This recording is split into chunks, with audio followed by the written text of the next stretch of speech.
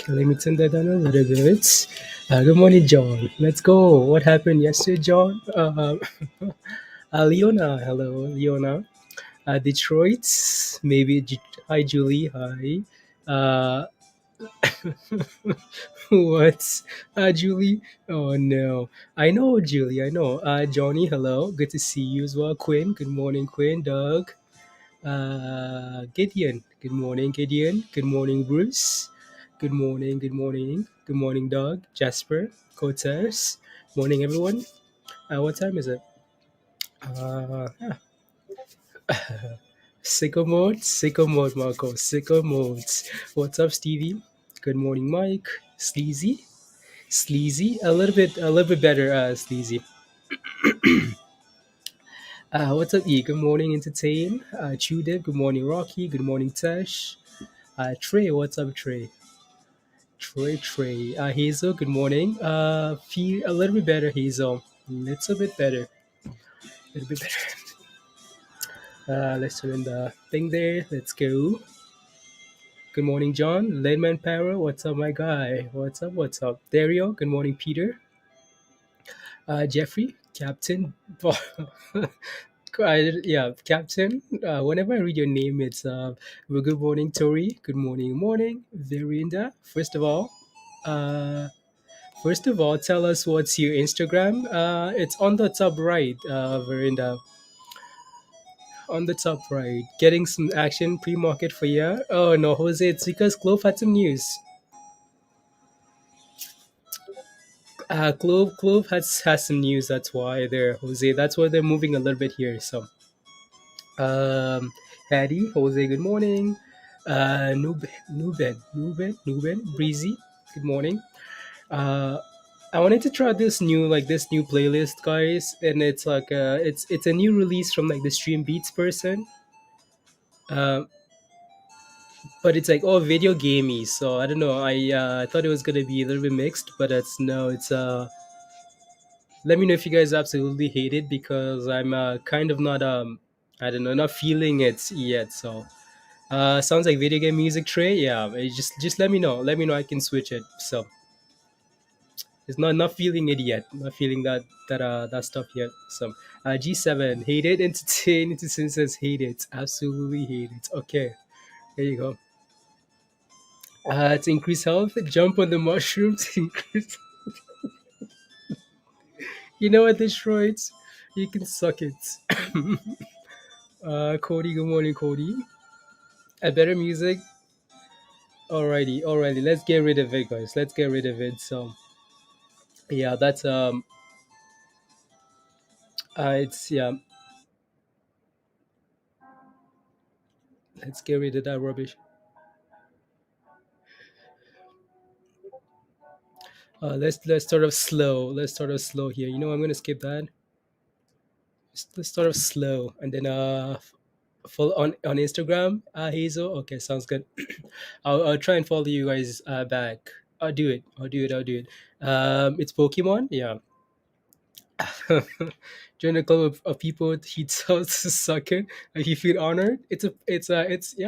There you go, Detroit. So let's move on here, guys. Again, it's market starts in 19 minutes here. So I just wanted to take a look at some pre-market movers like we usually do, and then we can move into some things to pay attention to. But by the way, you guys absolutely suck. Seeing what you guys have done to BBIG, and it's not good. So there you go. A lot of TA streamers for some reason were absent. Yesterday, the mystery. Oh, a lot of streamers were absent yesterday. Okay, I don't know why. I don't know why. Again, like the market was pretty red and boring, right? So maybe that's why they again can't really say why all the people are taking the day off. Is yeah, it's those streams, right? They can do whatever they want, so that's okay. Uh, no, but we had an excuse, and yeah. So there you go, Beth. Good morning, Beth. What's your take on PBIG? Hello, I have you said forget it yet? Forget it yet? Not yet. Not yet, Hazel. Not yet. Haven't said BBIG, forget about BBIG yet. But you know what's funny though, guys? You know what's funny? So I was seeing some messages on Twitter yesterday and oh, again, you guys remember Will Mead said on last Thursday, Friday that oh BBIG was going to $12, we're going to $16. Guy, he's gone, disappeared. Another channel that was a very big supporter of BBIG with like all the news and everything, and like this is gonna happen and happen and happen. They be like just getting rid of BBIG. Like it was just like very eye opening. Like why you should not, right? Again, why you shouldn't be like first of all paying attention to making decisions of people that are on Twitter, on social media and stuff like that. Sure, you want to be using that information to again to as another tool in your toolbox to make a decision, but you can't solely be making decisions just because again Will Mead says we're going to $16, right? Again, that's all I'm trying to say. So there you go. I didn't know they could do that, Mindy. Exactly right. Again, so people were like, some pretty like again, some channels, some accounts on Twitter that were like pretty big on BBIG, have some fairly good following as well. When I saw those messages, I was like, wow. So you guys were actually like again, like you guys seem fairly confident, and now you're selling BBIG. Okay, cool. Yeah, okay. Okay, so we'll meet can suck it. We'll meet can suck it. Yeah, I don't know. So we'll see you guys again. Please make sure you're making decisions based on things you can control, right? Again, buy the dip if you can. Set a stop loss, right? Again, try not to follow so much, right? So, there you go. La la la. Mark, you have to get your day started. You're taking Reese to school. St. Go Green, wow, Kodak Moments, Robert. Good morning, guys. Good morning, Dustin. Good morning. If I haven't said morning to you, good morning. Good morning, good morning. Don't forget to smash a like, share the link as well, and all the fun stuff. So let's move on here. Some markets. Down BVIG on last Friday. Oh, I bet you he did.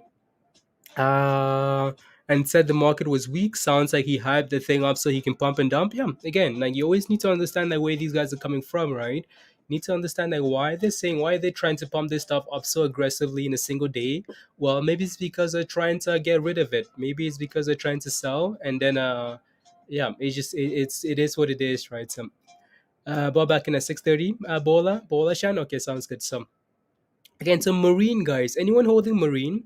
Marine is a very top pre-market gainer here this morning. Anybody holding this name here? Again, so these guys, the reason these guys are up about, let me close that there. These are up 86% here with some fairly good volume is because they're having let me see if I can quickly, so they're doing a thing with, so Marine software shares are trading high after the company announced a revenue share agreement with Google.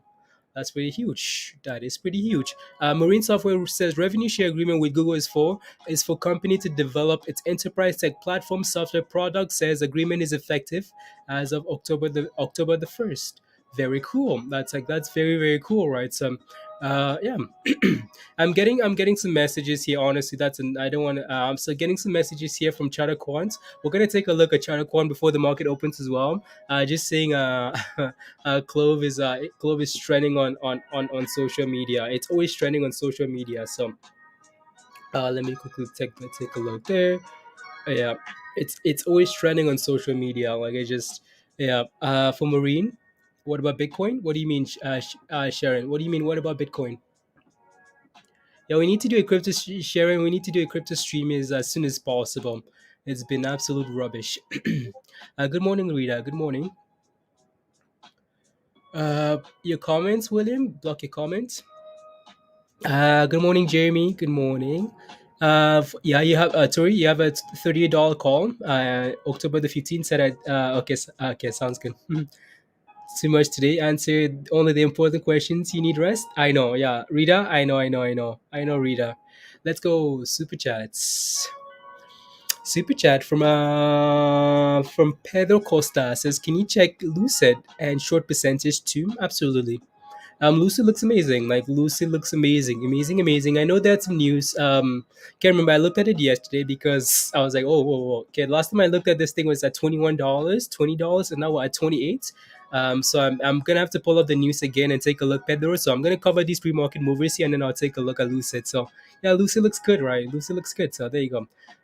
So good morning, Nathan. Nathy Ice. Feeling better? A little bit. Little bit. BBIG been down since to stop streaming, Alex. I'm sorry, guys. Okay, at $19. Okay, perfect. Honestly, Pedro, I think like again, what you need to focus on are those levels, right? Some you need to focus on those levels rather than like the short interest, because again, like Lucid isn't necessarily moving because of short. It's more FOMO rather than like short covering. Pedro. So we'll take a look. We'll take a look. Late but here. Good morning. Good morning, Edwin. Good to see you. Good to see you, Edwin. Full Marine. This you pay while you're playing. AEMD. Okay, sounds good. So yeah, we have 12 minutes left. So let's take a look. Let's continue moving on here. So again, Marine, right? Marine is up 86% here this morning. 15 million in volume already. That's pretty impressive. Because again, they're doing the revenue share with Google, right? That's huge. That's huge, huge, huge, huge. And you can also see that reflected in the price, right? Again, 86% move from yesterday. That's pretty impressive. So next up on the list, we have AEMD here. So I haven't looked at this one yet this morning, so I'm going to quickly take a look here. Again, we're going to have to take a look at the charts to see what's going on there. So I'm just quickly browsing here. AEMD here, if I can find that ticker there. After jumping on Tuesday, okay, cool. So again, I'm gonna have to take a look at TradingView here to see if they can give me that news because Benzinga doesn't seem to have it here. So I'm going to close that out there and close this out here. And then number three on the list. Number three, 19%. Again, I like to again, guys. Unless you're holding these penny stocks here, let me know if you are, and then I can take a look at the charts there. But you sent it to me in Discord. Okay, sounds good. Thank you, thank you. On first NFT on 11%. Okay, sounds good. Sounds good. I'll take a look. Yeah, that's on the list as well. Mindy. It's on like in the description as well. So I'll take a look. So again, if you're paying attention to predictive oncology here, guys, again, it's just a penny stock. So I like to avoid those ones at least until they actually like again profit taking and then taking off during the day. But other than that, I'm gonna skip that for now, and then I might take a look at this as well. ONTX here. On Onconova at Therapeutics there. Let me see if there's news here, and there is. On Onconova Therapeutics reports preliminary data from phase 1/2A trial of rogosetib plus immune checkpoint inhibitor. Okay, cool. Which are being presented at the third annual RAS Targeted Drug Development Summit. Okay, cool. There is some news there for those guys. So again, we'll take a look at the charts for these guys, and then we can move on. We can move on. Let's hope we can retrace a little bit with BBIG. Wiz, absolutely. Let's hope we can. Yeah, Brian, what do you think about Fami? What do I think about Fami? Brian, give me some details, Brian. Brian, if you're in it already, let me know, and then I can take a look. Do I have Shutter Quantity open? I do not. So give me a second here. I just want to quickly see what's trending here on the social media, guys, and then we can move on. We can move on. We can move on. Test and hold. Let's go. So on Reddit here, guys, in the last 12 hours here, it seems like a lot of talk about Lucid, a lot of talk about UPSC here. Again, the the Fed meeting, right? So FOMC here again. That's the Fed meeting that's happening today. Again, the idea behind this is we expected that we're gonna see some redness, right? Again, as we go into this event here today on Wednesday, we expected on Monday some selling. Again, the negativity is getting priced in, right? Again, we're selling into Monday, Tuesday, and then potentially reversing on the Wednesday here, right? Again, let's see if that's what happens here today. We hope that's what's gonna happen here. If you take a look for the last 24 hours or so, you're gonna notice that the social media stock of the day, guys, Lucid, right? Again, Lucid on Twitter, on Reddit, sorry, Lucid on Twitter, right? Again, on Reddit and Twitter here. This is one of the first times that I've seen this actually. Like, it's the same ticker on both platforms, right? So that's pretty interesting. There, so yeah, again, Lucid number one the last 24 hours, right? So let me take a look at the last hour though, guys. So last hour here, it seems like Clove is picking up some steam here again because they have news. Okay, so there you go. Clove is a lot of picking up some steam. There's Spy. This is Reddit, guys. This is Reddit, right? So again, these are just some of the tickers that are trending here on Reddit. So Disney Workhorse Sava, interesting, guys. Sava trending, Sava.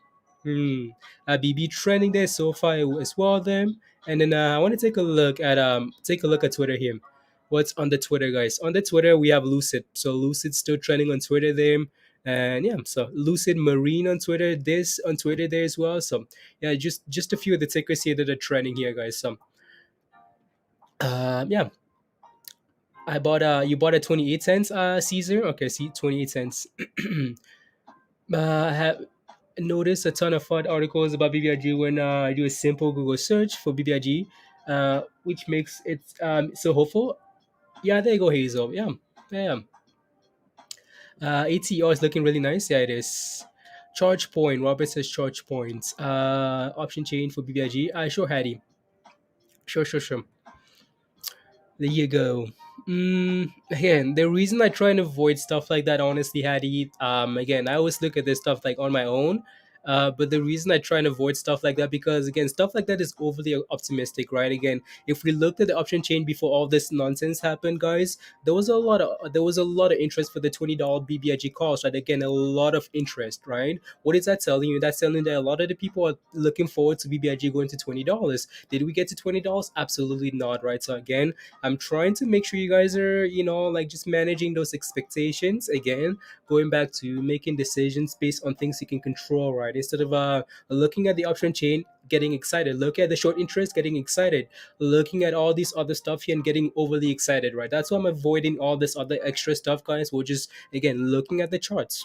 The best news today is that Hot Trades is streaming. Let's go. Let's go. Let's go, Josh. Where you been? I've been rock, been rock. I've been been trying to been trying to I don't know what to tell you, Vinrock. There you go. Um, needs to be back. Yeah, naughty. Okay. Welcome back, Morton. Let's go. So let's move on here, guys. We have about 6 minutes here left, and again, we have some tickers to look at, right? So I'm gonna switch my charts here. So screens here and go back over to am I even set up here? Nope, I am not. Is that ATR? Yeah, ATR looks very good there. Some ATR looks very good here again. Right. We talked about this $14 level, right, guys? Again, let me go back all the way down to this again. We talked about clearing this $11 level, and now this level becomes support. So once we clear this level, and this level is now holding a support, guys, what are we looking for? Again, this is not from today, right? So what are we looking for? If we can find a way to hold this level, potentially looking for $14 here, right? Again, pushed all the way to 14, backed off a little bit, back to 1260 here, and then break above here today pre-market, right? So again, if we can hold this level, what are we looking for next? We're looking for $16 there, right? Just some levels here on ATR. Look, it looks very good. It looks very good there. So I'm going to switch to the daily chart here, guys, and take a look at Marine. And I feel like I've been looking at Marine for some time now as well, and I feel like the entry might have just been like $6, $5 or whatever. And yeah, there it is, right? There's Marine, right? Again, guys, so there's your support, right? And support and nice little bounces. Support, well, guess what? Support. And then all of a sudden we get some news and we're up almost 100% higher, right? So again, Marine looks good. Again, if you got in at this level, if you got in at support like you're supposed to, again, let it confirm that we're holding a level, and then we go from there, right? So again, $5 here, and now we're sitting above $10 here, right? So again, now the question is another level of resistance, like another solid level of resistance here was $10. So now the question is, again, as you know, gap ups are not for buying, guys. Again, like we're up 85% here. It's not the time for you to FOMO in at the open here. The question is, can we build new support above $10? If we can do that, okay, and then cool, we're good to go higher. But for now, just be a little bit patient there, right?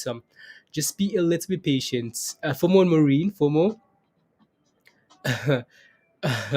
There you go. And I need to also take a look at I need to take a look at Lucy there for Pedro. So I'll take a look. Vertigo, SDC love. SDC is actually performing better than expected. Honestly, the fact that that thing's really not crashing, just like everything else, is quite impressive. So give me a second here, guys. I just want to quickly yeah, quickly get a link out here. Copy. Yeah, guys, if you haven't smashed a like yet, guys, take a second and smash a like. Hit that subscribe if you're new to the channel. And if you can share the link as well, that'd be amazing. So there you go. There you go. So I'm going to quickly share a link here. Yeah, uh, la, la, la.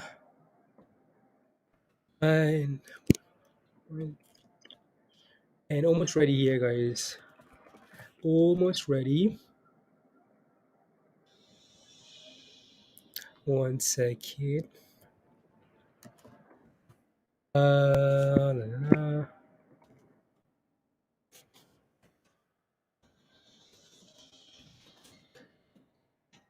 La, la. And then yeah, there's one more ticket that I wanted to look at. CRTD there. If I don't know if you're still here, Mindy. But yeah, CRTD. They have some news as well. So another ticket I want to take a look at because I feel like it's sitting at a very good spot as well. So that might be a future play. That might be a nice play to keep an eye out for. TX here, and then no.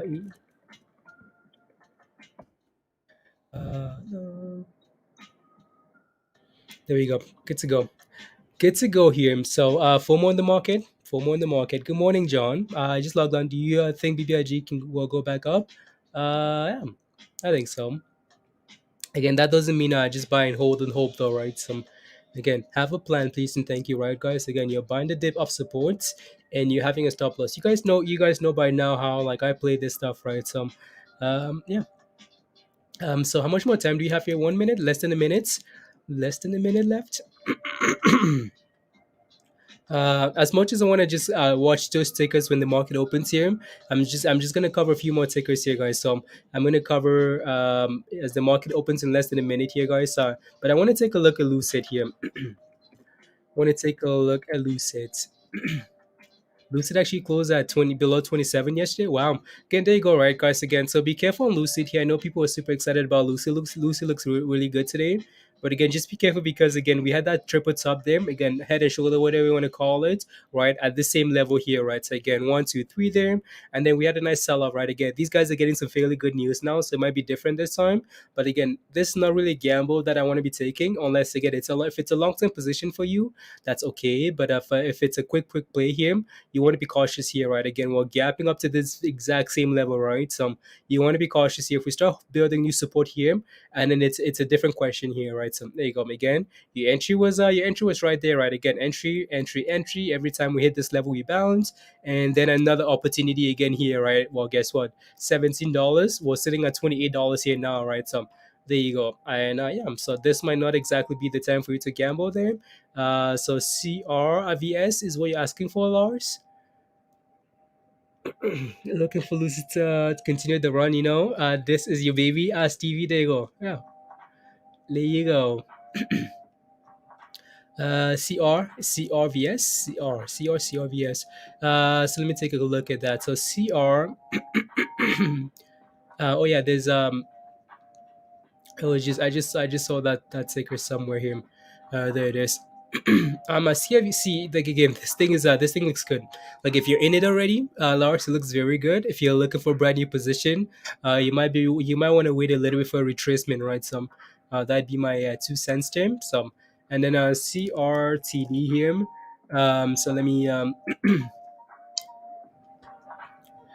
what did they up this morning again? So yeah, again, this thing here is quite interesting. It's really interesting here.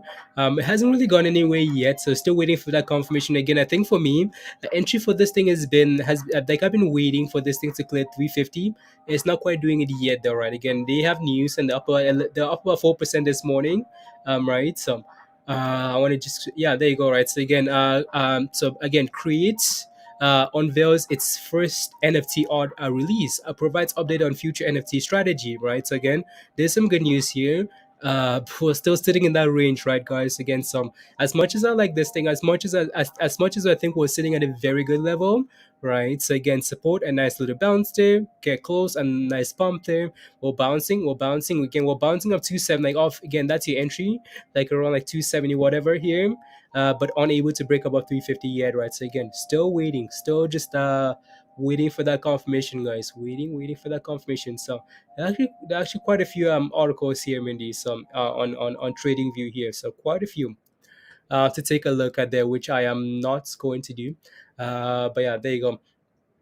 So I'm gonna switch back over to BBIG here, guys. Yeah, we can't even hold $3 yet. So I'm gonna see what's AMC looking like here. AMC is currently sitting at 38 dollars, guys. $38. BBIG, wait. Yeah, BBIG is red. Wow, this thing is yeah, this thing is wow, wow. It's not quite ish. Yeah, honestly, not sure what to tell you about this. It's just again. So we know we have again. For me, the most reliable level of support for me has been that $6 level, right? So, are we gonna retrace back to $6 here, or what's the plan here? But this looks very this looks very it looks weak. It looks very weak though, right? So again, like we say all the time, please do not ignore those warning signs. As much as we are, right? We talked about BBIG. These guys have all the way to what, guys, all the way to October, right, to play games before they can move it up again for the merger. So again, as much as we like BBIG, guys, do not ignore the warning signs. If BBIG is telling me that okay, I like 11:30 is a mountain and I can get over it, okay, and then I want to be careful. If it's telling me that okay, I'm looking like I want to break below $10, okay, that's a warning sign there, right? So BBIG for now is breaking below those again, keeps breaking below those support levels, right, and failing to get back above resistance. That's a sign of concern for me. So yeah, October the 15th, Stevie. There you go. There you go. Watch. Yeah, Nathan. I'll pull up ATR. I'll pull up ATR right now. Maybe sell it on those warning signs. Yeah, again, like we can maybe on warning signs. No, exactly right, Martin. Like we can't ignore warning signs, like hot trades. Like we're not here to mislead anyone, right? If you guys make a fortune on BBIG, congrats, right? Again, not asking from anything from anybody. So and yeah, so again, if I can tell you like what I see, which is what I'm supposed to do anyways, and then yeah, that's a huge yeah, that's my win, right? So there you go. And yeah, not here to lose trades. No, we're not here to lose. Not here to lose. There you go. On our opening and halted 27%, Josh. Okay. Up 20 on opening in candle and halted. Okay, sounds good. Let me switch these. I'm just quickly fixing my charts here, guys. There we go. And then I'm gonna put up a few more tickers here, guys. So I'm gonna put up so that's BBIG, guys. That's BBIG on the far left here. And then I'm going to put ATR. This is ATR, guys. Again, obviously it's performing really well. Right. So we're pushing for $15, guys. What are we looking for? Right. Again, we talked about support at 14 for now. What's the next level of resistance, guys? $16. Right. What are we pushing for here now? We are breaking above $15 and we're slowly creeping up to a $16. So again, 16 is your next level of resistance there to watch. So there you go. 16, and then so I'm gonna put up Marin here. Marin is gonna be the next ticker here. So and Marin, guys, again, what are we looking for Marin? Again, gap ups, guys, off of selling, right? Again, so this thing was up as much as 86% here, and now we're slowly declining here, right? So again, support at potentially $10 here. Let's see if we can wow, guys, look at this thing go. Look at ATR here go, guys. Wow, ATR. Should I take a loss on BBIG? You got in at 7. I mean, that's gonna be up to you, right, BA? So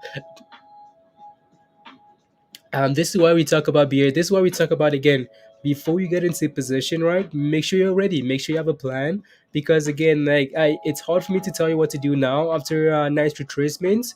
Whereas if you have a plan like right away, you're able to get out and then without any emotions, and then reevaluate, right? So there you go.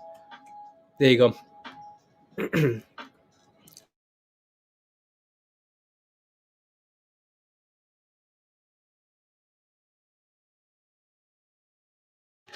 There you go. ATR FOMO ready? Your FOMO ready, Martin? Martin, you want to FOMO on ATR? Yeah, ATR looks very good. Again, I just be careful though, right? With the FOMO, some as Marine guys, again, gap ups offer profit taking. Like people are waking up to profits like this, and they're taking profits, right? So there you go. Nothing wrong with this retracement. And again, this is why you want to give it a few minutes here to decide if you're still interested, right? So there you go. And BBIG, guys, BBIG, trying here a little bit, right? Again, we're playing around this 650 support here. Let's see if we can recover. Come on, BBIG. Recover, please, and thank you. And what else are you guys watching this morning other than ATR and BBIG, guys? What else are you guys watching? Take another day, health over stream ways. Another day, though. Yeah, like we'll try ways. Go for as long as I can, and then yeah, we'll see. Bolin says Lucid is red again, like Lucid, right? Lucid is again. So we showed the chart already, right? For Lucid, again, Lucid loves to get to that level and then back up, right? So just be careful on Lucid. Again, you shouldn't be buying Lucid at that level, anyways. That's just me, but yeah, unless again it's a long term position, right? So there you go. What's BBIG doing? BBIG, come on, BBIG, come on. Let's get back to green here. Let's get back to green, please and thank you. Today's Wednesday, guys. Let's reverse psychology. Red days, redness days. Let's have a green Wednesday here. So, as you see, buying pressure is real. Vertigo pause, yeah. STC is quite yeah. Okay, you're watching STC for an entry. Okay, sounds good. Good morning, Christy. See you on this. Good to see you too, Christy. Watching Save Moon. Between now and okay, sounds good. Good morning, guys. Rosita. Good morning, M Sense. Let's go. Nah. AMC's debts. All this is crashing. uh, Yeah, Joseph, what have we said about you can tell that Joseph just woke up this morning and chose violence, because I bet you Joseph joined like 2 seconds ago and we haven't said anything about AMC, and Joseph is like, oh my goodness, I lost so much money because I bought at $72, and now and now all of you guys are fake because Joseph, uh, what have we said about AMC that you don't like? Let us know, please, and thank you. Zombie would never die. Good morning, Jean Paul. Good morning. Good morning. Good morning. It will come back home. Yeah, there you go.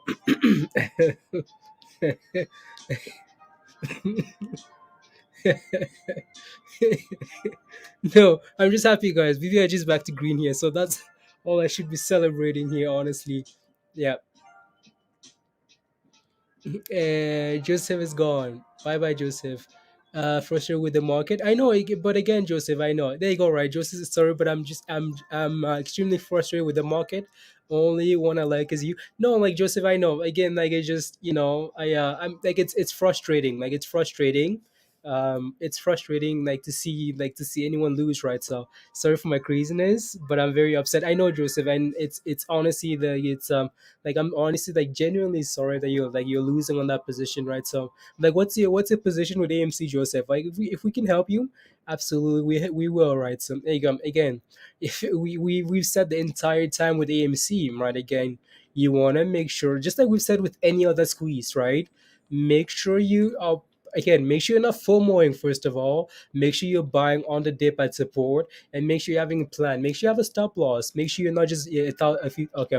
You have 1,000 shares. Well, you have a lot of shares of AMC. Then, what's the entry price, Joseph? What's the entry? uh, Good morning, Opayemi. Good morning. Good morning, Dead Cat Bounce.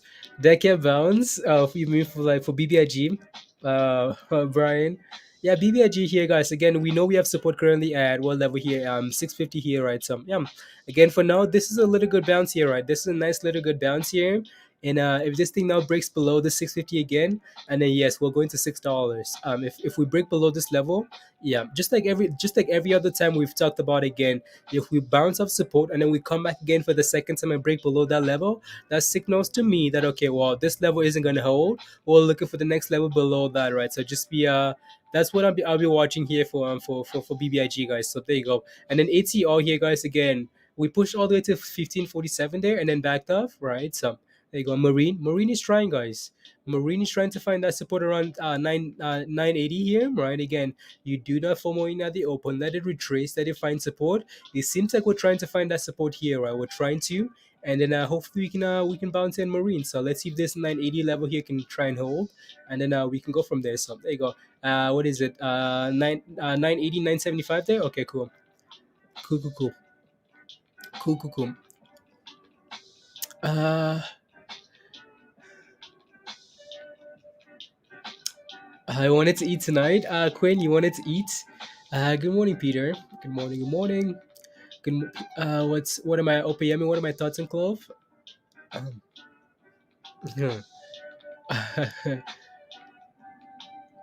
Let's see. I'm just trying to read some of the comments here, guys. Uh, I think honestly for me, guys, I think like when AIMS is retracing a little bit, like it's like Ames is gonna do this for the longest time. Like we're gonna do this like up, down, up, down, up, down for the longest times, for the longest time, right? So for me, AMC is if you believe in a squeeze, again, no one can tell you when a squeeze is gonna happen. Like no one can ever tell you when a squeeze is gonna happen. Uh, we can guess based on like investor sentiment and short interest and things like that. And then yeah, there's gonna be some excitement here coming, but as like especially for AMC here, no one can say when the squeeze is gonna happen, right? So, again for me, if you really believe in AMC, like again, I'd be waiting for those nice dips and scaling in like very slowly. But other than that, if you're just here for the quick profits, I'd be looking to catch momentum instead, right? So for example, you're letting AMC drop to whatever it wants to drop to, but then as soon as you can see some excitement, you see the FOMO coming in, that's when you jump in and ride it higher, right? So that'd be my suggestion there. Again, some yeah. You got clapped on Caesar and Workhorse. Everything got I lost some so Joseph, you lost some shares because SPLT down 100 shares, Joseph. Yeah. SPLT was rubbish there. So yeah. Let me see here. I know you don't have a crystal ball, but if you could guess, what do you think will squeeze to the moon? What do I think is gonna squeeze to the moon, Joseph? Honestly, if I knew, I would tell you. I have some ideas coming to mind, but you guys know what those are. Please post my super chat. Oh, this did I miss a super chat again, guys? It's like whenever I'm reading the chats, guys, it's very I miss stuff, and then I come back and they're completely gone. I missed the super chat, John. Where's the super chat? Please post my super chats. Where's the super chat? Can't seem to find it here. Let me see. One second, John. Let me see if I can find it here. It's not showing up for me here. There it is. Is that it? Yeah. There you go. Um, Yeah, there you go. So John says again, John, it's not letting me pull it up on screen here because I'm getting it from like YouTube, right? So it's saying, Joseph. So again, John says, so Joseph, what better way to use my free chat than to say, oh no, I should have stopped. Oh no, John. What better way to use? Wow, wow, wow. Unbelievable. Unbelievable. Way up? No, thank you very much. I still pissed. Thank you. Oh, that's a there you go. Um a Marine. What about Marine? What about Marine? Ames is green. Ames is green. Yeah, guys. Again, so the hope is that today can be like a green day, at least for me. Again, so so I'm gonna have to. We might have to listen to the Fed meeting and see how it's reacting to the market today, right? So the FOMC there. So we're gonna have to take a look at the Fed meeting and see what Big Daddy Powell is saying, right? Because obviously, that's been a driver that's been driving the market for the last few days here. So yeah, so we're gonna have to take a look. King Chief. Hood is up 6%. Sean Patrick, yeah. Okay, there you go. Hood. Wow, seems like you guys are talking about Hood quite a bit here. So it's looking good as well, Jose. Okay, sounds good. You know what? Currently, Marin is not quite one that's ready to push him again. It's had a very nice gap up pre-market here. We're trying to find support again at the same level, right? Again, like right around the same range here we are. But I want to take a look at some other stuff here though. I'll close that out there. Uh, AEMD.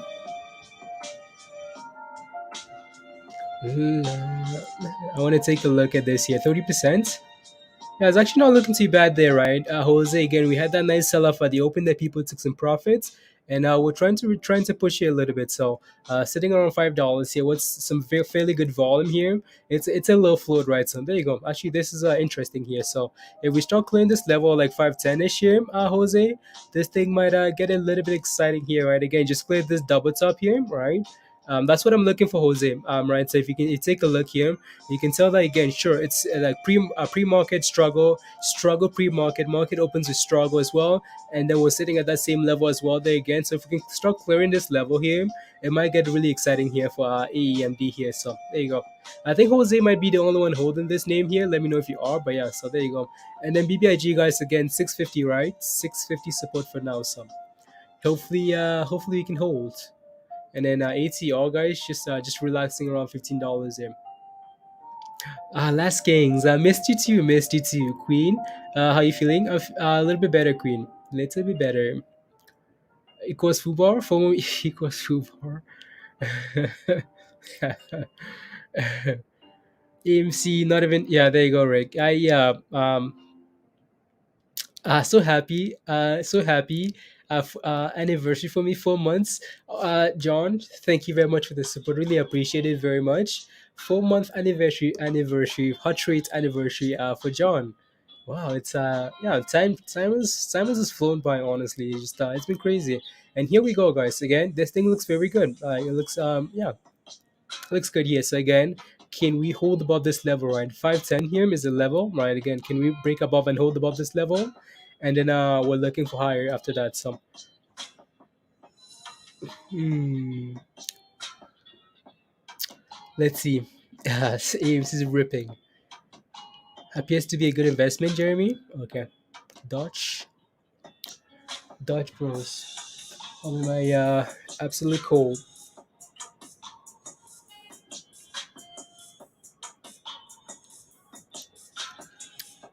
I did it on purpose. What did you do on purpose, Debbie? What did you do on purpose?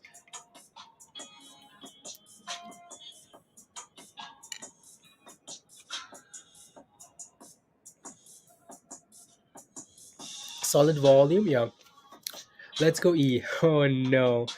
Oh no, look at that, guys. Look at that thing go, right? Again, AEMD here, guys, right? Again, as soon as we clear that, wow, ATR2 is not backing off yet. Wow, wow, wow, guys. Again, as soon as we clear resistance, guys, again, 510, we go on a nice little run here, right? So we're going to have to take a look at the daily chart here, guys, to see what the next levels is going to be. But yeah, so, wow, wow, ATR. Looking good there.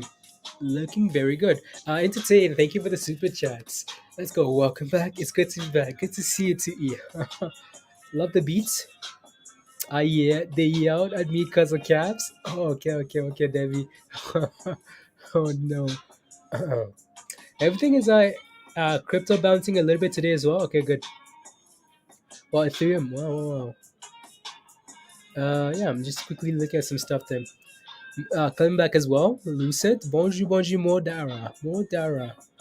Welcome back. Hope you are doing well. Yeah, Mo. Yeah, good to see you, Mo. I want to see this candle on BBIG. I know you want to see some big candles on BBIG. Some nice explosive candles here on BBIG. There you go. Spy loader puts were done. Smiling Pitbull. Should have sold that yesterday. Yeah. Okay, sounds good. Yeah, no. Again, like, you had them yesterday. Or you bought them yesterday. When did you buy those spy puts? When did you buy those puts? Again, guys, reminder if you haven't smashed a like yet, guys, take a second and smash a like, hit that subscribe if you're new, and yeah, share the link as well if you can, and yeah, let's keep going. Julio, let's go. What are we chasing today? What are we chasing today, guys? What are we chasing today? I think again, honestly, for me, the times, guys, with the times where you're gonna buy absolutely anything, right? There are times in this where there are those sectors where like you buy absolutely anything in the market, and you're just printing, right? You're printing. I feel like this week is called like this is cautious week. This is where you want to be a little bit. You want to be careful this week, so it's not just like chasing everything here. You want to be careful. Just be really careful out there this week, please and thank you. Because again, this week, especially when the market is struggling like it has for the last 2 days, the default for this week is down, right? Some again, as soon as people panic, we go down. So you want to be cautious here. So yeah. So he's on like my like my for me on BBIG here again. BBIG looks fine here for now, right?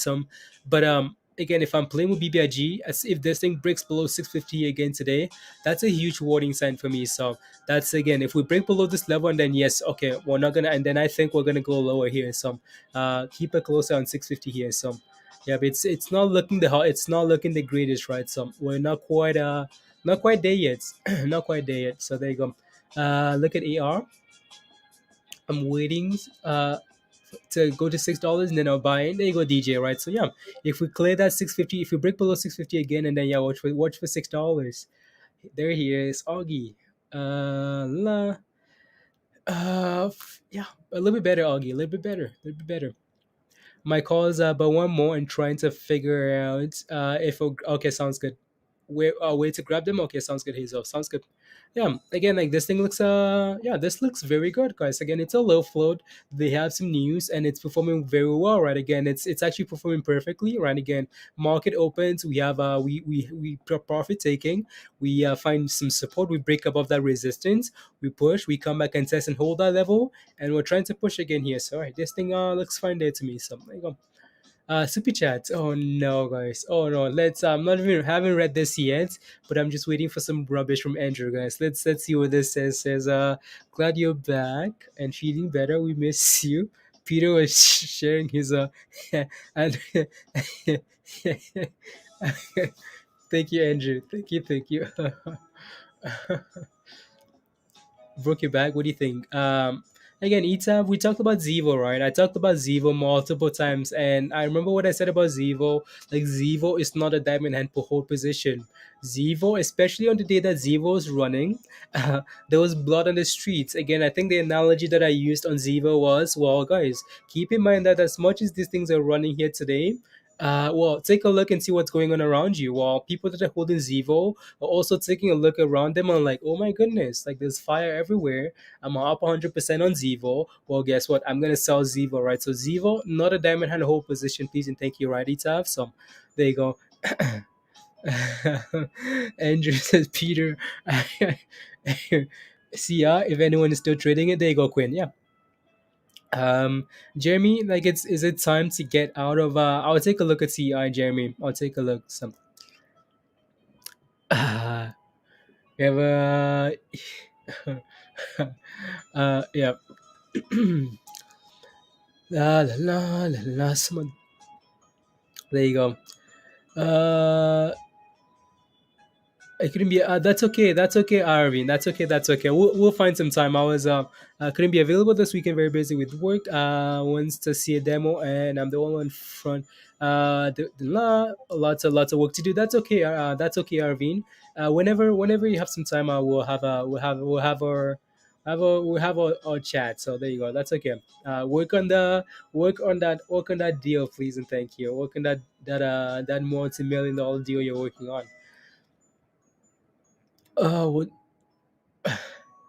What do we do without what do I do without you guys? It's up. What to do with you without you guys? So yeah, and Arvin is yeah, working on some cool stuff, some cool stuff. You got in. Okay, you got in at 93 cents. Okay, sounds good. I'll take a look. I'll take a look for you. Jeremy. I'll take a look. Am I plugged in? Yeah, I am. Check out live. Check out live up on your calls. G7. Okay, sounds good. I'll take a look. I'll take a look. What's up, Shri? Missed you, team. Marin is dead now. Lori, do I think Marin is dead? I mean, they just had that news today. What are they currently sitting at? Oh wow, wow, wow! That's a huge sell-off, actually. Lori. Wow, I'd be very careful there with that. Wow, honestly, like that's a huge sell off there, right? But again, like it's just again like this thing was up as 86%, and you want to be careful. And we just been selling off ever since here. Wow, Yeah, I was looking for this thing to try and hold $10. It broke below it, so again, that's your first warning sign there. But didn't think we'd come back all the way to $9 here. So yeah, again, be careful with these names, guys. Like that's what we just mentioned, right? Again, the default, guys, is down. When you take a look at the rest of the market, default is down, right? Especially the last 2 days. So when something's up this much, you want to be very cautious because everyone's like, "Oh my goodness, the last 2 days there's been blood on the streets. I finally have some green. You know what? I'm gonna take it before next thing you know, my blood is on the streets." There you go, right? So and yeah, so Marine actually quite the sell off here, quite the sell off. Let's see if we can hold $9 here, Lori. But yeah, yeah, that's quite the sell off there. TNT right there. I'm just looking at the rest of the list here, guys, just to see if there's actually anything here. FSL slightly green there. STC is red, breaking below that 650 level there. So, yeah, we'll see. Fuse, guys. Wow, wow, wow. Look at Fuse, guys. Look at Fuse go. $11, guys. Very impressive there. Very nice. Again, Fuse mentioned because, again, merger coming up and they were sitting at a very good level, right? So, Fuse looking very good there. Very, very good.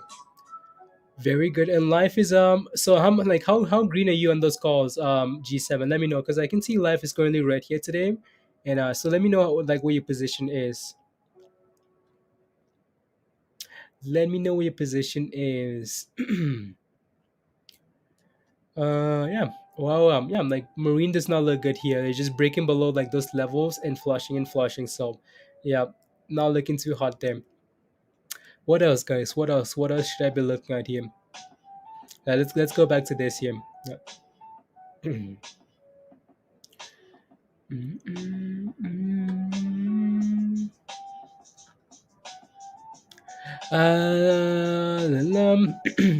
Um, Amber says, "Did you look at our WLK yet?" No, I have not, Amber. I have not. I'll take a look. I'll take a look.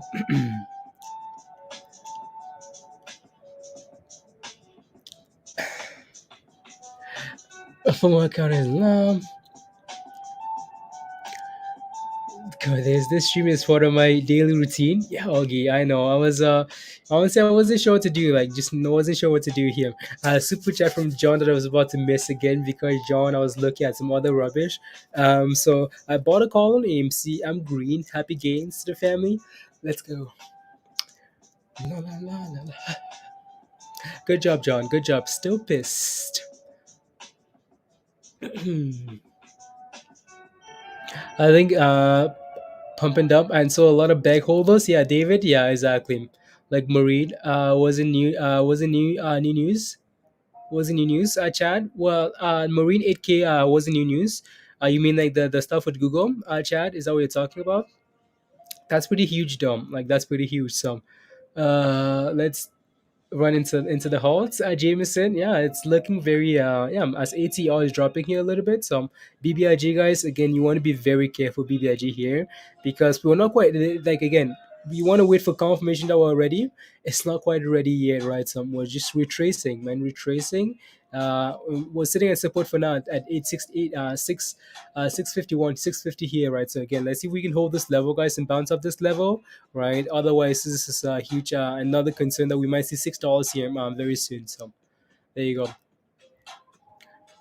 Uh, yes, hearts, please, Amber. Okay, sounds good. It's going. Missed you missed your entry, Amber. Okay, sounds good. La. What about clove, guys?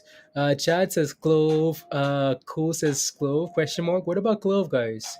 Again, like clove has news. Like clove has news. It's nothing really new. It's part of the expansion plan for 2022. So the expansion plan for 2022 was approved by the CMS. I'm not quite sure what it translates to, but the medical something whatever, right? So yeah, that's what's happening there. So. And then yeah, the slightly green here today. Not even running, like not even pumping. Got out of my made 70% gain overnight. Good job, Jameson. Good job.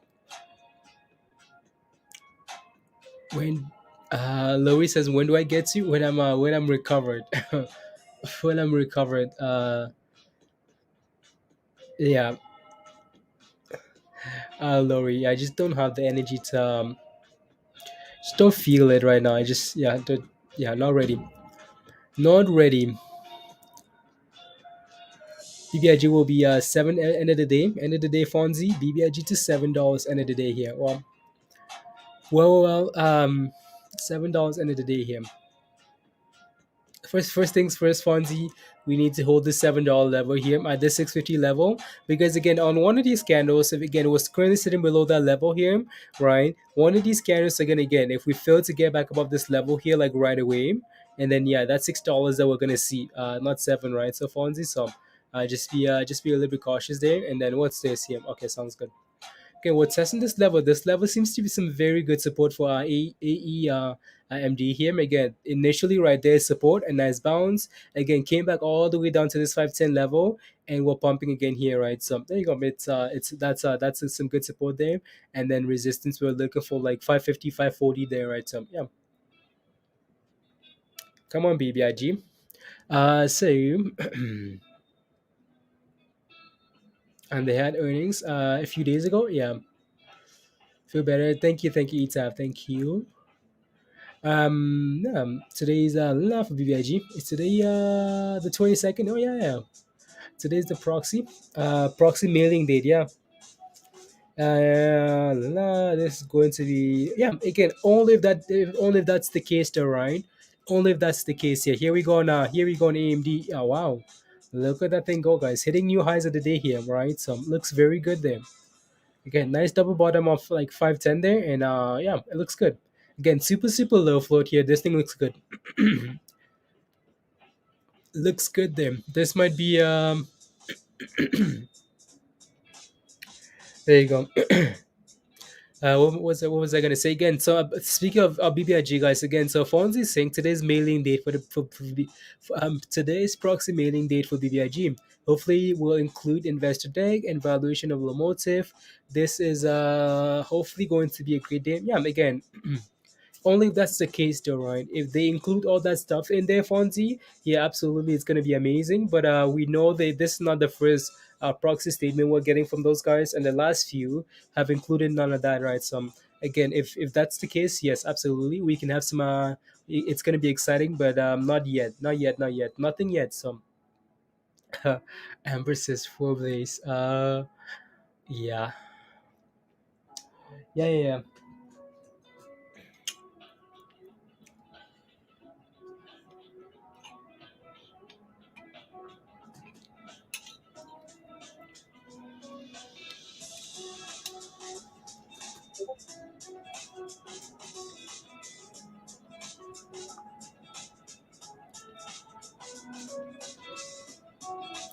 Uh, I think thanks Queen. Yeah. So let's do some ticker requests here, guys. Again, so whatever you need me to take a look at, please go ahead and put it in.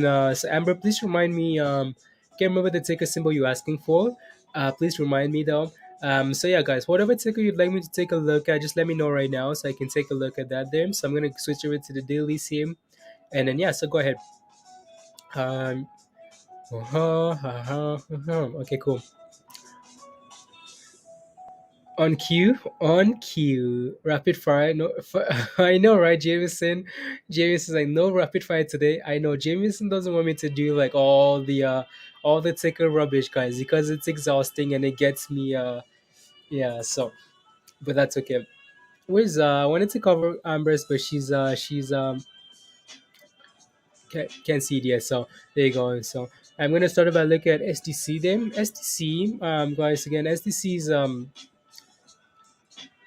I'm gonna go slower this try and go a little bit slower here because yeah. Um, I'm like SEC guys again. I'm not sure if you're in this position already, but watch for like $6 here next. That would be your next level of support for SDC, right? Again, obviously you're not buying SDC. As we approach like 750, 740 here, that's not an entry level, right? So Yeah, just because again this level is some very strong resistance there. So as you can see, doubled up at that level and then sold off, right? So what you're looking for now is again like either consolidation around this range here and then a reversal, or retracement to $6 and test and hold for SDC, and then that's a brand new position there, right? So but yeah, just be careful here on SDC. Again, resistance, don't format resistance, wait for support, right? So we're approaching that level. Maybe that's where you look. That's where you look for there, right? So there you go. Um, what else? TMC. Jameson says on Q. TMC here is another one that's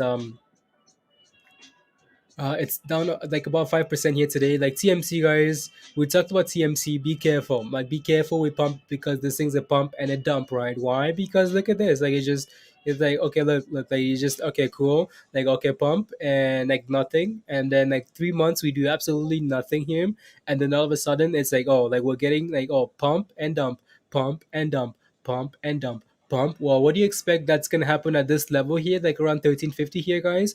Every time we get to this level 1350, it's a dump, right? So yeah, be careful here. Be careful again. Maybe we are gonna have a nice little pump here coming again, like off 850 here, because it seems to be a nice bounce level, right? So off this level, right, nice pump, right? Off this level pump, off this level pump. So maybe, just maybe TMC here. Maybe we get another pump here, but just be careful though, right? So any so I know any had some news. So I know any had some news. I can't remember the news now. I'm not gonna look. Um, whew. But yeah, no. So like any so any for I think any has any like support for any currently sitting around like 570 ish, 580 there.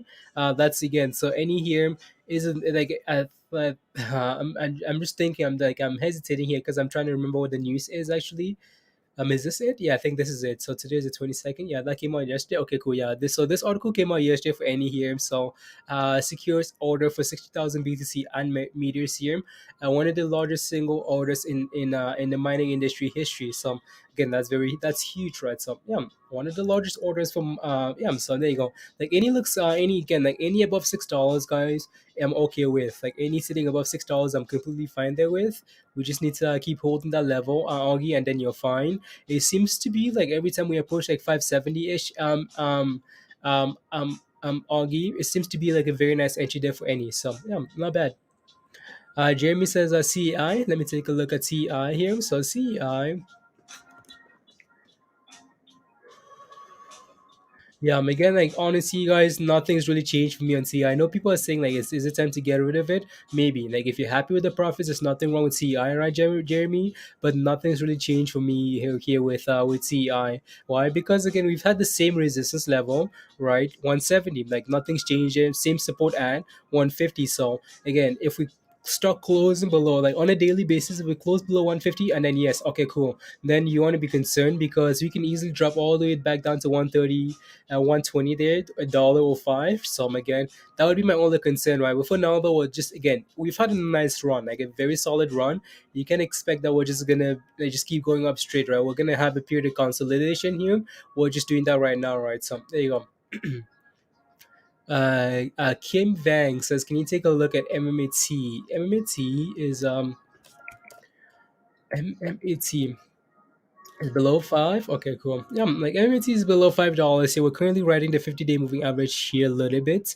Not sure how I feel about this ticker here below $5. I know we have a level of support around this level here, like 490 ish here.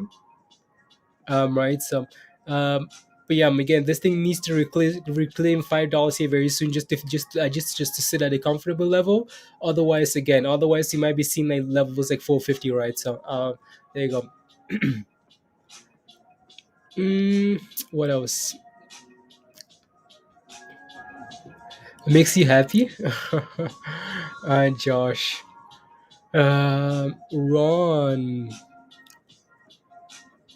Ron says WR. Okay. Uh, WR. Okay.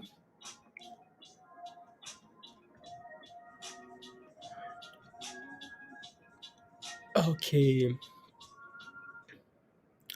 Are you sure that's the right ticker symbol there, Ron? Uh,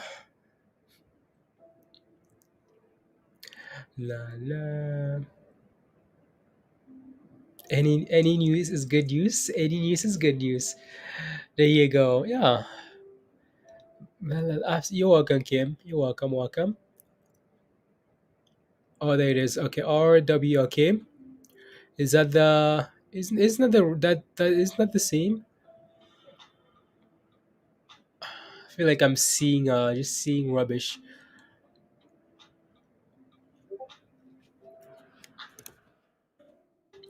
La la la la la la.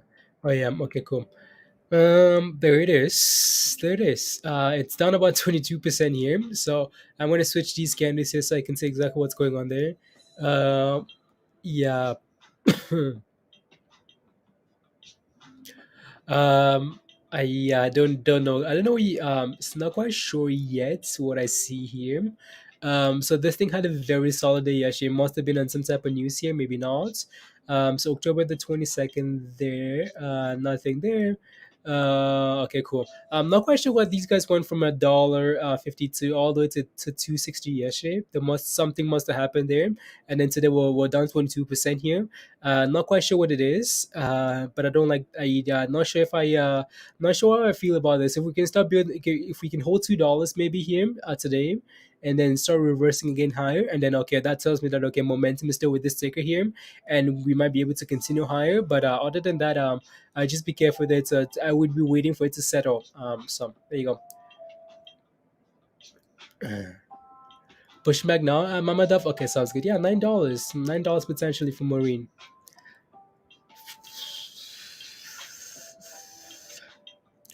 Let's see. It says ATR entry and exit, please. For ATR. Okay. What a slow day for the market. Yeah, no, this week is gonna be questionable, guys. Again, when people come to the market, guys, on the Monday, and it's like red, and they come back on Tuesday, it's red again, and then Wednesday is not as exciting. Well, guess what? They're like, you know what? I'm out of here for the week, guys. You guys can keep your market thing. So yeah, it's just what it is. Like people love when the market is pumping, and when the market is not performing, the people have better things to do, right? So yeah, solid company fundamentally as well. More than tech. Okay, thank you. DVAX. Okay.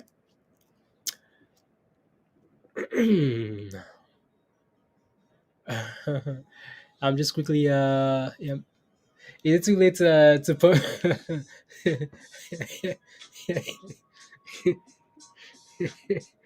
Is it too late? Let more better to be a part of the pump and dump.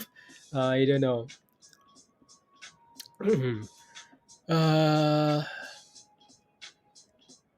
yeah, let me take a look at more tickers here. So let me move on here to so again, this one's had a very nice run already as well here.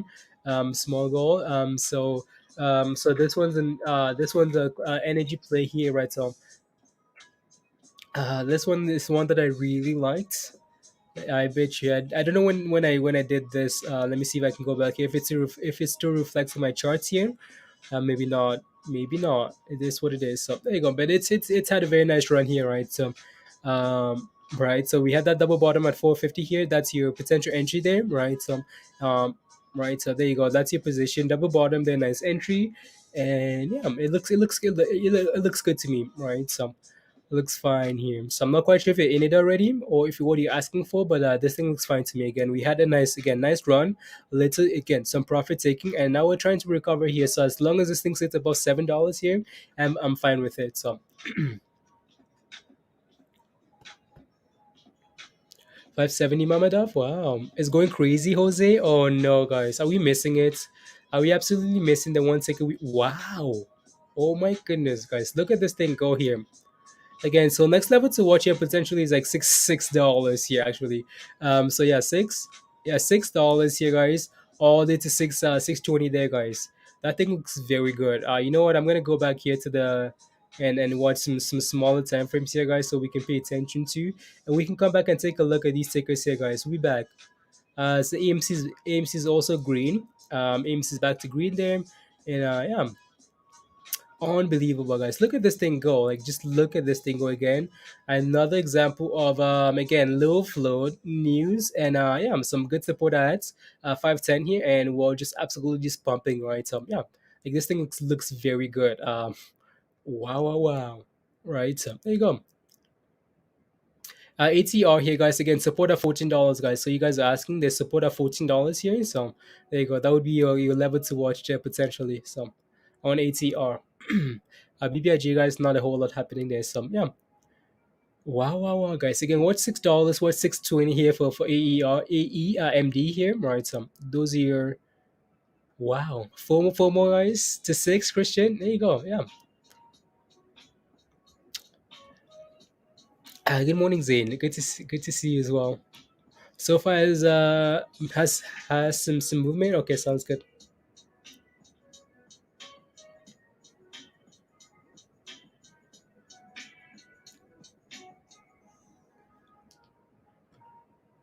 La la la la la. For the love of, do not put up AMC chart. Okay, okay, okay, Andrew. Okay, it's not. It's not up. uh,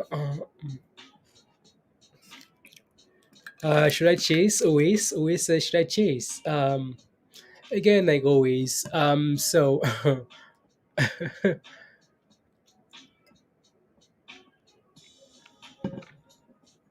if you want to chase like with the stop loss with the plan, right? Again, so you want to, again, my only concern is you're chasing as we're approaching like a very key support level, key resistance level at $6, right? Or 50%. So you want to be a little bit cautious there. But for me, like chasing, like for me chasing, like when the way I play this stuff is like when I'm feeling FOMO and I want to chase, what I'm looking for is, I'm not just chasing at random levels either. Like for example, let's say again, we knew that this thing was up already quite nicely here, but you're chasing again like a nice push, but on that retracement, and as soon as you start bouncing off support here, that's a chase, right? Again, as soon as you start clearing this level again, you can see that we really struggled at this level here again, multiple weeks. But then as soon as we start clearing this level here, that tells me that okay, momentum is obviously not there. We're clearly breaking above this key resistance level here, right? You can see that we really struggle here for like 30 minutes here before breaking above. So again, that's a good chase there. And then guess what? We explode above that level, right? So it's a little bit difficult here as well. Again, we're topping, people are taking some profits, and we're getting some red candles.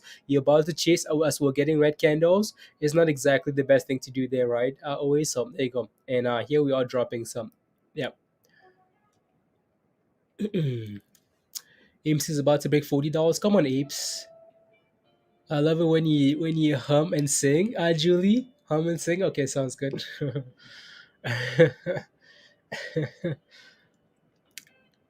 Good morning, Calvin. How are you? Happy to see AMC catching a little bounce. Yeah, AMC Wednesdays, guys. AMC Wednesday. AMC Wednesday. Whew. Uh, uh, uh, uh, there you go. Just trying to catch up to some stuff here. You're singing now, Dubs? You're singing? What are you singing? Nice push in AMC. Okay, guys, you guys are enticing me to put up AMC. Enticing, enticing, enticing. So we'll see. Maybe AMC might have to come up here. Some. See, we all agree. We need some green today. Yeah. Where's Neil, guys? Where's Neil? I thought Neil is supposed to come on today. What's going on? Come on.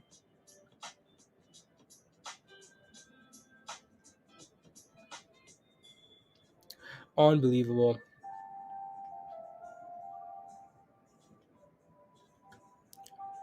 Uh,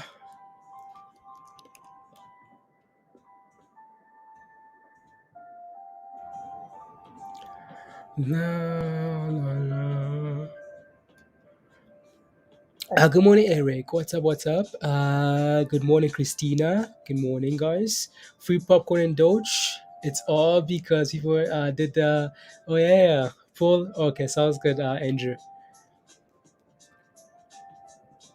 Yeah, always you see like you see why like chasing like AEMD here, as well getting those little red candles, not exactly the best, right? So if we start approaching sixth again, and then it might get a little bit exciting here, but yeah, so we're trying to some profit taking there. So there you go. Mm, on the 1 minute, but it's panning out. Okay, sounds good.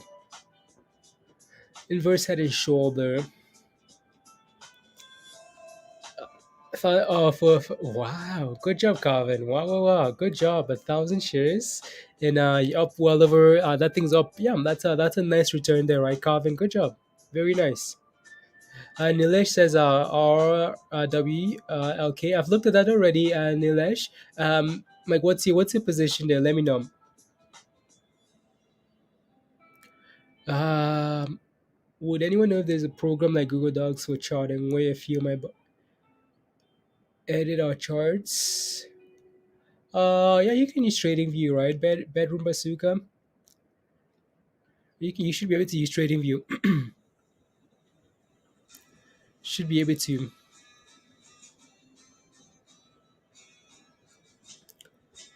Na, na, na, na.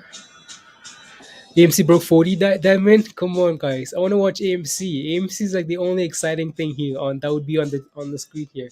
You know what, guys? Yeah, as AM again, AEMD dropping as expected after a nice run there.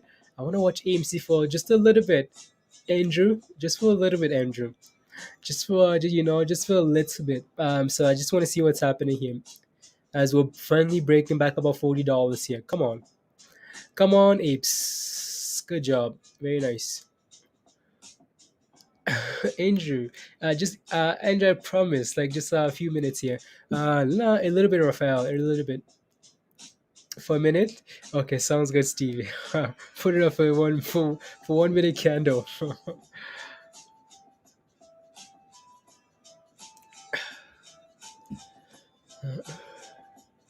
Bad streamer, bad. I promise. AMC breaks below $40, and then it's gonna have to go. Right, guys. Right. So okay, there you go. Instead, it's going to 100 today. Yeah, in my dreams, Andrew, that's the only place that club is going to $100 today. Here we go. AMC, Jeremy, JC, Jeremy's happy. AMC's up there. Toast IPO, toast IPO thoughts, toast. What's toast, Eric? Rick. Wow, Robert, good job. Is beating inflow shorts are so aggressive to drive the price. It's very important to hold or else five is coming. Timer. Yeah, I'm like 650 is fairly important. Is really important there. Yeah, I agree. I agree. If we fail to get back above 650 here very soon, we might just be seeing like $6 right away, and then who knows what happens there, right? So, just chilling. Rubbish, absolute rubbish. Hey guys, reminder guys, if you haven't smashed a like yet, take a second guys and smash a like. Hit that subscribe if you're new to the channel, and share the link as well if you can. Yeah. If you're new to the channel, guys, if today's your first day watching, just type in yes. Type in yes if you're new. If you're brand new to the channel here. A new IPO today. Okay, restaurants. Okay, sounds good. I don't like to look at IPOs on the very first day, Rick. I like to let the first day play out. Then the second day after that is when I think I start looking at them. So yes, Trey says yes. I'm new. You guys can both suck it. Ryan is new. William is new. Yeah, yeah. You guys can. Yeah, you know what to do.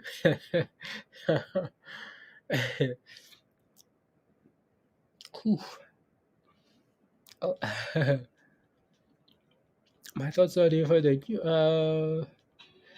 State get the free tight stocks, a long term, not the short squeeze. I believe low motive and the NFTs. There you go. All right, yeah, there you go. My people are in BBIG with different plans. So yeah, some people are in it to make the quick gains, and some people are in for the BBIG for the merger for the NFT play there. Right. So yeah, yes, third time watching. Chaos. Let's go. Since last week, Dr. M. Thank you. Sophia, it's your first time watching. Well, welcome. Uh,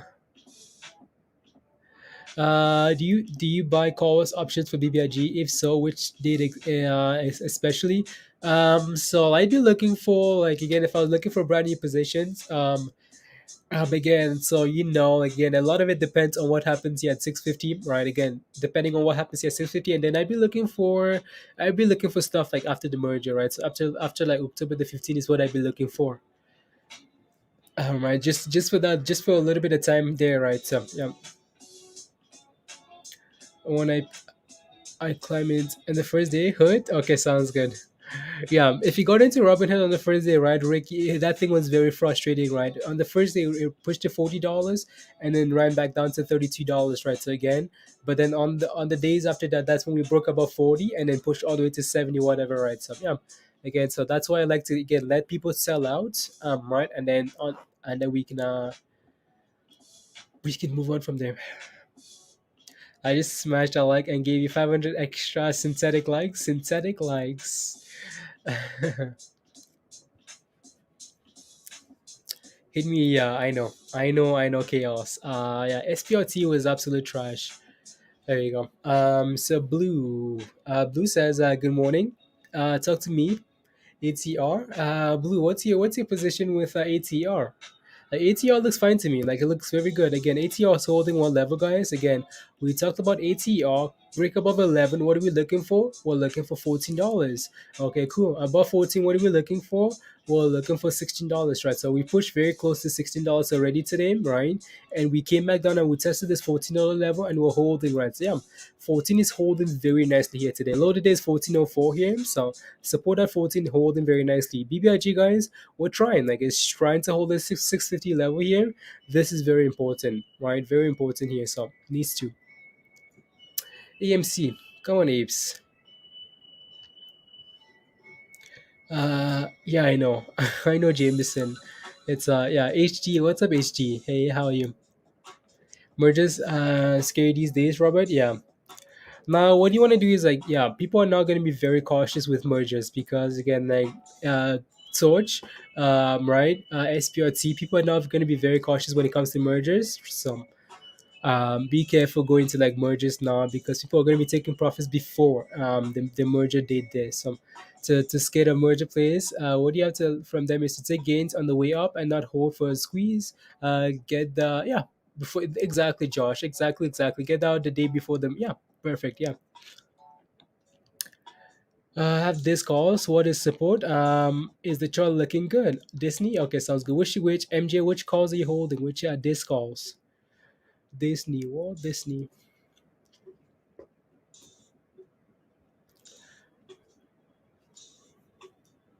Mm,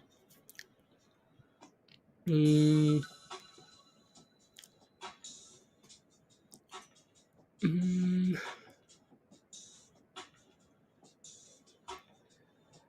yeah, Jose. Honestly, how did it start? I honestly don't know. I honestly don't remember. Like, there's just not a good story around it. I don't think. Like, I'm just being honest. Like, it's just. And I've been thinking about doing this full time. Jose, like, if people always ask me, like, yeah, like, and I honestly just don't know.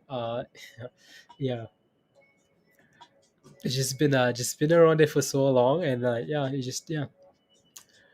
Uh, Personally, I'm a lot more bullish on BBIG dividend spin-off than the SPT merger. I think it's different. Oh yeah, it's completely different. Like, it's small go B. It's complete. There's a huge difference there. But yeah, but people are gonna be scared nonetheless, right? So okay, you're holding 175 for October the 1st. Okay, sounds good. So you have October the 1st. Okay, cool. So not that much time, right? You have about a week left. Okay. Let me take a look at the chart here for Disney. So yeah, holding this 175. So you should be green though, right? Are you green or are you green on that position there, or like what's when did you buy those calls? I mean, if you bought them like 169, 170 here, you're happy with that position. But when did you buy though? That's my question for you. I think just like everything else, right? Just like everything else, just like everything else, this really struggled with the market struggling the last 2 days, right? And it's trying to rebound here today, just like everything else.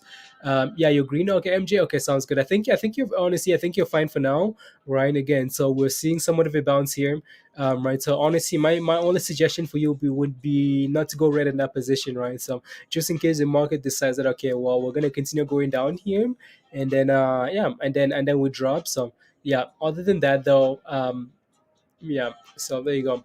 My only suggestion would be not don't go right in that position because yeah, yeah. So we're just in a very weird area here, right? MJ again, nice. Like that's a huge sell off. Like that's a huge sell off with the entire market here, and yeah. So Snapchats,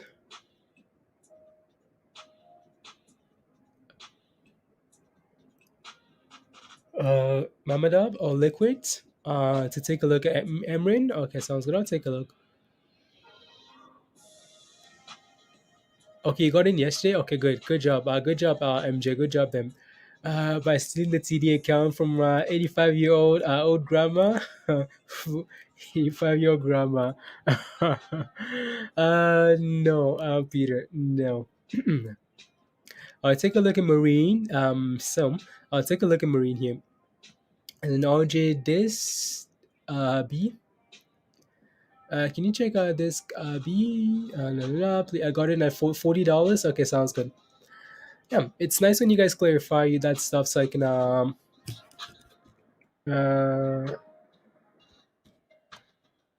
nope, that's not it. It's because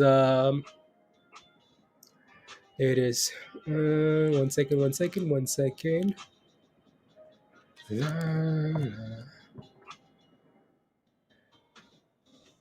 Are you sure that's the right ticker there? Are you sure that's the right ticker there? Maybe not. So I'm gonna move on. I'm gonna take a look at Marine here again. Is Marine getting I'll take a look at Marine here. Liquid. So there you go. So I'll close that out there, and Marine should be yeah. Again, like Marine is like for me, like Marine gap to a very key level, right? That level is $10. You want to be careful around that level. Also, the last time we had this nice run up here to $10, we failed, right? So you want to just be a little bit cautious there. For Marine, again, the entry for Marine has been like $5 here, right? Around $5 there for Marine. That's your entry position there, right? So as we're sitting at support, not as we're exploding here, right? So again, Marine now has a gap here to fill. Well, I don't know if I want to call this but it is like there is a gap here, right? So does that mean we have to fill that gap? Not necessarily. Are we gonna fill the gap? Um, we're just gonna have to see, right? So honestly, for me on Marine here, what I'd be waiting for Liquid is just some consolidation. Again, we've had a crazy day here today with Marine, up about 86%, now only up about 54% here, right? So we've lost quite a bit of those gains already, as you can see. We opened up all the way up there, and now we're sitting all the way down here, right? So you want to just be cautious there. Again, I'd be waiting for some consolidation here. I'm going to take a look at the not the 5 second chart. See the market 5 seconds. What do you mean upgrade now? Upgrade for what? Um, so I'm gonna take a look at the again Marine here. Hmm, I'm gonna say just candles there as well. There. I just want to see open sell out there. If we again like Liquid, if we can start building again, if we can just continue to consolidate here. This is the 5 minute time frame here, right? So if we can continue to consolidate here and get back above $9, okay, it's looking a little bit better there. But for now, again, just keep in mind that we're up quite nicely and we're selling off here, right? So yeah, I'd be patient there with that play.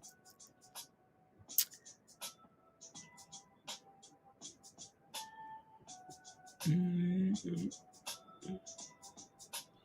So BBIG starting to move. Go BBIG. Oh no, guys, come on, BBIGs. Yeah, come on. Like BBIG is like the ticket that everyone's pretty much just waiting. Like, we're all just waiting for this thing to move. So again, holding that level, right, guys? 650 there. Let's see if we can get back above $7 here. Let's get back above the sevens, please and thank you. So let me put up the other charts again here. So BBIG looking good there. ATR guys still chilling around $15 there, and then AMC just playing around $40 there. So come on, BBIGs, come on, 10 cents. Let's get back to green. Absolutely liquid, absolutely. Uh, you have a few shares of Kodak just chilling. I have a few shares of Kodak at $37. I was in when oh no, you're in on that pump. You know what happened? I bought that pump at $24. I bought that pump just chilling, $24. The very next second, like 5 seconds later, I sold for like $27. And then it halted, opened at 37 something dollars, and then pushed all the way to whatever 60 or whatever. I was very annoyed with that play there, but happy with the gains. Right, you want to be happy with whatever profits you make. So there you go. It's just so you're still holding from $37. You think I could cut my losses or try to average down? I wouldn't. I'm not gonna average down on Kodak if I were you. I don't think, unless you believe in it, which I don't. But yeah, that was just a pump and dump. Jeremy says cut losses, it would never go back up. Yeah, Odyssey, yeah. I don't know if I ever see that thing going back up to those levels. You never know, but yeah. La la, chance to I regret selling my ATR positions a couple of weeks. I go for $6. Wow, Brian. Wow, wow. He's asking for his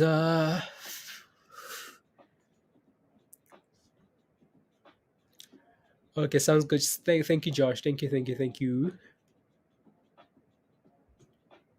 Thank you very much.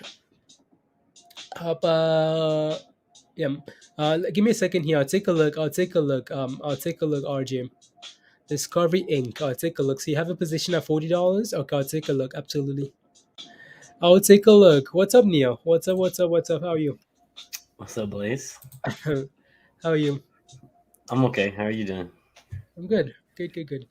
Let me take a look at this CB there. Okay, sounds good. Uh, What's up, everybody?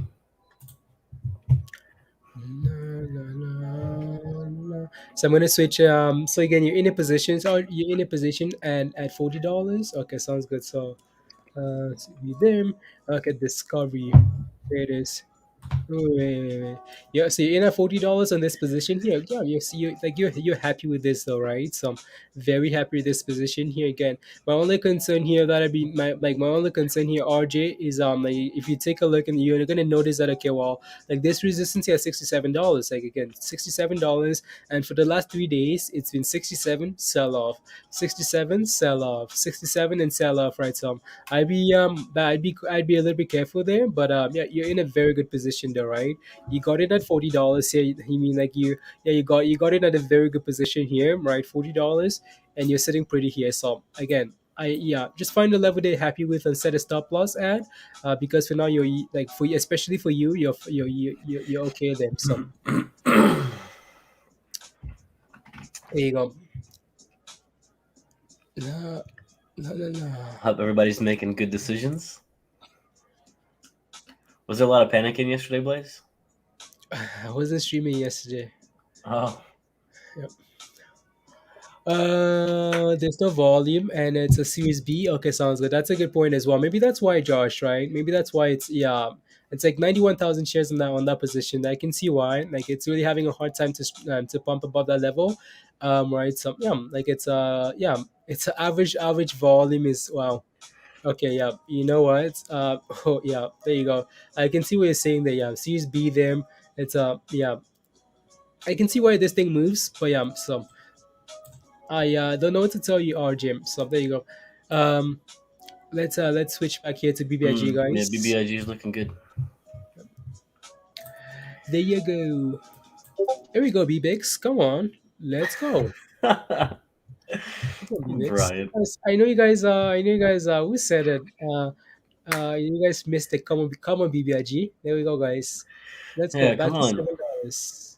You guys can go on Twitter, guys. You guys can go on Twitter and say, you guys can go on Twitter and say, we'll meet. You can suck it. You can suck it. All those big accounts, guys.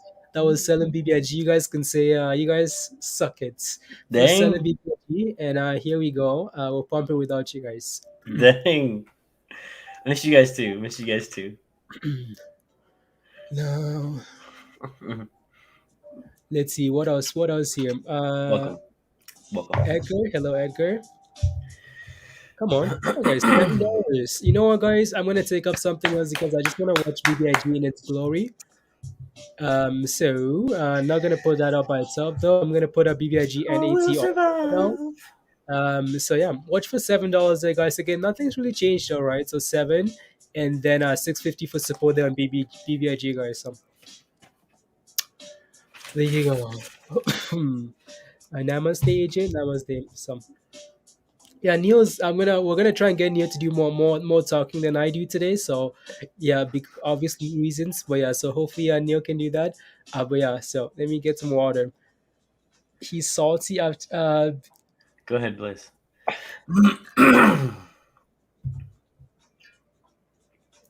BB always pumps when I'm on. No, that's not true, guys. It's not true.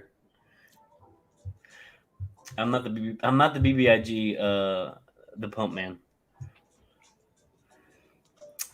Thanks, Edgar. It's the same one that I always use. The same one, guys. He's salty. Yeah, Blaze has a lot of seconds already. Yeah, Blaze. That's okay. What's up, chillin'? What's up? What's up?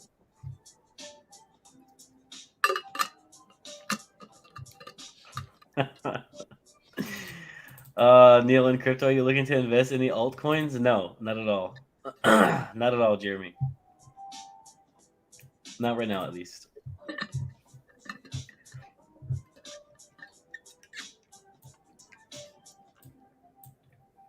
I'm not making any moves for another week or so.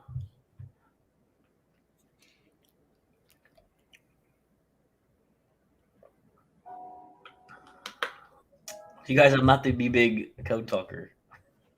I don't know where y'all get this from. 693 though. Come on. Pushing highs of the day. Don't slow down. Come on.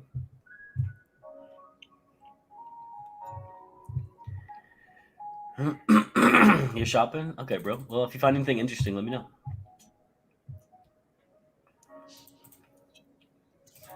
Let me know. Safe Moon? No. Why are we talking about that? What was the other one that was just all on the screen here? Be big. Be big. Facebook?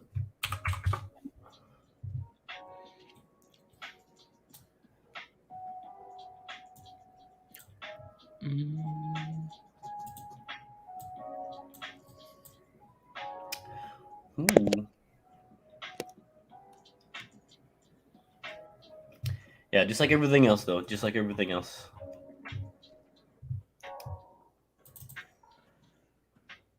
Good job, Brian. Good job. This company talks so badly to be big the past week. Sometimes you just gotta tell the stock what's up. You guys been talking trash to be big? Come on. Sometimes it works.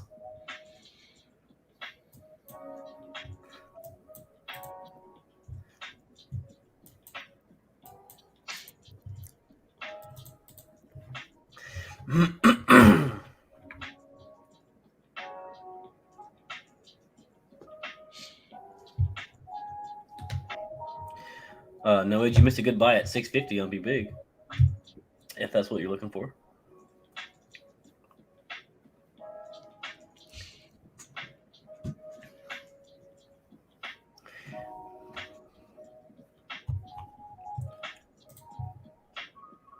Yeah, we're seeing some nice recovery today, though, guys. BT, Hut, both approaching 10% today.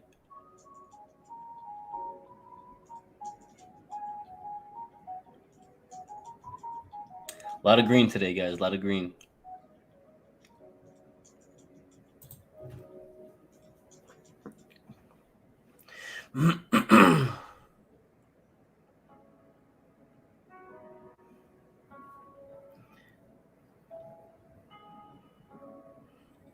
How long has it been since you looked at ONTX, Blaze? for Be Big? Hmm. It's been a few days.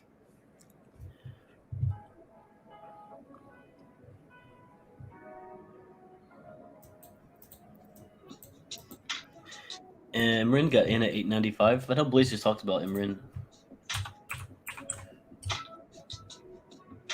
Good job. You're in the green right now. Just make sure you have a plan.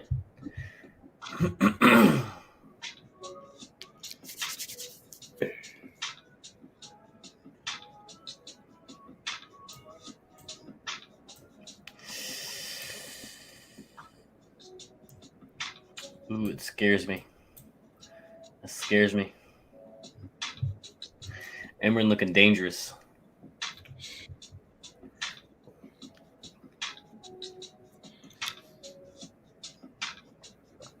Let's get dangerous.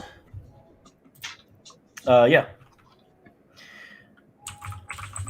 What is this?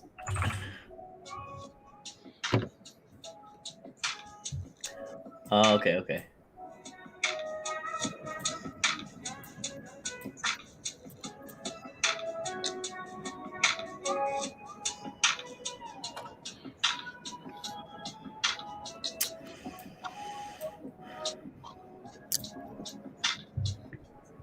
Beyond, yeah. I'm looking at Beyond. Whoever asked that, I'm looking at it. Jeremy. I'm looking at it for you, bro.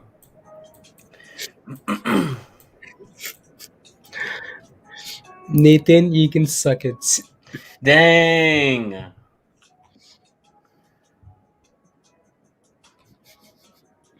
No thanks, Nathan. Thank you. Blaze, you should have seen me actually. Jeremy, I'm not forgetting about you, but Blaze, you should have seen me. Over the last week, Mhm. I grew my beard out. It was all the Oh, way out. oh, It was all the way out, like longer than yours. your beard grows longer than mine. Yeah, it was longer than that. And Oh, I was like, God, it's the first time I've like ever grown a beard since I was like ever since I became oh, a wow. man. Because I joined the military at 18. Yeah, All right, and then I spent 11 years in the service, and then I got out, and then I went back into the government. Couldn't have a beard while I was doing this government work. So, yeah. uh, yeah, and just like last week was my first time I've ever been able to grow out a beard. So I did it Okay. for like a week and a half, Yeah. and then I was like, oh God, Yep. it's so itchy. So then I had to trim it back. Okay. Okay. Wow. So there you go. Because we've never seen it, right? So I was just like, what? You Yeah, can do it? I know. I wanted to see what it looks like. Yeah. I might bring it back. Jeremy, a dollar, 110 is what I like for right now.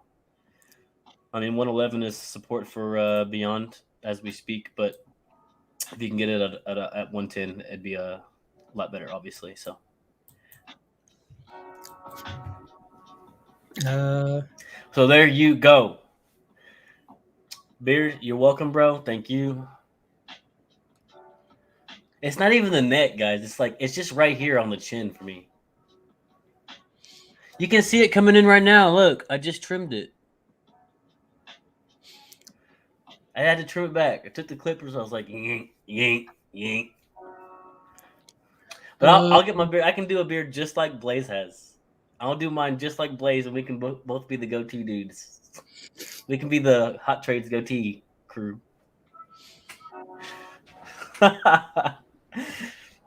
no face, no case. Okay, got you. It'll come. Trust me. Okay. I just have to get used to Uh, having hair on my face. It's so hard. Beard oil. See, beard oil, bro. Never even like looked at it before, right? Never. But I'll keep that in mind though. I'll keep that in mind. Marines, Brian. Marines. My bottom is tingling. Let's go be big. Much love from the Ocean City. Thank you. Thank you for the super chat, Capitan. bottom bouncer. Let's go. Bottom is itching. Okay. Support. Yeah. AEMD, that's a runner today. So, let me see. 5% today. Whoa, why do I have this at 583? What is this? Yeah. Aha! It's previous resistance, guys. I'll share my chart, please. Yep. So one news doing that, guys. I was watching a stream yesterday, guys. I was watching a soccer stream, and just for a little bit, and these guys showed up in the spam list, or like, and the streamers were like, "What's this rubbish? How? What did they do here? You guys are in the wrong stream. You need to go away." Like it was an English stream. Like these guys are in the UK, so they were saying rubbish to you all the time, right? So it was it was very funny to me. The And same then one of the people? No way.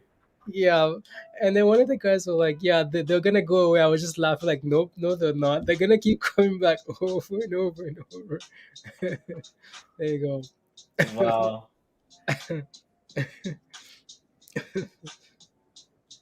There you go. Oh yeah, there you go. All right, so yeah, AEMD here. When I pulled up the chart, I saw this blue line. I was like, where did that come from? And look right here. It's all the previous levels of resistance, right? And that look where we are now. We hit it and we came back down,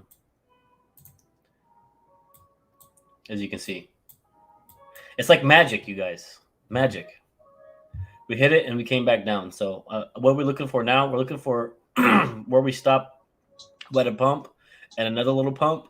So I'm looking for where we came back from. So 380, like pretty much where we came from, is where the support would be for me, where we closed yesterday. And if you're looking for something in between, I mean, maybe $4 at the most.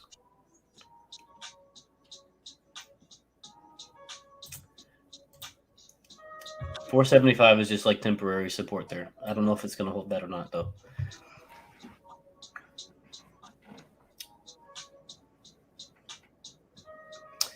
You think CEI will run? Hold on, let me see. Let me see. Whoa. Whoa, I missed so much. Wow. Wow. You think CEI is going to run today? To what? To like 170 maybe?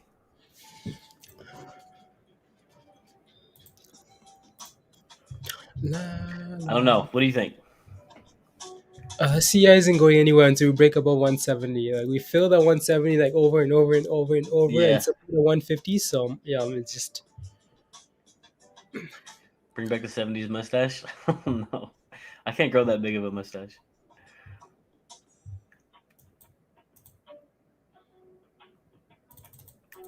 Alan, you um like 174? I don't know. I don't know, bro. This 170 is pretty strong, dude.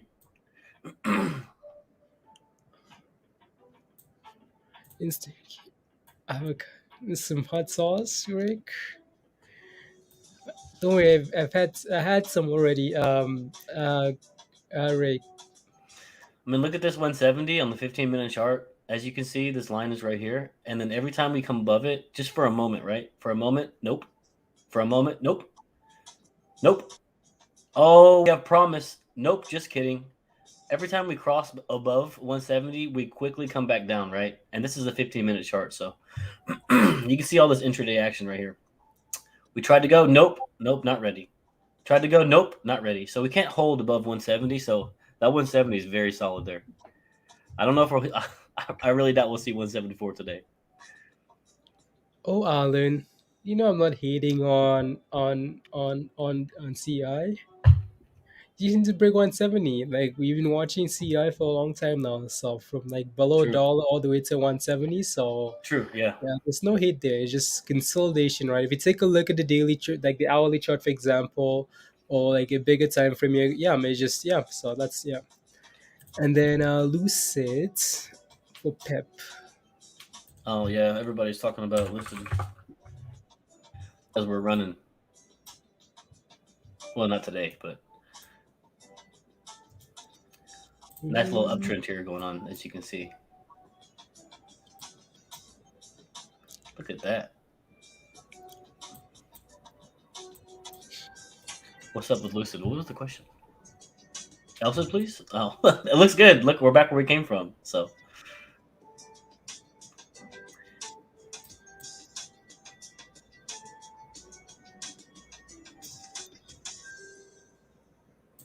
ooh.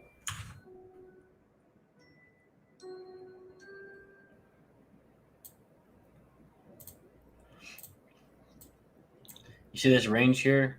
This is where you want to be at. All this resistance here. So, as you can see, it's failing. Might be coming back down today. Had a nice little run the last couple of days, though.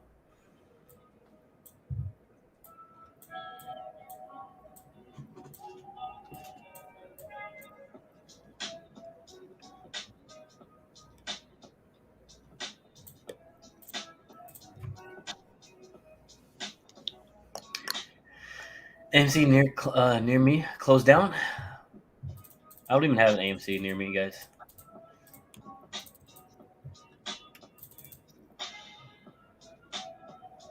I think the closest AMC theater near me is like 3 hours.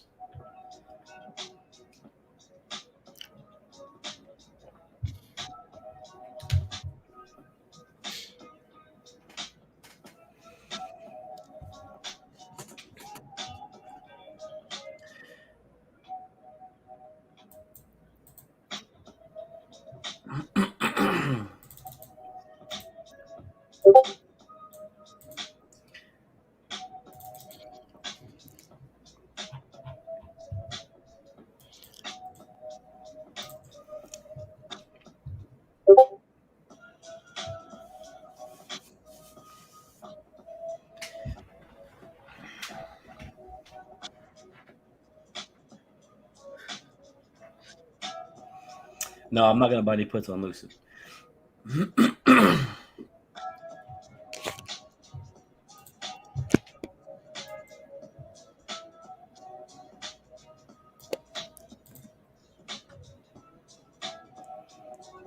How far is be big?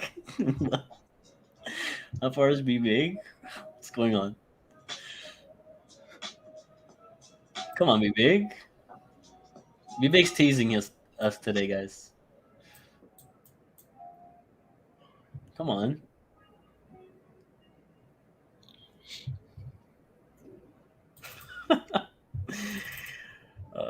Is 1474 ATER? Is that another runner today? Yo, 1474. I mean, what are you doing here with ATER, bro? Are you just scalping this thing or what?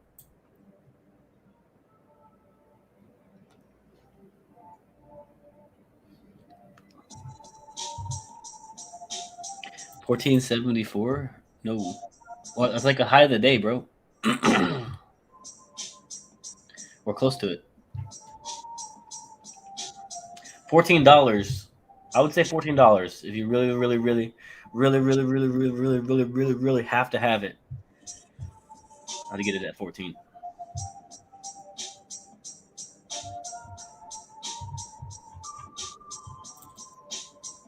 There's Bulldog. What's up?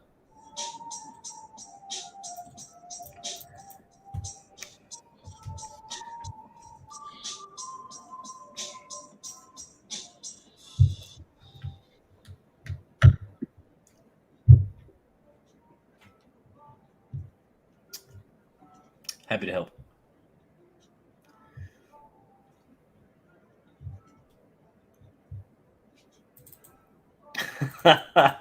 I'll let Blaze answer that for you. Cool.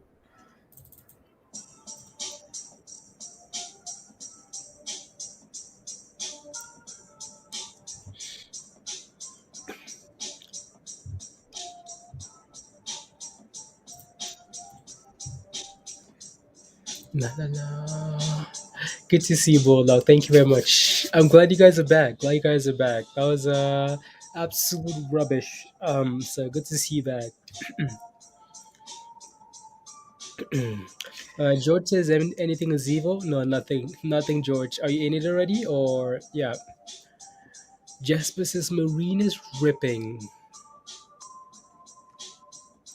Marine actually back above $9. Yeah. Back above 9. Funny That, story. Last week when I got my injection done in my back, the anesthesiologist was asking me like questions or whatever, and he was like, "Dude, I have to ask you." Now I'm already drugged at this point. He's already got like drugs going in my veins. He starts asking me these questions. I got to ask you. He's like, "What does this mean? It's on your shirt." I wore the test and hold shirt. He's like, "What does this mean?" I'm like, mhm. "Bro, it means test and hold." It means test and hold. He's like, "Are you sure?" I thought it meant some Italian thing. I was like, "No, no, no, no, no. They got that from us. It means test and hold, bro." I started laughing. Test and It holds. means Test test and and holds. hold. Test and Yeah, hold, guys. Test and hold. test and holds. There you go. Yeah, And then I Fuse went to looks really sleep. good. Yeah, Fuse looking very good, guys. So if you kept holding your Fuse, it looks very good, right? So yeah, Robin is testing wallet to select clients, and next month article in Discord. Thank you, thank you. Robinhood wallets, guys. Testing the wallets. Craig, absolute rubbish. Um, can you take, and Neo? Blaze? Oh no, no, no, Oh, that's sorry. You're talking about Neo. Sorry. I didn't see that.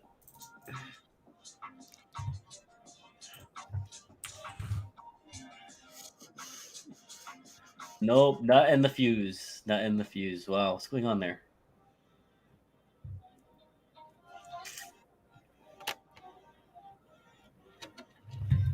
Yeah, I'm off the rails on fuse. I don't know what's going on. ATR can make me rich. I'm fed up and tired. I don't know. Bro. I don't know. I think you're looking at it the wrong way. Honestly, I don't think ATER is going to make you rich if that's what you're looking for. Maybe you should find something else.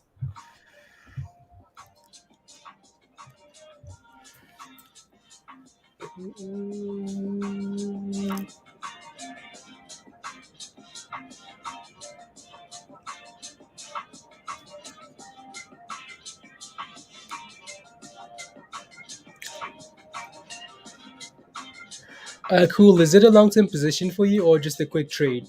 Because if it's a quick trade, I would just avoid it. There you go. What about CMC Dina? We looked at CMC already, so let us know. Like, are you in a position already? What are you looking for? Looking for an entry, right? So, why is Marin killing it today? Because Marin had a profit share. They had some stuff with Google. So, they had some news with Google. There's profit share with Google there, and yeah, so they're up as much as 86% earlier today, and then gave away some of the gains and up 60% right now. So there you go. Again, the entry for Marine was around $5, and then it's had a nice pump. This is after hours. Yeah, We'll see if it can hold though. I'm like I said it was dangerous earlier, so we can very likely come back to where we started from. Marine does. You see you back alone. Let's go, Greg.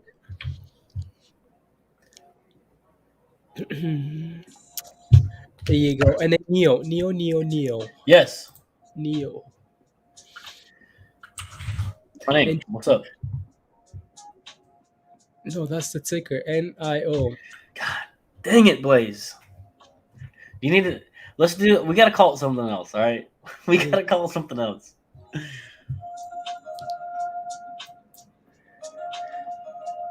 La la la la la la.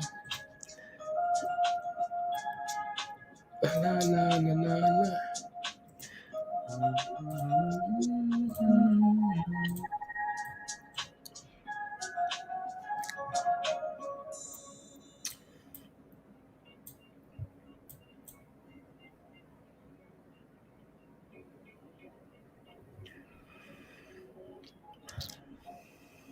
No, there's really nothing definitive there. During the middle, yeah, Matt. Directly of my Mr. President. Oh no, Matt. I think Dutch Bros is slowing down on its momentum. It's losing the gas. Losing the gas.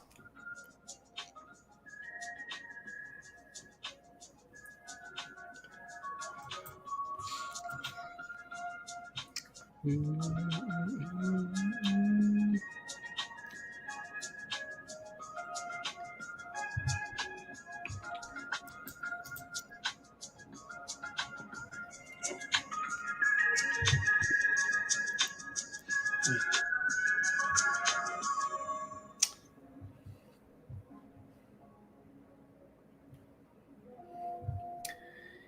big.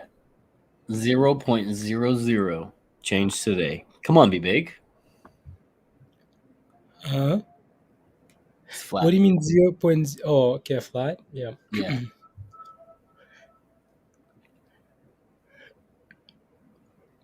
Mm-mm. A lot of green though, guys. It's hard to not find gains today. There you go. Dina, so again, like, let us know what your position is. Right? Let me know your position is first. Dina.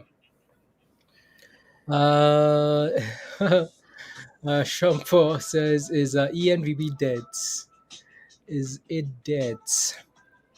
Nothing So is dead, let's do bro. some. Nia, you ready for some rapid fire here? Woo! We've been doing this since I got here. Let's go. Let's keep it going. There you go. So ENVB, ENVB. EVB, not dead. Look at it green for the day, just like everything else. I can't remember what's going on here. Here's your daily chart. Do, do, do, do, do, do, do.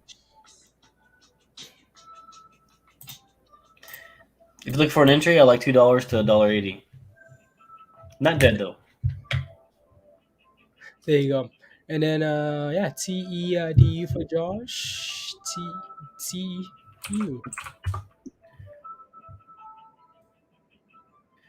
Do, do, do, do, do, do, do, do, do.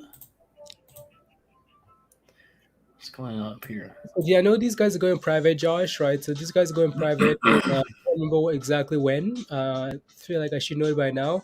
But yeah, for $4 a share some. That's back where it came from.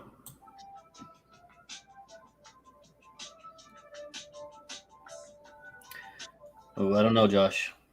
I don't like it.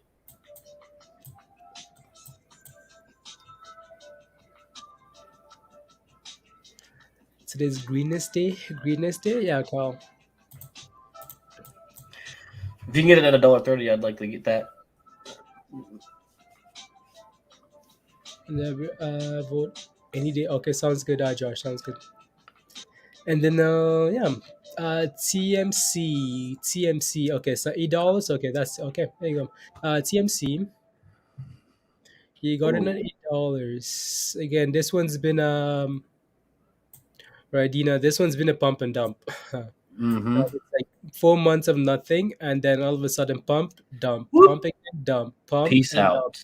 Yeah, so you want to be very careful because again, now we're not quite sure where this thing has support at. Yeah. You just I'd make sure if you don't have one, I'd make sure I have a stop loss set because it's looking pretty pretty bad. yeah, and then Chris.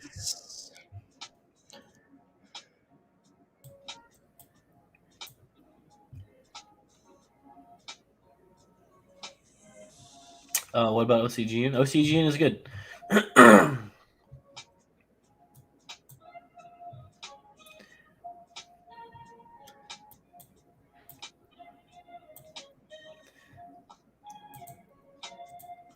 That 875-ish area right here, clear resistance, right? So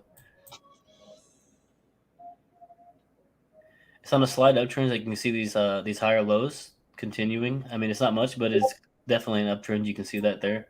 So I like it for an uptrend going to over $8. But if you're looking for an entry, it'd be somewhere down here.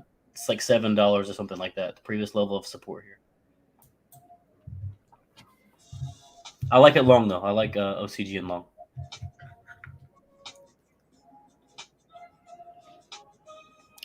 There you go. DK and G. DK. DKNG, DraftKings.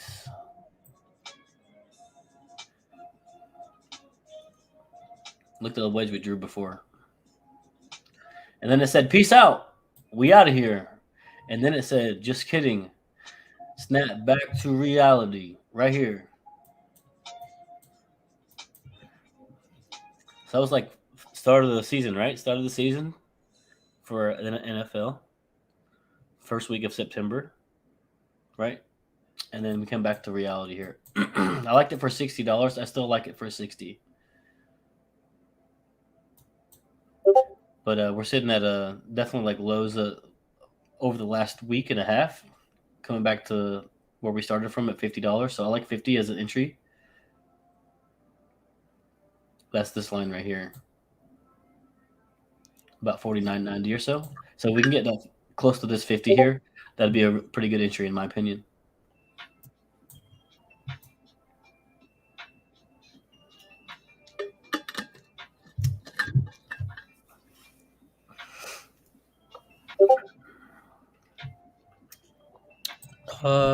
Yeah, there you go.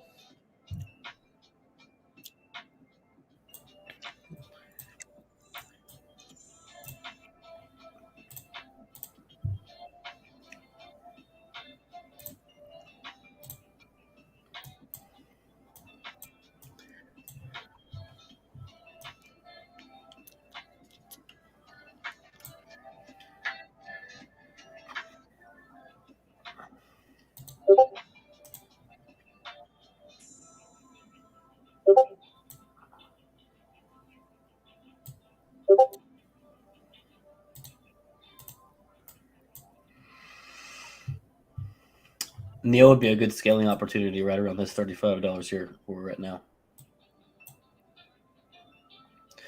3, 4, 5. So 5 times here at $35 and some change. So if you're looking for Neo, scaling in now would be a good time.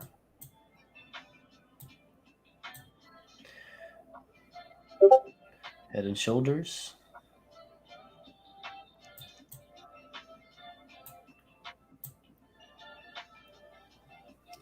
And then 32 here, as you can see these here.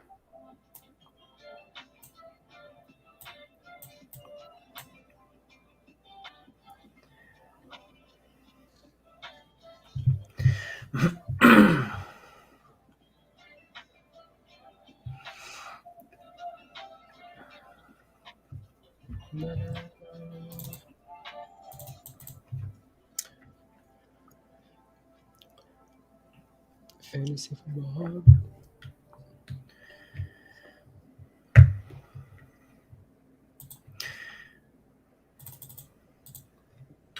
Yeah, I think Bros is slowing down though, Justin. Had a lot of momentum over the last few days, the last week, and I think it's trying to level off and consolidate now.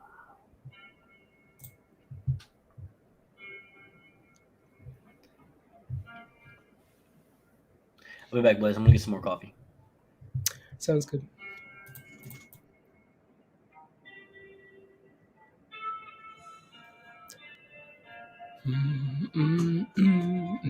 Reddit was prepared. Nah. The stock is right. Riots. Let's see.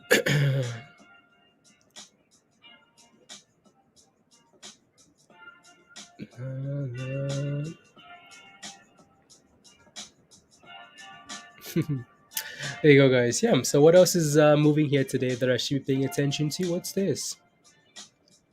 Advanced view. What's this, guys? What's this? Advanced view. Symbol distribution there. Sectors and blah blah blah. Cool. Upcoming earnings. Today and yesterday. Okay, cool. Wow. Cool. Interesting. Uh, um, I just want to take a look and see what's happening on the rest of the list here. SDC here back above 650, so that's a good sign there. Right. Some AEMD here support at 510, right? So support at 510, that doesn't look too bad there. CRTD again, watching for this one to clear 350, and then it gets really exciting there. Marin is starting to look good here. Like, again, watch for $10 again there, right? So some nice yeah. So let's see if we can get back above $10. What else? OPAD, a little bit of rubbish there. Zivo, absolute rubbish. Um, Prod, below, yeah, 90 cents there. Okay. And yeah, what else?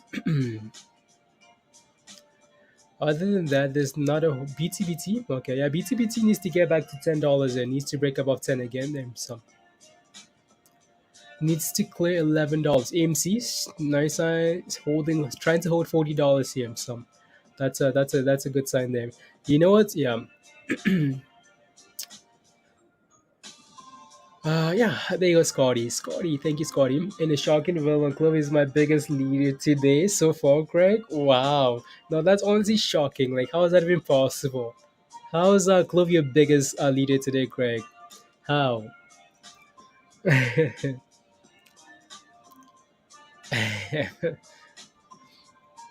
Yeah, guys, don't forget to smash a like if you haven't already. Yeah, if you haven't done so already, smash a like. Yeah, smash a like, hit that subscribe, share the link, guys, all the fun stuff, and yeah. Signals? What do you mean signals? What do you mean? Morning, Green. What's up? ONTX, Polsky. Yeah, ONTX is one that we looked at this morning as well. Can't quite remember what that. Yeah, they had some news with. Yeah, they had some news. On Onconova Therapeutics. Yeah, phase 2 and phase 1/28. Trial for some good results, right? Some yeah, Look at AMC above $40. yeah. There you go. So in ONTX here. Let's see here. Did I have it ONTX? Yeah, it looks good. It looks good, Paul scheme. Right, so looks good. 29%. Yeah. La la la. Yeah, 520. Jameson. Yeah. Guys, Fusion says, can you take a look at our CRTD? Created. Uh, Had a slight run up today with NFT news. I've been holding it for a month and want some advice in the position. Yeah, again, we saw that NFT news this morning. We talked about it already. We talked about the chart. We that thing again, Guys Fusion. If that thing can find a way to break about 350, and then yeah, it's starting to look very good. So for Yep. now though, it's still just in that little range, right? So again, support at 270, resist at 350. We're just pulling in between that range for now. So once you can clear that range, yeah, and then you're good to go. Yeah, it's definitely not an outlier of the day for as far as running today. I know you mentioned that Yeah. everything is on a run today, right? Everything's up almost 10% or more. So ATER 12%, HUT almost 10%, BTBT's up 5%. You know, everything is coming back from over the last couple of days. So yeah, Blaze said if we can get above 350,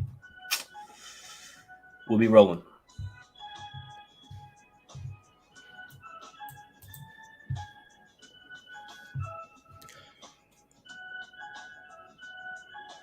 Mm, GOTU. Amadov, what's that? Check it or please clarify.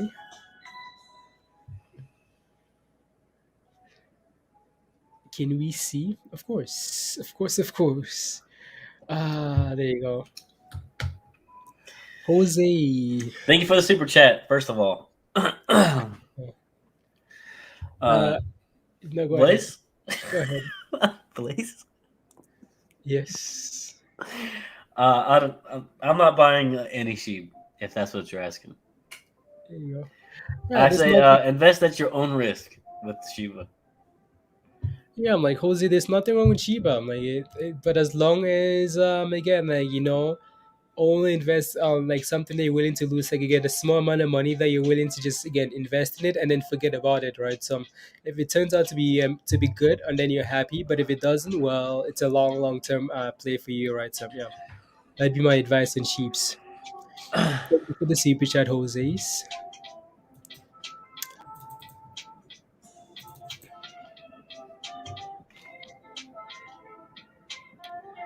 Spy. Spy is your favorite long term player. Yeah, Spy usually comes back in and returns. So yeah, bought a small position. There you go, Jameson. Yeah, Quants. Quants has played that. Quants has been a nice runner for you, Jameson. Yeah. La, la, la. Let's see. Yeah. So Dina, you bought some CLF. You bought a small position. You bought a small position in CLF, and okay, sounds good. Sure. Let me take a look at a few tickers here.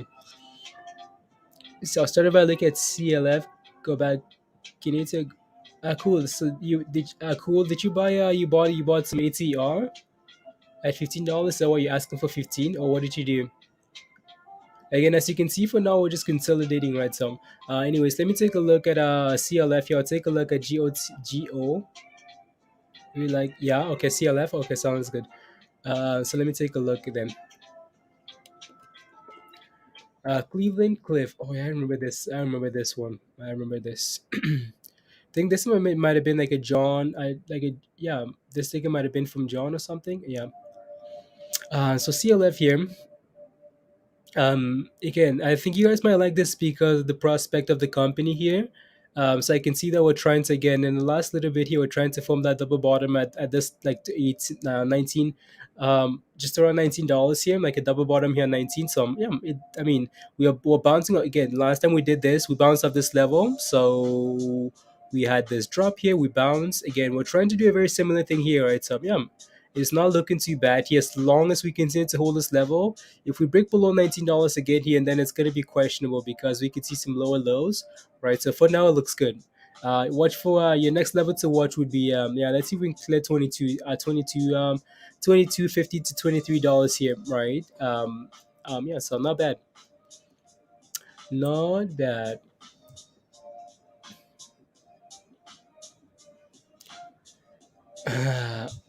All good steel stocks. Okay, sounds good.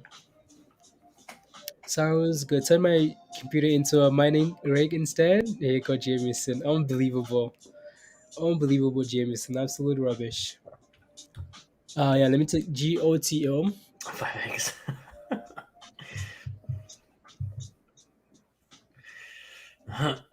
GOTU. For some reason, I've looked at this before. For some reason, and yeah, it doesn't look bad, right? At Mamadov, like it honestly doesn't look. It's up 20% here today, but it's sitting at a very good level, right? So yeah, like it's clearly sitting at you, as you can see again. In the theme of not catching a knife, you let it crash all the way to the bottom, and it's proven support here, right? So again, nice bounce there, nice bounce here. Well, guess what? We're bouncing out 20% higher today, of the same level again, right? So two, like what level is this? Two like 220 ish here, 220 230 ish. Yeah, that's here, like that's a very good support level there. So yeah, not bad. Just be careful around $3 here, right? If you're not in already, just be careful around $3 here because yeah,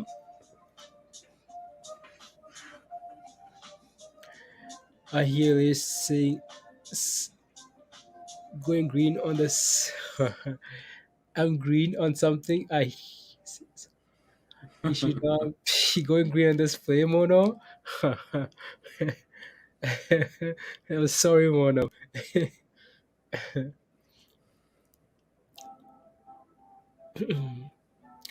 Let's see. Looking for entry into Sonoma due for potential pump or PMCD gap fill. Um, let's see.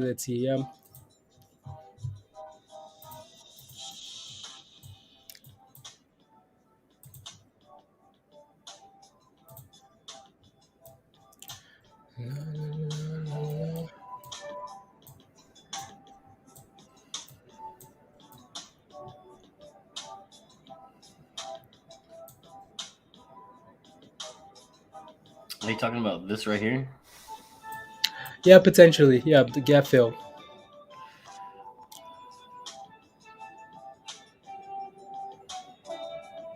Hmm. Mm, I don't think it's going to be filling any gaps why not? Why because not? look how strong this is right here. Look at the volume. I mean, never say never, but for right now, it looks like it's just going to be chilling right here. Yeah, but that's what you want though, right? Again, especially after a drop like that, you want consolidation, like finding support, right?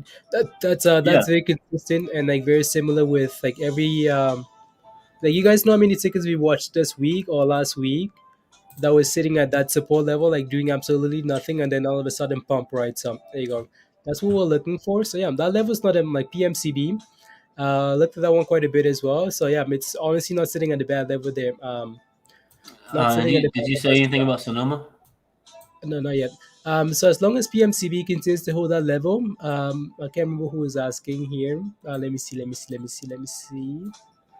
Yeah, as long as it continues to hold that level, PMCB, like we're building support at that level, and then yeah, that's what you're looking for, right? So again, there's not a whole lot of volume for now, but that doesn't mean we're not gonna eventually pump, right? So there's so many takers that like are always sitting at that level, sitting at support.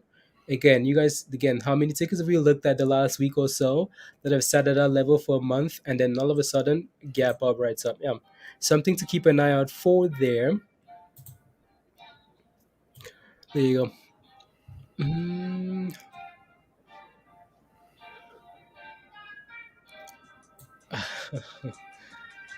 Yes, I mean it's pretty much like kind of the same thing with Sonoma here.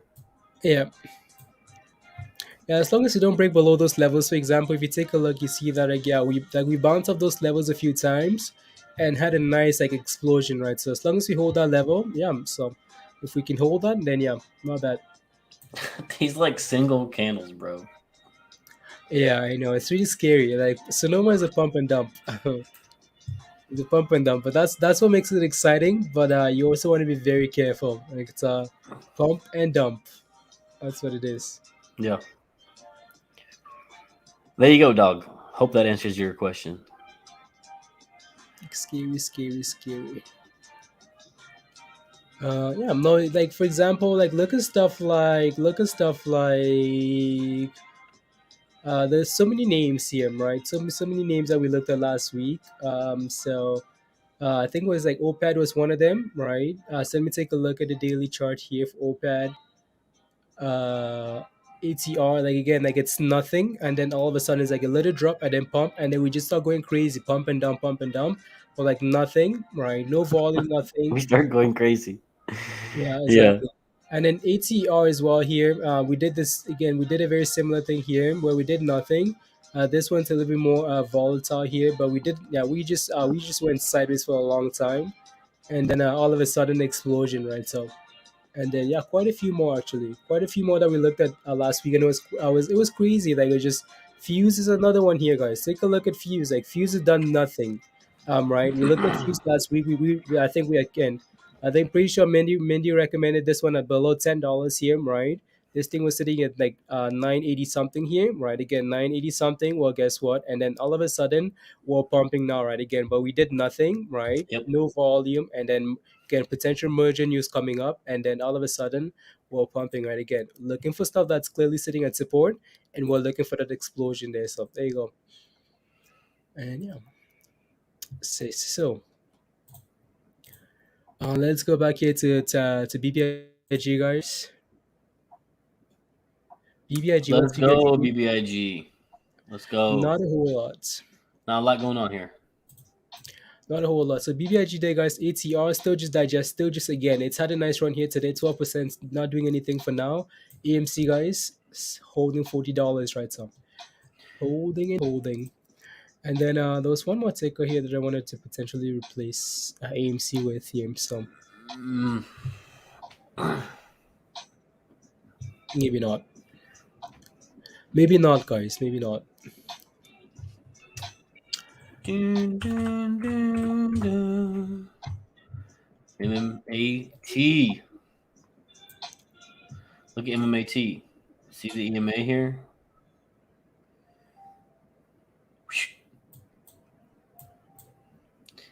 MAT looking pretty good. Just watching out for this 527. Obviously, you can see this line of support. Resistance there.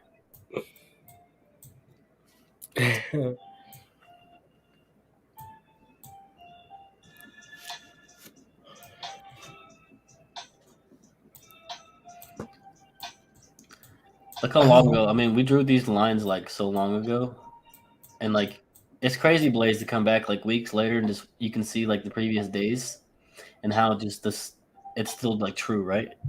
The Yeah, support the support line is still true. Even like I haven't looked at MMAT for weeks, and I yeah, just look at it now and look at this 490 here still. yeah. It's like Four magic. nine. I swear. Yeah, it's funny sometimes. Cool. Clove is moving to where? Moving to where? Uh, yeah. Cologne. So John says, "Hey, should I buy Cleveland Cliffs?" We just looked at that chart not too long ago, John. Why are you interested in that ticker? Is it a long position for you? Or is it like what is it for you, John? Are you just a quick position, just a quick scalp? What is it? Let us know. Oh yeah, exactly right. Exactly. So yeah, like Virgo says here, the market's not going to do much until the Fed speaks. So 2 to 2:30 ish, we should see some action. Yeah. So there you go. I mean, I'll take 5, 6, 8, 11, 12, 20% on all these all day, every day. Yeah, there you go.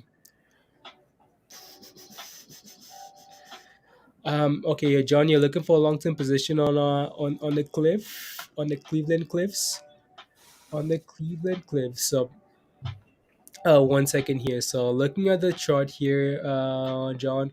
So it should be somewhere in the list here. There it is. So again, like this thing, your entry level was all the way down here, $19, right? So again, 19, a nice bounce off 19, 19 up, nice bounce there, and we're bouncing off $19 again, right? So your entry was right there. Again, if it's a long-term position for you, maybe you can maybe consider like again start scaling in instead of like going all in at the same time. If we can build new support at $20, then it looks very good. Your next level to watch in terms of resistance is closer to like $23, right? So you have a lot of room on the upside here. This thing dropped just like everything else, right? So Mm-hmm. right. So yeah, again, 19 is your entry there if as long as we hold it. So but if it's a long-term position and you believe in the company, nothing wrong with scaling in. So there you go. BBIG's not flexing anything. I don't know what you guys are talking about. Every time you say the Cleveland Cliffs ticker, bro, I think of if you guys are old enough to remember the Drew Carey show. I don't know, some of you guys probably aren't, but if you guys remember the Drew Carey show, he's from Cleveland, and the theme song is like Cleveland rocks, Cleveland rocks. Every time I hear the Cleveland Cliffs, I think of that song. Oh, That was like a long time ago. oh. That was a long time ago. That was like before Blaze was even born. Yeah, no idea. Who's That's a pretty good show. There's nothing but old people here. No, Malco. What's up? No, that's not true. That's not true. Cleveland? Look it up. Go Google Drew Carey show theme song. You guys know what I'm talking about.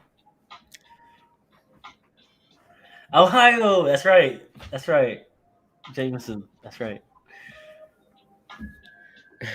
See, Jameson knows. What happened? Ohio? Ohio. That's what he says at the end of the theme song. He says Ohio. Oh, okay. Rubbish. A good show. There you go. It was. It was a good You know show. like what good show I like? Different Strokes. Different Strokes is what I like. That was old. Okay, Blaze, I got you. There you go. Different Strokes.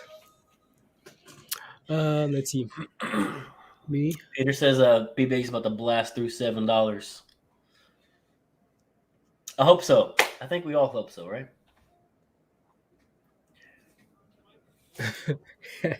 No, Trey, I'm not saying anything. Not saying anything, Trey. It wasn't. Yeah, many different strokes, Marco. Of course you do. What you talk about, Willis? There you go, Jay. What you talking about, Booth? Yeah, I thought it was pretty funny, Kyle. I thought it was pretty funny. La, la, la, la, la, la. Don't make me call the Browns. Call the Browns. La la la. Yeah, no. Hopefully, BBIG can pick up at the end of the day, or going to tomorrow, Friday, right? So with the Fed meeting later today. So yeah, hopefully we can. Yeah, hopefully we can pick up a little bit. So pick up a little bit. Yeah. Good morning, Star. Good morning. Let's see here. I know it's crypto and not but Tezos, Dustin. What do you Is want that to do? what Look you're at the listening to? month chart. Maybe. You wanted to do what with the chart? I Can think it's you a huge. please check out a month chart? A month chart, bro. This is what a month chart looks like. Is this something that you want to look at? I don't think I've ever ever looked at a month chart before. But look at the daily chart. How's that? Meet me in the middle, homie. Meet me in the middle.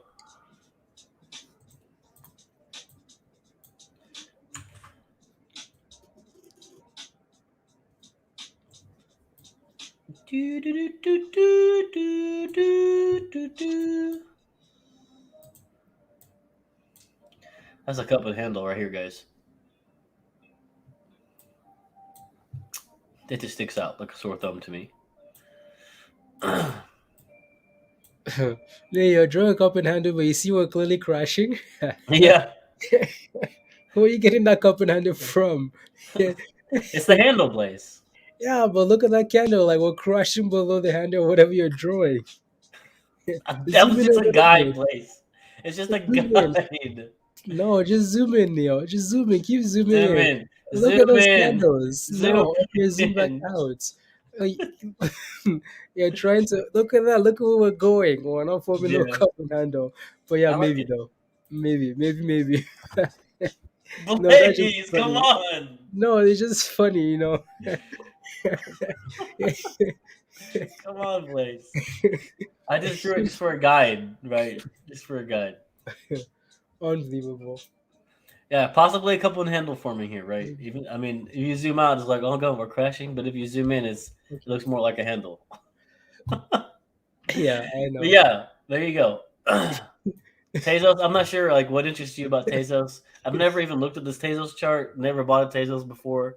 So if you want to share like why you're interested in this XTZ, please let us know. Share what your thoughts are on it.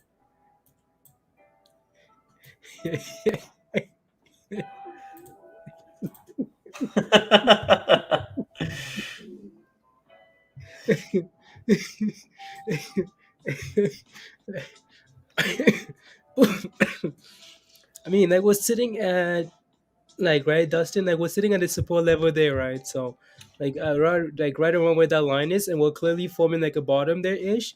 Like the last 2 days, we've held that level, so that's a positive there again. So, like this is part of it, though, right? I'm sure you've done your fundamental analysis, and that's perfect, right? So yeah, again, as long as we hold this level, and then yeah, that might be a good level there for you. So I think it it's a should. broken Oh, there handle, we go. Hakeem.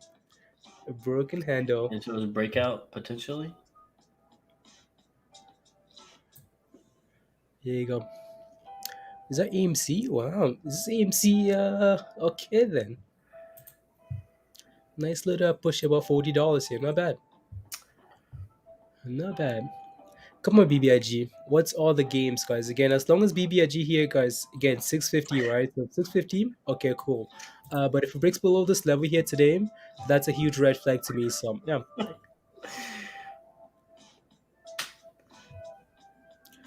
Mental, even after doing fundamental analysis, fundamental. And that's what it's supposed to do, cool. And that's what it's supposed to do, fundamental. Fundamental, fundamental. AMC tank? Oh no, Andrew.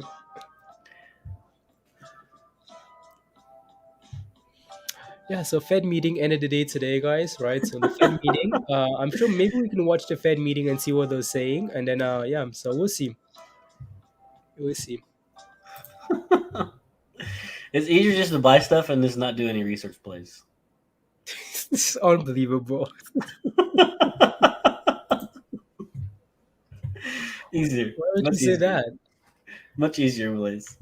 Why would you buy stuff without doing any research? I don't know. People do it every day. You do it too? No, I was reading. I was reading Green's comment, Blaze. Oh, okay, okay, okay. Unbelievable. Unbelievable, Green. Is the way, is the way. Zero research. It's YOLO on everything. If you YOLO on enough, guys, eventually something will stick. Okay. Yeah. Also, if you take $1, if you have $100, if you have $10, and you do YOLO, YOLO, YOLO, YOLO, and everything, and then your $1 takes you back to 10. Well, you've done nothing. So there you go. Yeah.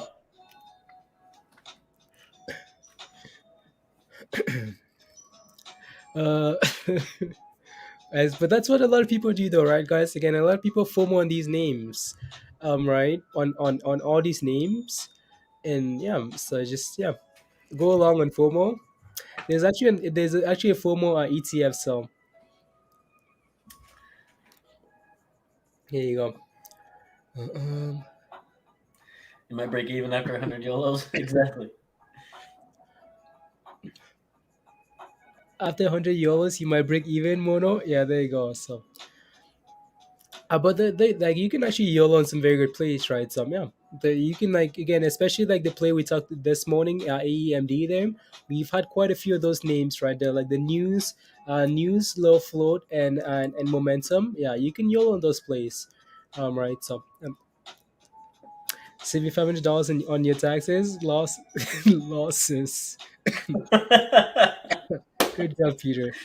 Yeah, there you go. Top of the morning to you as well, Emo. Top of the morning.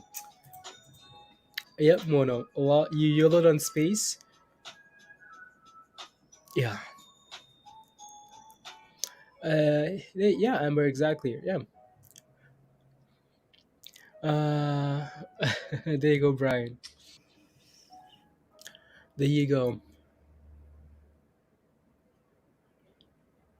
Yeah, you just have to be aware that you just have to know that it's a yellow. Because again, I think the issue is most of the time, guys, a lot of you guys are in profits. Like again, a lot of the times, most of you guys are in profits, if from YOLOs. But the issue is you guys don't quite differentiate that. Okay, no, like this is a YOLO play, it's not a long term play, and then you end up holding it back, and you're like, oh my goodness, okay, now it's an investment. No, it was supposed to be a quick play, a YOLO play, but you didn't. You wanted to be a diamond hand, right? And then you end up being an investor now in a company that you're not quite sure what they do, right? So yeah, you just have to differentiate, and you'll be fine. I'm more of like a hit it and quit it dude. You know what I'm saying? Yeah, Neil is out in 2 seconds, guys. Neil is like, oh, that ticker. Oh, I was out like 2 months ago. uh, yeah, there you go. Blaze is over here making 300 plays a day. A day. Guys, reminder, if you haven't smashed a like, guys, let's get to 300 likes. So if you haven't smashed a like yet, take a second, smash a like, guys. Hit that subscribe, and yeah. Appreciate it, guys. Appreciate it. Yeah, cool. Yeah, it is. Watch this in the crypto pages. Yeah, yeah, Andrew. Yeah, Entertain posted that stuff in Discord today. So rebounding today ahead of the meeting. Thank you for there you go. Yeah, Josh. Thank you, China. Yeah. Again, that was I think for me that for the most part, right. So, um, that was the expectation, right, Josh? Again, just like we do with earnings, where, for example, if a company is announcing earnings and if they're crashing into earnings, well, even if they do miss earnings, the issue, the whole reason we bounce is because the negative news is priced in already, right? So same thing with like the Fed meeting. That's what we talked about, right? So again, sell off on Monday, Tuesday, but then we might see a bounce on Wednesday because again the meeting is on Wednesday and the negative news has been priced in the previous 2 days, and then we might see that recovery, right? So again, the meeting hasn't happened yet, so maybe the fact that we're not pushing into the meeting is going to be a negative, but we're just going to have to wait and see. So, People just holding their breath, Blaze. oh, yeah, well, Just holding their breath. there you go. There you go. There you go. There you go.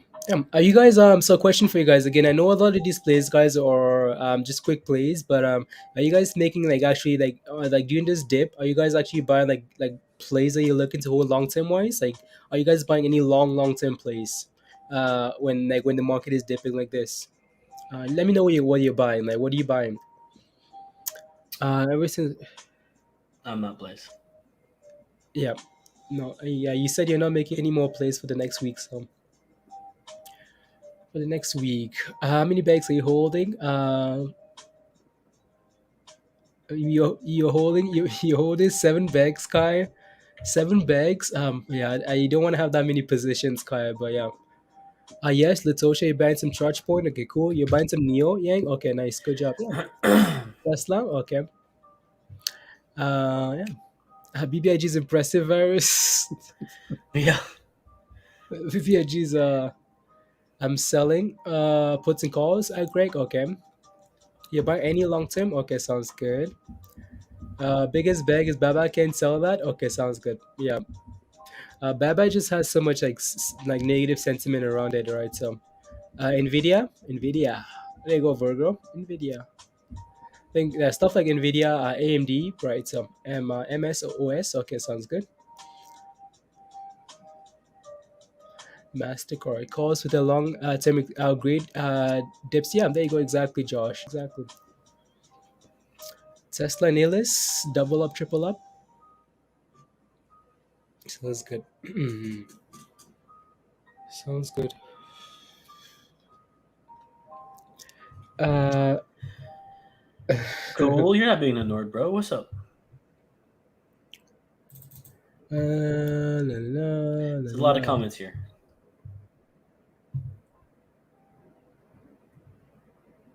Now we got Hitting on the roll yolos up. are dangerous. Gives a false sense of security. Cool. Hitting on yolos are dangerous. Gives it, yeah, exactly, right. So yolos, you just have to, yeah. There you go. Mm. DNN. Danny, what did you do? DNN. Are you in DNN? DNN will drive you mad. It will. Like it drove me crazy. So yeah, like it just yeah, and then eventually it pumps.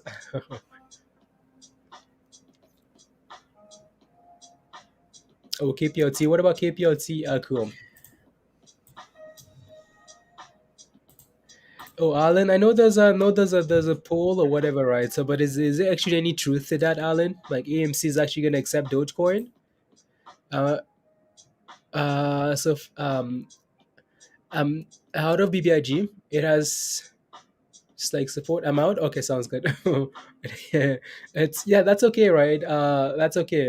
Yeah, for ISO, that's fine, right? Again, if we hit your limit, like if we hit your limit, there's nothing wrong with that, right? So again, you need to Exactly. make that decision for yourself, and yeah, and then go from there, right? So nothing wrong with that. If BBIG is not performing the way you want it to, and you don't feel confident anymore, absolutely get rid of it, right? So there you go. I think that's one of the rules, right? So one of the rules that we talked about. Can't remember which rule it is now, so I might have to go through a few here. So just talk about again, just talk about cutting losses, right? So let me see if I can never no no no no no no no no no no no no no. Um, let me see here. Can't seem to find that anymore. yeah, again, like this rule here, cutting your losses, right? Anans, right? Again, so if a trade doesn't feel right, why should you hold on to the position, right? Again, this is very subjective, right? Again, this is very like this one's completely like up to you. If a trade doesn't sit well with you, like specifically yourself anymore, and yeah, it's important to have a stop loss in place to ensure you don't lose more than you can afford to lose, right? So yeah, there you go, again. So yeah, SoFi is cracking. SoFi. Yeah, I've been getting a lot of chat about SoFi here today. Yeah. Okay, so the Okay. uh, good entries. Oh, okay, good entry at this level kplt. Okay, I'll take a look. Like the Dogecoin Twitter poll, Elon did. Okay, let's see. Let's see if that actually helps. Right. Let's see that. Honestly, for me, that's whatever. Honestly, EMC accepting Dogecoin is just it's just something that might help pump it up a little bit, and then yeah, that's nothing like EMC is not a not yeah. It's just yeah, we'll see. We'll see what happens there. So let me take a quick look at KPLT here for cool. Some um KPLT there. So you're wondering if this is a good entry here? I mean, like we're sitting at like in between, like again. So I know there was that gap there to fill. There was a gap here to fill potentially. But for now though, we're sitting like in the middle of the like resistance and support here, right? It seems like the entry for now. Maybe as we approach like $5 here, you can maybe consider entry there cool, maybe at $5. But what I'd be looking for is something like this, right? Again, we get to $5, for example, and we start bouncing a little bit, and then that's what you're looking for that explosion, right? Just because again, for example, you don't want to do this and then you catch a knife and then we keep dropping, right? So you're waiting for that confirmation, right? So if we can do stuff like this around $5 in, then that's your entry level. Cool. and Hey, Beth.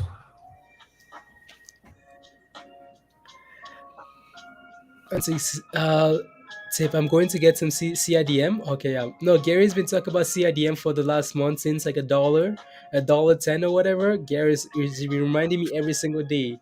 Yeah. Get some CDID, get some CIDM, get some CIDM, man. So yeah, it's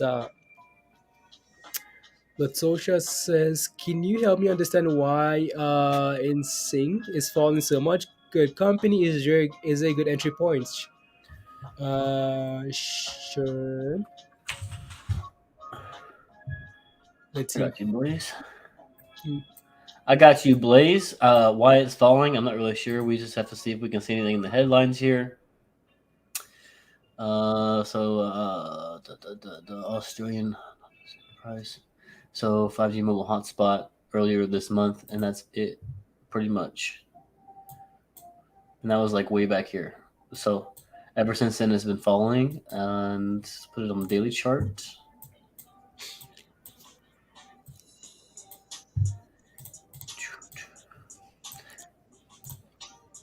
I'm not sure if you have anything like news wise to share, you can let us know. But I'm just gonna draw some support and resistance here for you.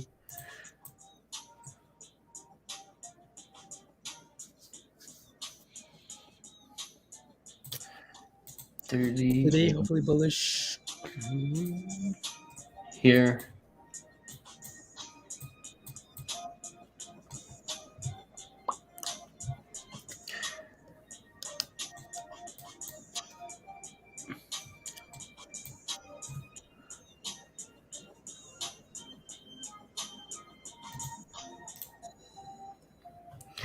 There we go. I'm not really sure why it has been falling over the last few weeks here from this downtrend here. I'm not really sure, but as you can see, it's a very clear support levels here around the 714 area. If we can't hold this right as it's struggling to come back up, then the next one would be 664, as you can see back here. So that's what you really have to watch out for. Bouncing off support here, can we hold? Come back up to this $8, 830 area right here. Here you go. Alan, $14. Alan, $14. Yeah, honestly, that's not a watermelon looking chart. Right. So, might be patient with that thing. Them like wait, be patient with it. So, Yeah, because right now it can go either way. exactly. Patience, patience. Yeah, Alan, like $14 for ATR is the next level of support them. 14's ATR. Yeah, we're sitting at 14.22 for now. Yeah, it's and yeah. Hmm. Mm, mm, mm, mm, mm. Absolutely. Um, I do like it at 52-week lows, though, Latasha. na, na, I na. do like it at 52-week lows. That'd be like the one good thing I see out of the chart. Yeah, I don't know if that's a good thing, but yeah, we'll see. Like how sometimes there's a reason why these companies are making like 52-week lows, and like sometimes it's not exactly a good thing, right? It's never a good time when you're hitting like all time lows, 52-week lows. So yeah, we'll see. Yeah, that's why it can go either way where we're sitting at right now. Yeah, yeah. Regardless of like honestly for me, like honestly, regardless for where it's sitting at, good company or not, you need that little bit of confidence like back in the chart. For now, it looks very rubbishy. AMC, yeah, AMC is holding $40, which is a good sign. Alan, yeah, it's we came back all the way down to like 14, 15 here, and now we're trying to balance here on ATR now. BBIG guys, Turning red. What time is that meeting speech today? uh, might need to pull up the site here. I'll pull up. Yeah, we'll see. A lot of But things are it's turning red now today. That's why I'm asking. okay. Yeah, no, not right now. Okay. It hasn't started yet. I think it was like 2 Eastern, maybe. Yeah, 2:30. Yeah, 2:30. Okay. Yeah, there's some stuff that's been turning red over the last few minutes here. So we might be running to that speech. You know what I'm saying? Yeah, A lot of indecisiveness. yeah, but it's just lunchtime. Yeah, Josh, there you go. Yeah, man, it's just lunchtime.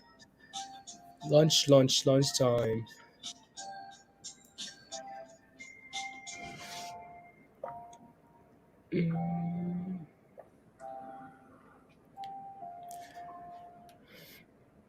yeah, there you go. Yeah. Good job, guys. Good job. Sam says 98%. This to cover. Shares alone. Yeah, Sam, that's cool to look at. But well, you remember SPRT, right? So had very similar numbers, and right. So we need yeah, some It's lunchtime and I'm drinking coffee. Let's go. there you go. Might be taking red, but Spy is staying green and trying to break through. Yeah, there you go.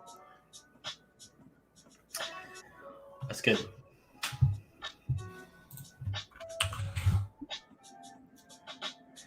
Okay, okay. Thank you, Sam. Thank you. Ooh. 27% short interest. Okay, thank you very much. Whew.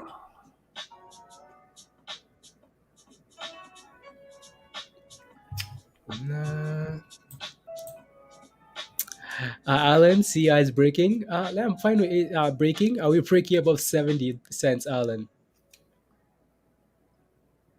Conference at 2:30. There you go. Yeah, there you go, David. Yeah. So we can listen to Power Talk at the end of the day here today, and see if he's gonna be pumping the market.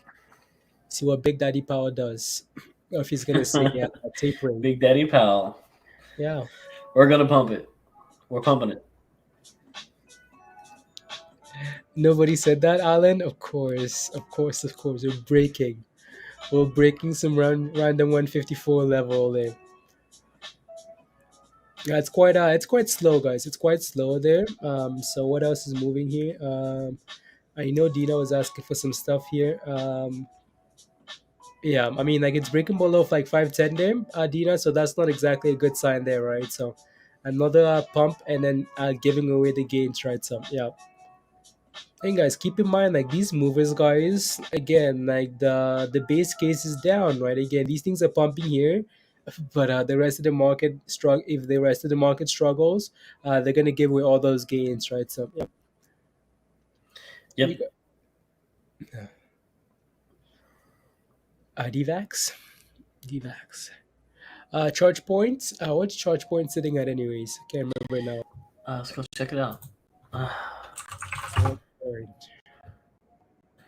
do, do, do, do, do, do, do, do. Let's zoom in here a little bit.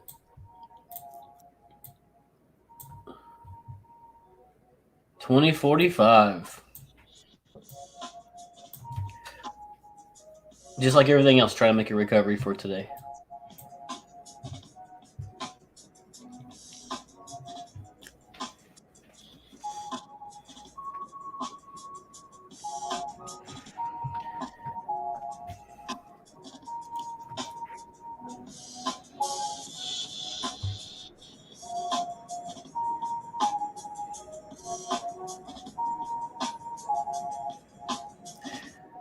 Yeah, I think most would have agreed that $21 was a good scaling opportunity for charge point, right? And here we are at 2045. So scaling in around here is always a good call. So you have like a little window here,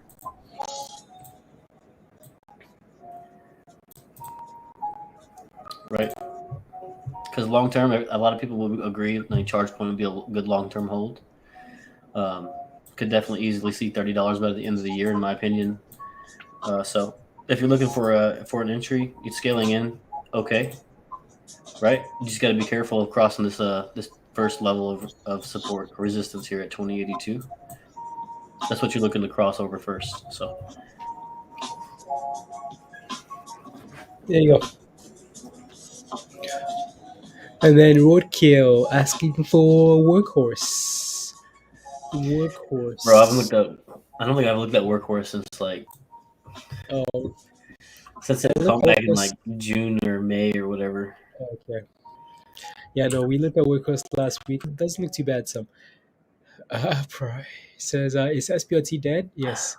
Woo! Doesn't look too bad. Woo! You look at the hourly,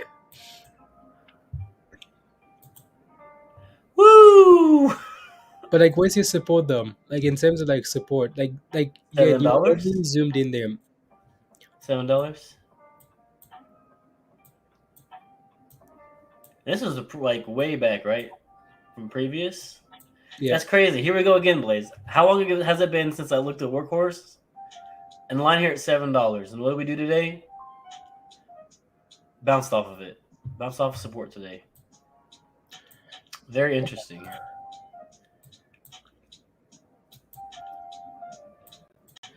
Yeah. Neil isn't seeing the opportunity, Virgo. That's what I'm saying. Like I'm saying, it I doesn't don't look know. too. Tell me. Tell me what it is. You're not seeing the opportunity. Neil loves those pumps, guys. As soon as we stop pumping, Neil's gonna say, "Let's go." But Neil doesn't like to look at those like bottom, those bikini bottom plays where you're sitting at the bottom. Neil loves the ones where you're pumping already, and then he's gonna hit it and run away, and then leave. What? No, Blaze. Like for me, again, I like No. to look at stuff that were clearly fighting support ads, and then I go from there. So puts, baby, Yeah. with the news, puts. Yeah, no, that's fine. That's fine. There There you go. you go. Getting into But, Workhorse, very cool, very good idea. As we're here bouncing off of support. Okay, Blaze, is this what you want to hear? Hitting the bottom, bikini bottom plays. Here we go. Bounces off yeah, the bottom. yeah. No, that's yeah. Just yeah, there you go. Unless it seems like there's negative news, which is what you have to look at. You have to look at as well, right, Virgo? So, Virgo said there's some news on Workhorse. So, And there you go. what is the news? Suspends the delivery of 1,000 vehicles. Recalls 41 units. Shares fall. Uh, okay, sounds good. Why are they suspending those vehicles? Interesting.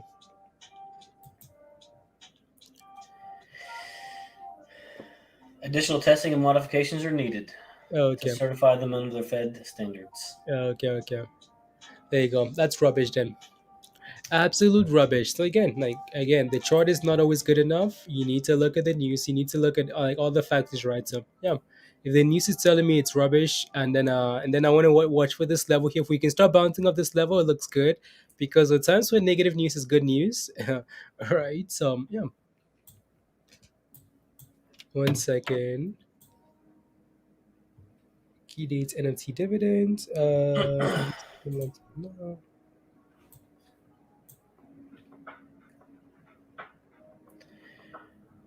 Even with the negative news, it's holding this $7. So Yeah, that's kind of a good thing. That's yeah. kind of a Let's see. good sign for me. Yeah, exactly. Now, let's see if it bounces there, right? Yeah. So let's see if it bounces. If not, it's rubbish. Yeah, if not, then this Yeah, is I mean, like we're just looking at the last time we hit this level, right? Last time we hit this level, we had a nice bounce there. So, yeah, and like, you can see this scanner already here. Like we're bouncing off that level already. So, yeah, as long as we continue to hold, yeah. yep.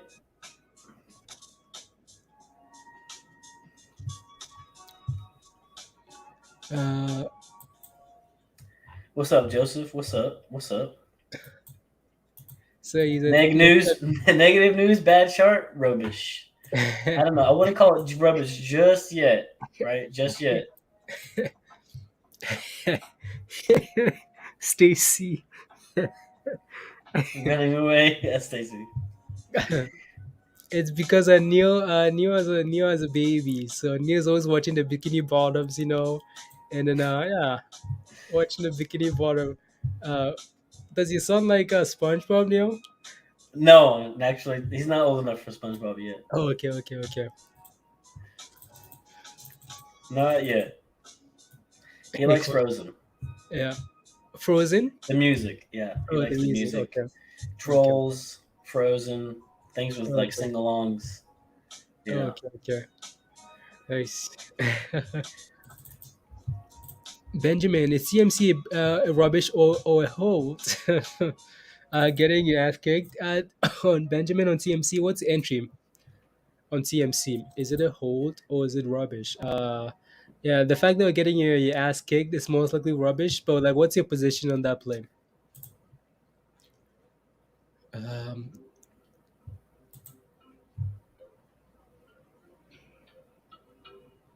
let me know. Let us know. Ben. Let us know. Let us know.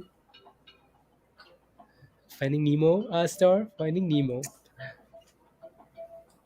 You have 2,000 shares at $10, 10, 12. Okay. Sure. It's got a notification that wallets are coming to Robinhood and that you can sign up to join the wait list. Yeah. Yeah, which yeah. So yeah, Entertain posted that in Discord. Yeah, earlier this morning. For Robin Hoods. So yeah, we'll see. Got you. Got you.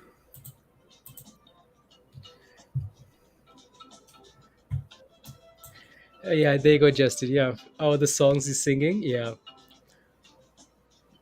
So yeah, TMC here. I know we've looked at this one quite a bit already as well here. Yeah, I know, right? Melko? It's like it's going through to my background there. That's pretty cool. Blaze, do you like the la la la? Look how it changes. Look at my shirt, Blaze. Oh yeah, we like this. Yeah, Look at it, Blaze. Look how I can change the color. it's not the first time we're wearing the shirt. Yeah, Yeah, but it's green, right? So I it's can not change it. green. Yes, it is green. No, it's It's not. green screen. Yeah, it's like yeah. No, I've seen it before, but it's cool. It does look Blaze really is cool. not, guys. Blaze is not impressed. No, it's cool. Like, it's just Look not at the it, first time I've Blaze. seen it. It's Look, like I can make it purplish, black. silver Look, green. it's gone. Purple.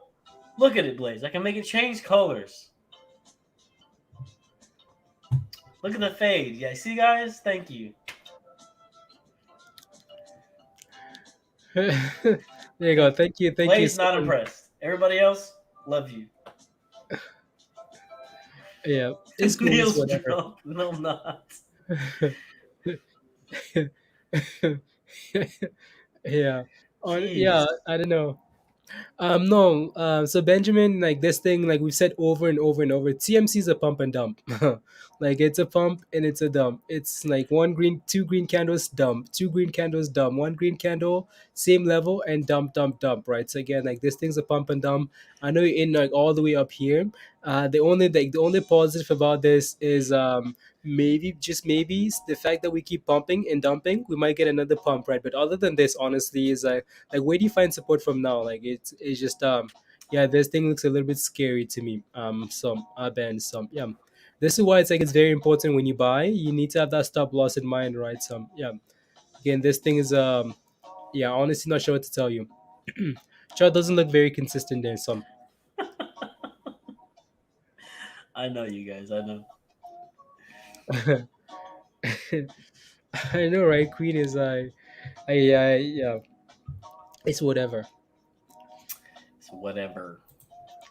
It's whatever, guys.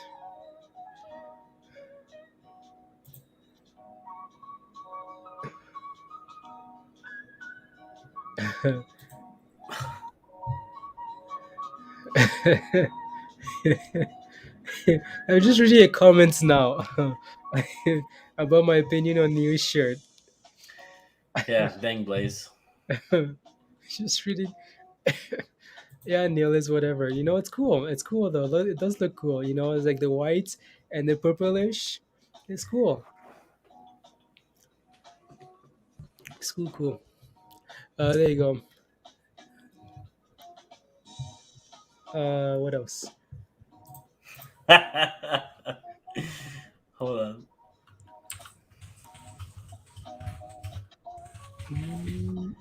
Wow, the market is yeah. This week has been slow, guys. It's been slow, slow, slow, slow, slow. Yeah, but I've just been so I don't know. I've just been so bored because I just finding stuff to do. Right. So you can only sleep for so much, try and recover for so much. But yeah, so this is yeah rubbish.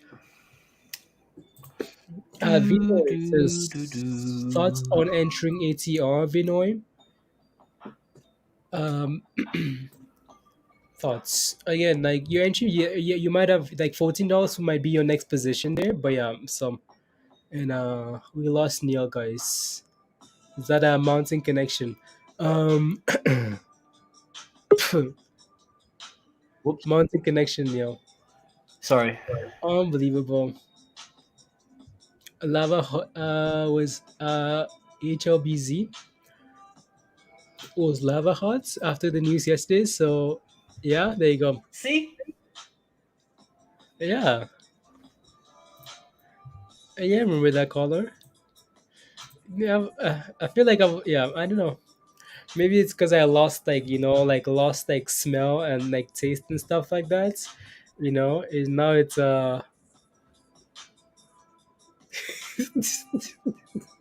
unbelievable, guys. Maybe it's time for me to leave you guys and go grab a snack with Neil, and you guys can hang out.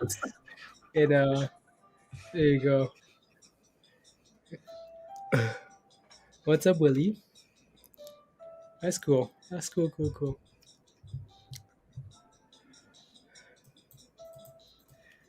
No, no, it's just a green screen, guys.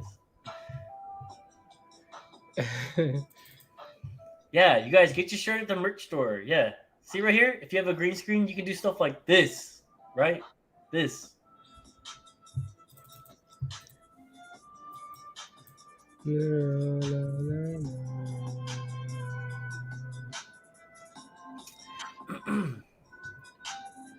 A razor bag. Wait, what? Mandate. Update an impact of razor bag.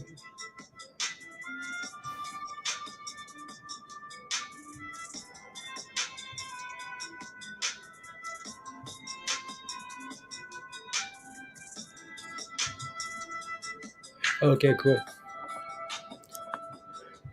Green screen giveaway? No. Giving away green screen. Is that Giving what away you the guys green want? screen. Marco, that's what you want. You want to give away green screen? No, you need to tell me we're not all buying into right now, Nathan. No, no one is, Nathan. No one is. Welcome to the featuring BBIG in the mix. Exactly, Crib Doge. Exactly. It's lunchtime. We need us. Yeah, Jasmine. Yeah. Uh, la la la. Lawsuit on Facebook. Kai, there's a lawsuit against BBIG. Can you share that, please? The fact that it's on Facebook is and only on Facebook is yeah skyrockets. BG, eat a banana. Yeah, BBIG is what do you mean? Only says Lucid is a joke. What do you mean? What do you mean? I know Remedy wanted me to take a Come look on, at BK. something here. Best. What about best Remedy? It has it peaked or good entry? Oh, the fact they ask if it's peaked or like entry, that those two things combined together is yeah, it's yeah Remedy. Armand, that's ATER. Huh? They're asking what the middle chart was. Oh, okay, okay. ATR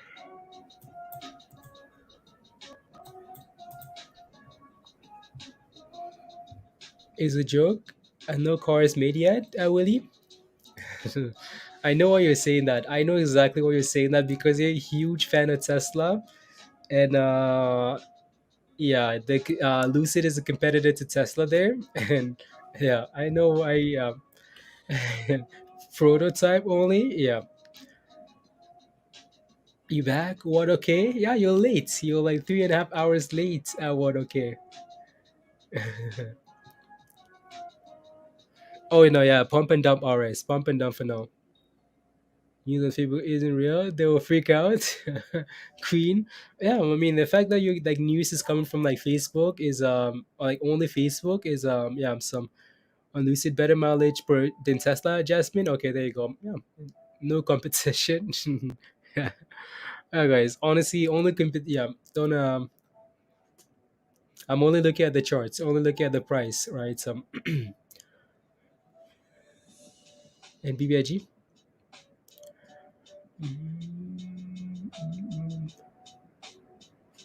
Pause. Interesting.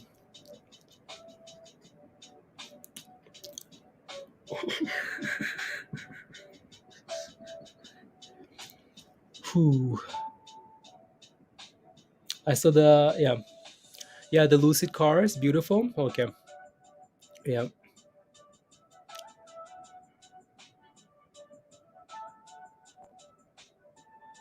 Spicy since you lost taste. No, I have not. Virus. Should I be? Maybe, maybe I should be. So are you later? I know Hazel. Yeah, I need to take a little. I need Hazel. Yeah, I need to take. Otherwise, I'm gonna. Yeah.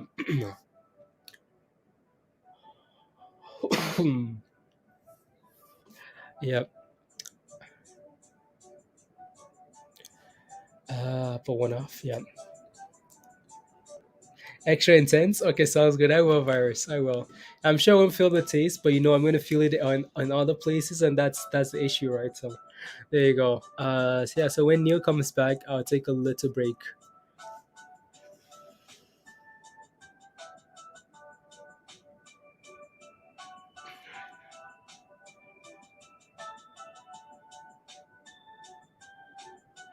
Zero to 61.9. Yeah. There you go. Got yeah, Rando. Yeah, a little bit Rando, a little bit. Yeah, good to see you too, Rando. Good to see you.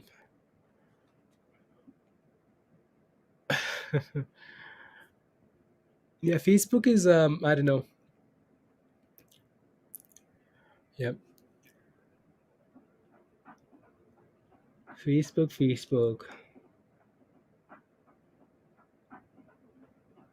Mm, mm, mm. Where's Mindy? Mindy had to go. Uh, she had to go pick up some stuff for the for the boat. She has to replace the motor, and she has to drive like 5 hours one way to get the motor. So there you go. At six, Pepper Boom. Okay, you bought a whole bunch of BBIG at $6. Did some DD on the fundamentals. Companies is in decent financial condition. I think it's going to come back. Thoughts? Man, ooh, man. Yeah, no, I agree with you. I agree with you. That blasted boots, Beth, yeah. Mm, mm. Yeah. So it won't sync again. Yeah, there you go, Star. Yeah, absolutely. Super chats. Sia Coin. I know Noah watches this one closely as well. Do you guys know anything about Sia Coin? Noah, are you still here, Noah? There you go. Last night, and I'm feeling like Warren Buffett today, Rando. Of course you are. Yeah, I just yeah, the dips, the dips, the dips. She comes back safe. Yeah.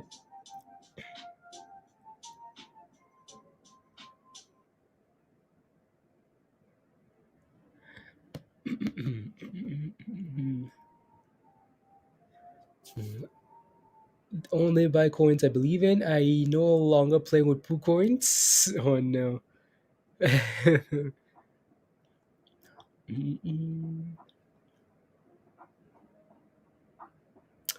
you go.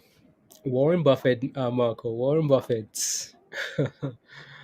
Buying the dips like Warren Buffett. Mm. Nothing lower than Doge, Willie. Yeah. Just looking at for tomorrow. For tomorrow, Tash. Well, the only thing we're looking at for now is the Fed meeting later today, right? So that's the most important thing today, right? So again, the Fed meeting is going to be very important, and the reaction when that we can when Powell speaks, when the statement comes out, we just want to see how the market is going to react to that, right? So yeah. Other than that, there's not yeah, not really watching anything for tomorrow. Will it take a while? What? Okay. Oh yeah. Again, that's expected though, right? It's a heavy float. Like it's not a $10 million float. It's a almost 100 million, right? So yeah, it's not gonna be. It's not gonna run right away. S- I changed to October. I was to hold with. Oh yeah, there you go. Joseph. Yeah. Super chat from Morelli says BBIG ants average at 725 average down or wait. So morally, if you believe in the company, like if you've done research in the company and you believe in it long term wise, okay, sure, you can go ahead and average down, right? But if it's if it's one of those places where it was supposed to be a quick play turn into an investment, don't average down, right? So just keep holding, and again, if it seems like that's again, it seems like for at least for now, your plan is to hold or add to that position, right? So I mean, like 720 is not that far away from where you're sitting at for now, right? So again, if we can continue to hold above, like if we can continue to hold 650 here, that's a good sign. But again, if you believe in it long term, you can consider averaging. You can consider averaging down. But if it's just a again, if it's just a good play turn bad, I wouldn't be adding to that position. Was the play this week? Yeah, from like the tens. Yeah, 5.6%.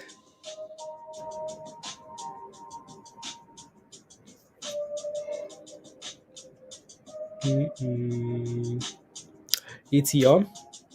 Oh, guys, did Neil go for another snack break? Maybe Neil, you guys want to guess when Neil comes back? You guys want to guess where he went to this time? Uh, no, I bet he's trying to cut up an avocado again. Avocado, or he's baking cookies. Putting those cookies in the oven. maybe. Last Kings, only if you're in profits, yes. Like if you're holding profits, if you're in gains, yeah. And then yeah, till tomorrow. I mean, it's very you've seen how quickly that thing can move, right? Last Kings, right. So you want to be very careful first of all. So he's still working on a number two. Uh,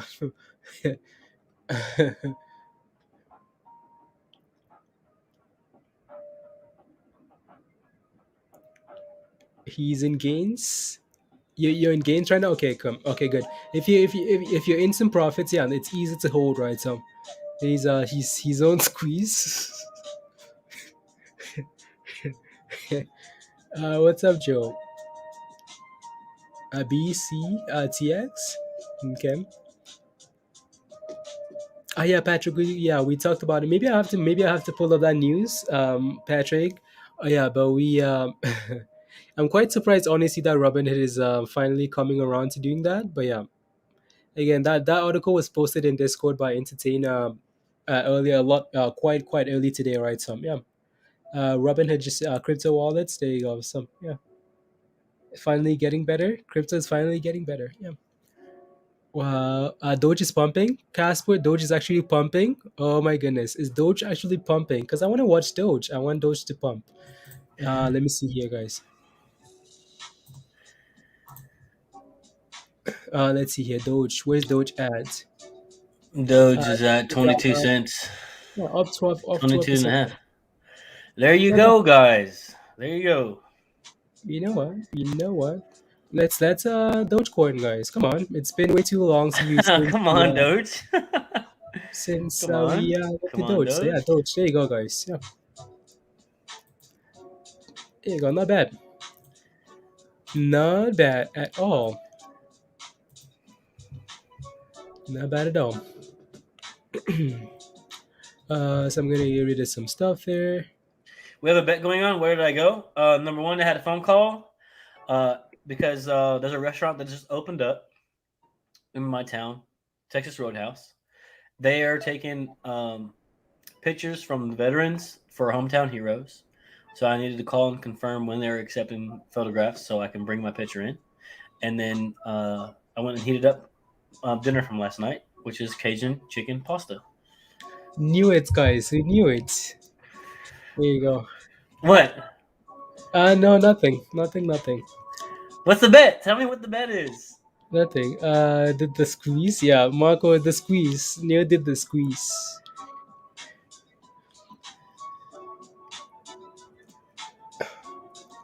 Uh, Texas. Yep. There you go. Yeah. La, la, la. Hmm. There you go. Yeah, I'm gonna go grab some more water. I'll be back in need some more water. I'll be back in a bit. Back in a bit, guys. Back in a bit. There you go. Be back in a bit. Bye bye.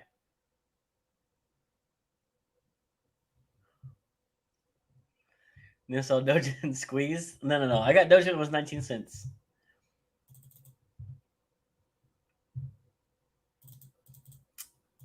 It's not me, Nathan. It's not me.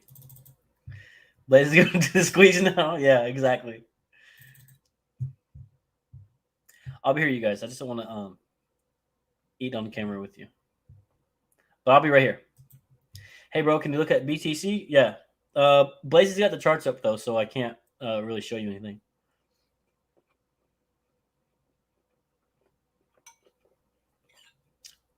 But all cryptos up. Matic up 13%. ADA up 10. Algo's up 16. Bitcoin's up 5%. $2,500, guys. 2,500.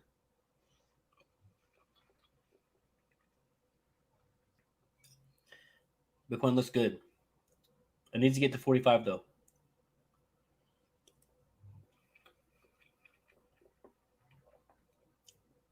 What else? What's up? What's up?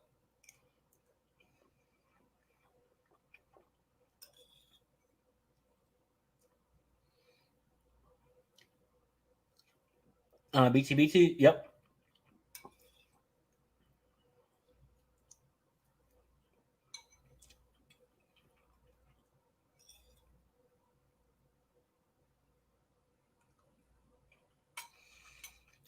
What's up, Dustin?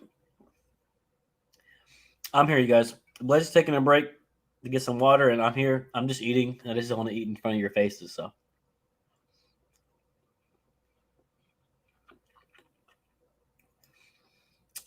Latasha, yeah, that's the rumor, right? I saw the rumor news, but we don't know for sure yet until they release their official statement. So that's really what I'm waiting on.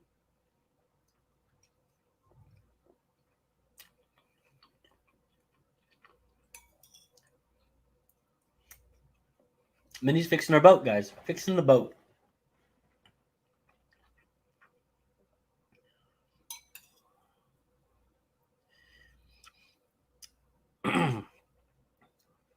Yeah, the stock market's kind of holding its breath right now for the next couple hours and see what the Feds have to say.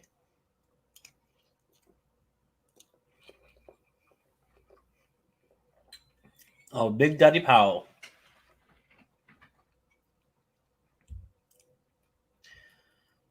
Pretty much everything, Dustin.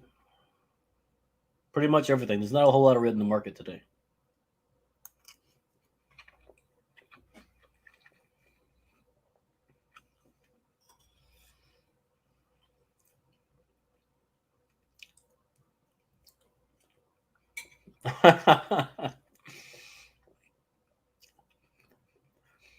Come on, be big. Go back green, please.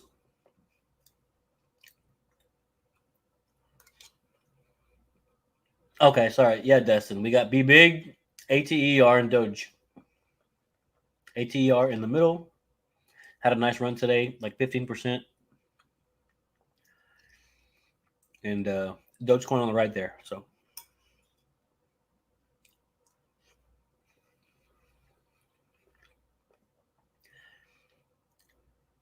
let's see if Doge can hold these gains today.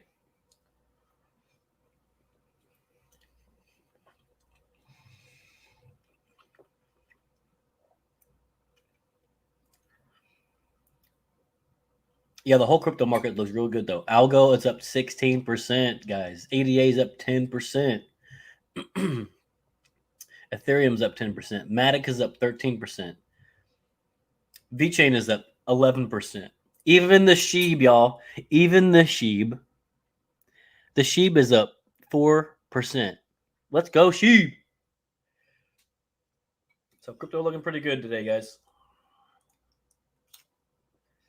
Can you guys hear me eating? I'm sorry. I'm sorry if you can hear me eating. I'm trying to eat fast so I can put this stuff down.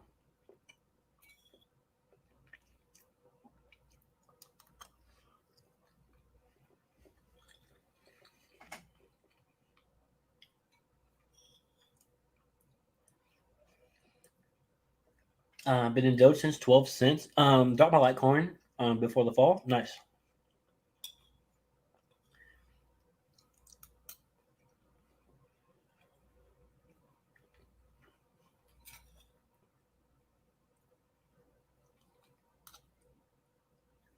Thanks, Diddy. I'm starving, y'all. Last King's at ATR strict key.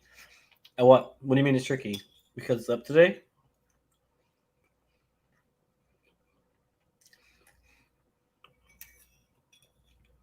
You don't know whether to hold it or buy it, or what do you mean, Last? What's up?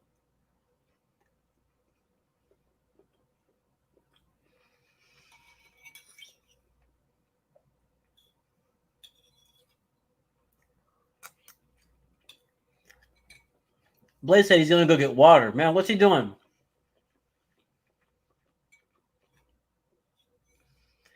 That dude's gotta walk down to the river to fill up his basin.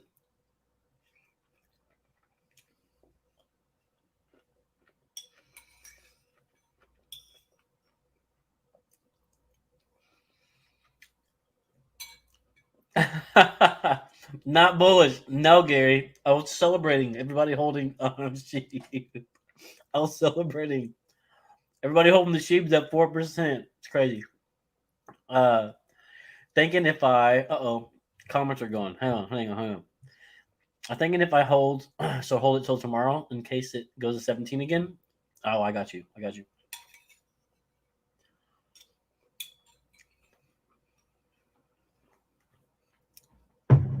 Well, that'd be another like 15 to 20%. So, how bullish are you on ATER right now?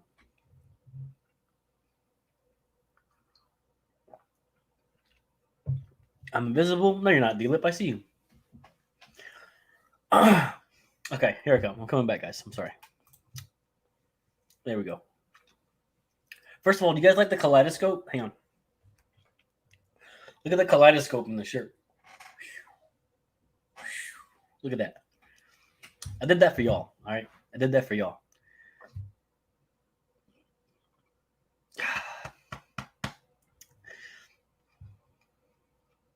Oh, snap. We about to get some options? No, instance. No, we're chilling. Not tricky, Lucas. I just be very careful. I think we're extending here with ATER. I don't think we'll see 17, but we need to see 15, in my opinion. Neil, thank you for taking over. Please encourage Blaze when he returns to take a longer break, get some food, get some rest until Powell's speech. Worried about and want him to stay well. Yeah, Blaze is okay. He'll be okay, Scotty. Thank you, though. Thank you. Yeah, when Blaze comes back, we might take a break. I don't know. We'll see what Blaze wants to do, but we might take a break until Big Daddy Powell starts talking, and then we might come back. Should I sell or hold? Not financial advice. 170. I'll look at that for you. You can't see my charts because Blaze is gone, but I will look at TEUM, right? TEUM. TUEM. See, almost screwed that up. Cool. So wow, here we go. 170. 170. Nice, bro. Nice. Very good. You bought it on the dip, dude. Perfect. Almost like right there on the money. Good job, dude. I'll be celebrating those gains for sure. I think I had some calls on that dip as well, and then I had sold them a couple of days later. But yeah, good job holding through this nice little turnaround here. So the price target there would be like $4 at least, $4 back to where it came from before this whole like charade of everybody panic selling over the last few days. So I like it for $4 again. But yeah, good job if you're still holding that. I wouldn't sell it if I mean, it's up to you. Not financial advice. Looks good. Up 5% today. And it's holding highs of the day, 273. So it's good. Digital Space, thank you for the super chat. Thoughts on MMAT $9 call for 11? I would like it for January, but I think it's okay. I don't think we'll see $9 by November though.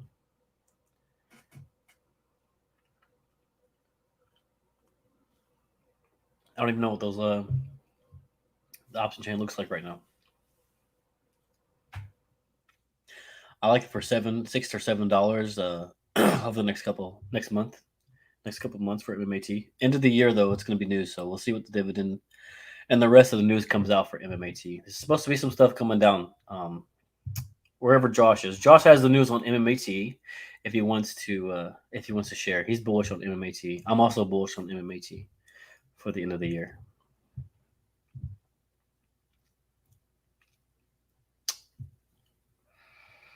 Leona, go Doge, ADA, BTC, Ethereum, Solana. Yeah, go everything. Go all the crypto. Let's go crypto, right?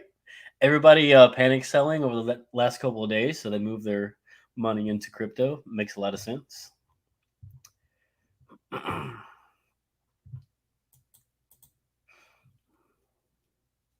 Might make money like call, but not sure it will get in the money. So sell on a spike end of the month.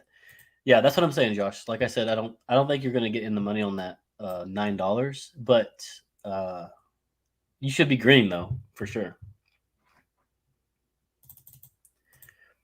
Just make sure you have a stop loss in place for those options.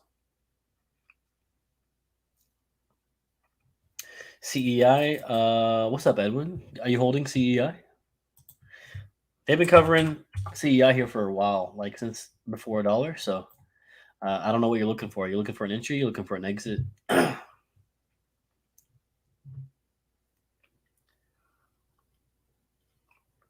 Oh, you think so, E?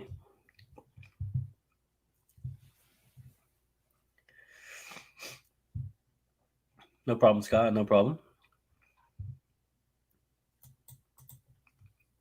Now I was getting different backgrounds back behind me so you can see through my shirt. Let's see what it does.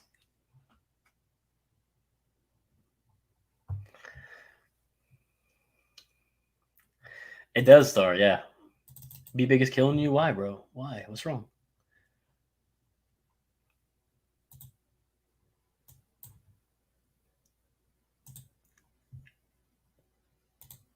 I think BBIG is okay.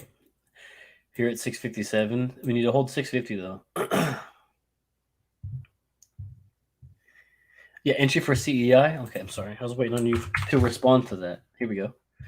CEI, we're living in the middle. On my chart, I have 145 as support and then 170 as resistance for CEI. I think we've talked about this multiple times today. It's 170 being like the strongest level of resistance that you can see that we have seen. Every time we touch 170, just briefly back down. Just briefly back down. So right now, obviously, we're at 153. I have support at 145. So if you're averaging in, I think it would be a good opportunity. As close to 145, 150 you can get. So 153, not the worst entry. But if you're looking to get in and you have to get in like right now because your life depends on it, scaling in at 153 is okay. But I'll be looking for like 150, 145. So there you go. Just be careful on that entry and have a stop loss because we can very likely see 130 again, right? We're coming off of a huge pump over the last like week and a half since like September 9th or so. So we're coming off a huge pump like below $1, and now we exploded up like over $1.80, right? And we're coming back down to $1.50. So I'll just be very careful of your limits, right? Manage your risks appropriately. I'm not holding any, by the way. I think I scalped it like around the 14th or 15th or something like that. I was in and out of it pretty quick. Balthazar. We talked about workhorse earlier, right? Workhorse? Hang on. Workhorse. WKHS. Yeah, here we go. Oh, here we go. So $7, right? Yeah. So 720 good entry. Yeah, someone was asking about workhorse earlier. About I think an entry into that as well. So we put up the chart. It's at like 52-week lows after some negative news. So yeah, people think that the it's a little bit rubbish right now. The news is rubbish. The chart is pretty rubbish. Sitting at 52-week lows. $7 is like the level of support. We're at 737. It's down 10% for the day. 720 would have put you in profits if you got in at 720. So you're in the green right now. I would be watching that position because 52-week lows could be a good or bad thing, but we're running on negative news, and the chart looks pretty bad, right? If you pull up the chart, look at the like hourly chart, look at the daily chart, looks pretty bad. So could be a bikini bottom, could be. This is something that you need to keep track of, right? Don't just like I said it and forget it. Make sure you have a limit, stop loss, whatever it may be, a take profit limit, whatever, in place because you don't want to go red in this position. Because if you go red at below $7, it can go to $5 to $4 to $3. But right now $7 is pretty strong. Okay, there you go.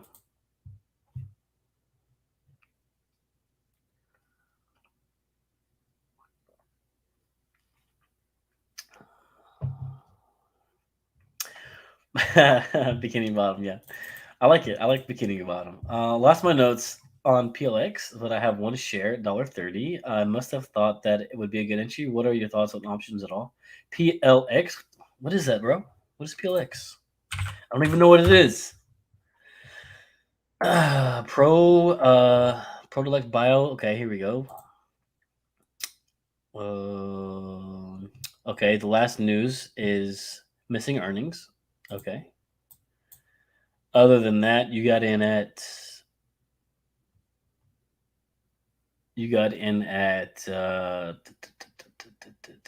where's your comment? $1.30. So you're just a smidge green for the day. Wow. Unless you bought it, I guess maybe yesterday. Okay.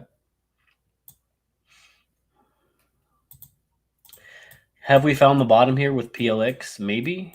It looks like a good level of support there at like $1.30 with $1.29. So that's pretty decent.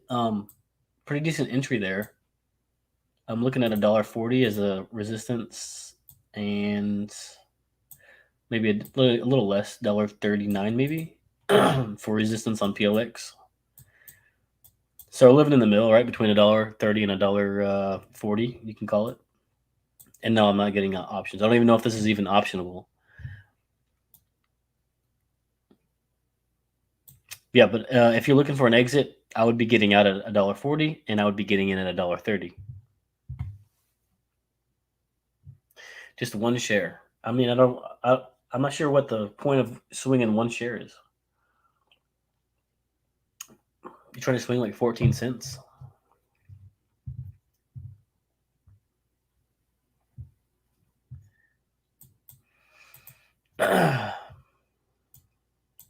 Where's the news at, Tim? Where's the news?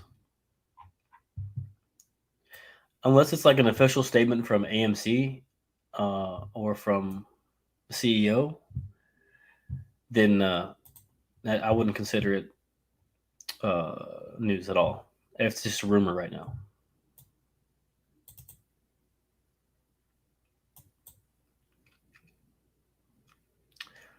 Sandwich money? Okay. CEO AMC said they'll work on figuring it out. Okay.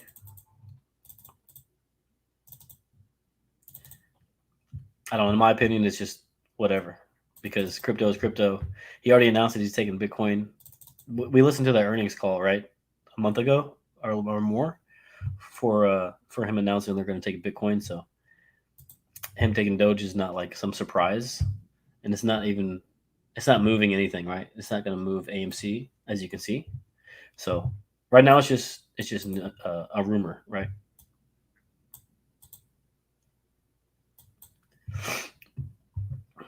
I need emergency TA. What is emergency TA? Do you got? Did you not do TA before you bought it? Oh no. LTC and Walmart fake news. Okay, thank you, Leona. Bitcoin ETH fees though. What are the fees are you talking about? A CEO for AMC tweeted it yesterday. Yeah. It's just a rumor, guys. Just a rumor. Look into it. Yeah, looking into it and accepting it, totally like different things, guys. Right? Just totally different things. I did. I jumped in at 22. I want to see what you thought about. Let me go find it. CTX. What is that? Um,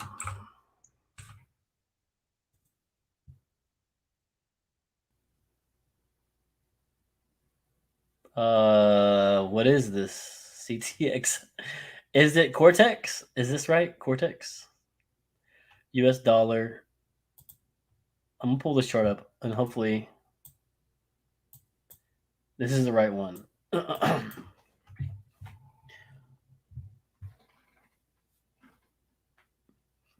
So many like random coins. Okay. So I jumped in at 22. Okay, good job. Good job. Up 2 cents today. Did you buy it today? And we've seen as high as 36 cents. Is that right? Oh, even more. Here we go. Whoa.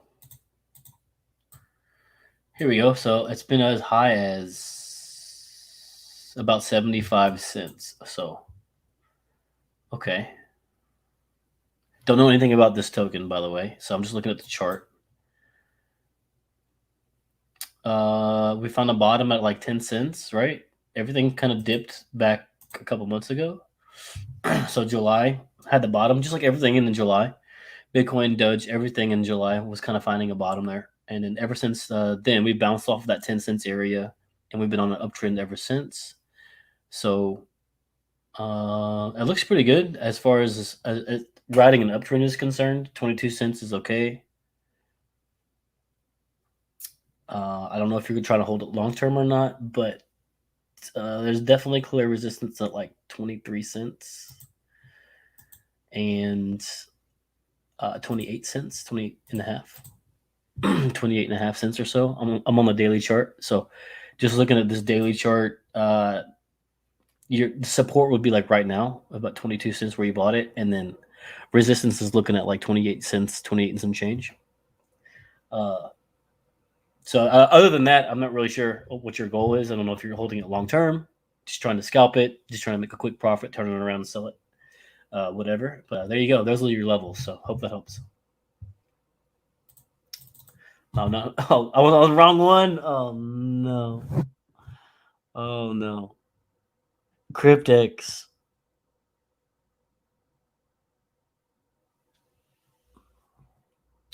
In like 2 hours. Oh no! In about, let's see, what time is it right now? It's 12 for me. So 2 o'clock Eastern in another hour. Yeah, another hour and a half. Hazy. It's fine. It's fine. I thought that was the right one. Cryptex. What is that? Probably like random. Okay, here we go. CTX on Gemini. What is this?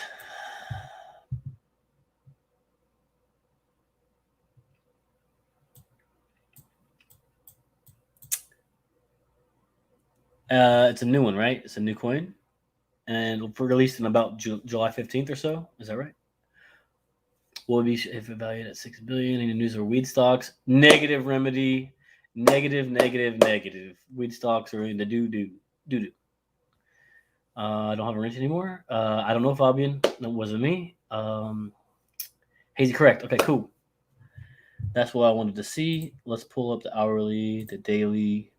Here we go. So dollars, right? Dollars. This is on Gemini, right? It's like only available on Gemini. That's what it looks like.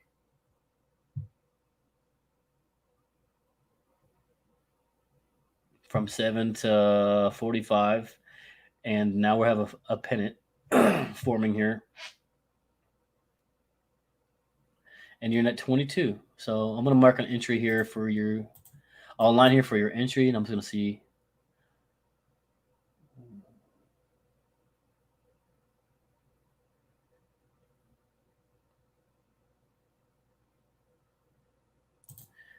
Because ever since it hit that top there at $45, it's been on a downtrend like ever since. So unless you bought it like off of the bounce, or if you bought it coming up, I'm not really sure where you bought that at. Either way, it bounced off of like 22, where your entry is, a couple of times now since we've been on this downtrend. So we'll see if we can bounce and hold this. Not really sure what this is about. So all I'm just looking at is this downtrend and how it's holding this 22, 22 and a half or whatever support line. So it looks pretty good for holding that. And in between then, you can scalp this pretty good. It looks like between 22 and like $30. Looks like we're bouncing between there right now over the last week or so. So if that's something that you're looking to scalp, 22, ride it to 30, ride it back, sell it, ride it back down to 22, entry, wait for it to go back to 30, sell it. So not really sure if you're trying to scalp it or hold long term, but it looks pretty good between 22 and 30. But other than that, I don't see it going over $30, $31 though.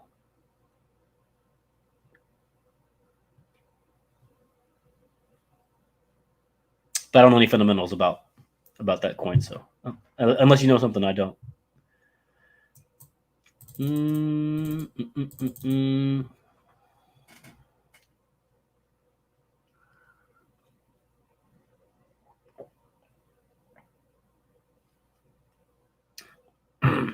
No problem.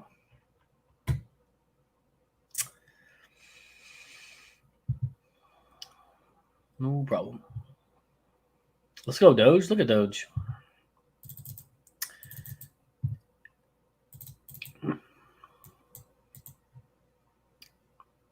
Doge going up 2 cents. Hey, Doge going up 2 cents is a big deal. It's 10%, right? So if you can make 10% on your money any day of the week, I would take it. 2 cents. That's 10%. I'll take it all day, every day. Whiskey, no, bro. It's tea. It's just tea.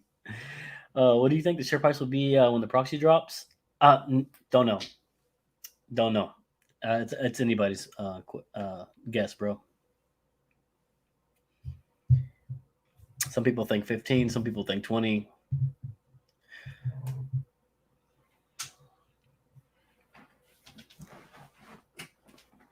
Workhorse is going up. We've looked at it like 14 times today. WK something something something.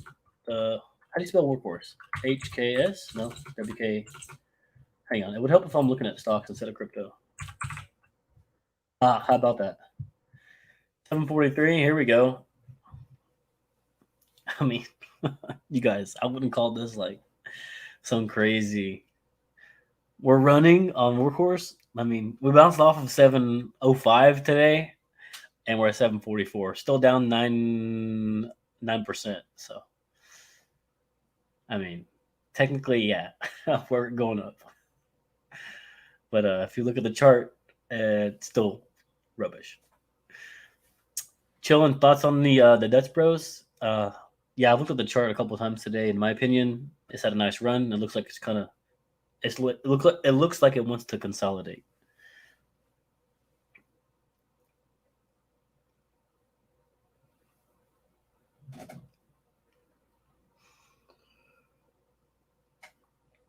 I'm 35 cents chilling. Well, you could always average down. Just saying. You can always average down.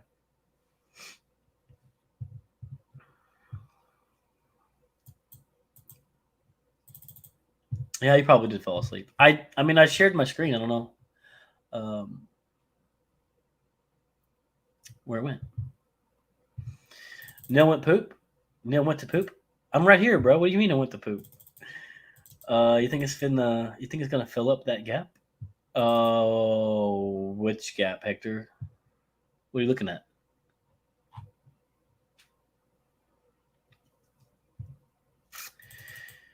OTC? I don't look at OTCs, bro. Sorry. I don't think I bought like OTC like maybe one time in my whole life.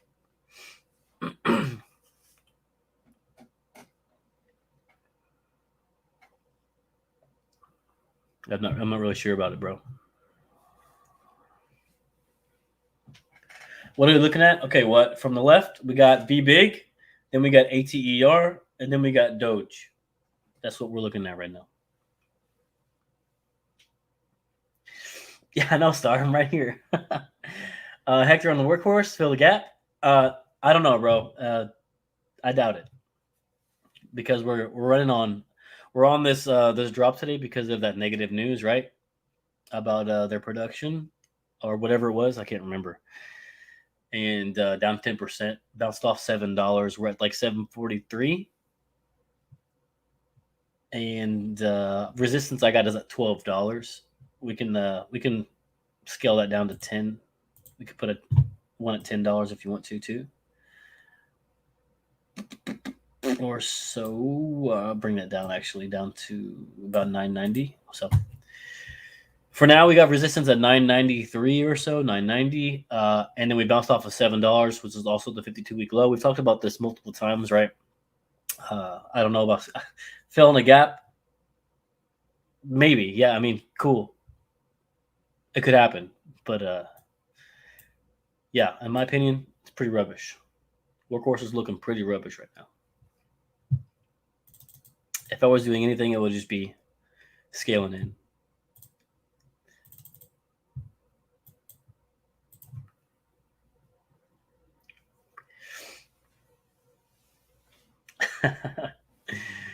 Robinhood wallets this month. We'll see.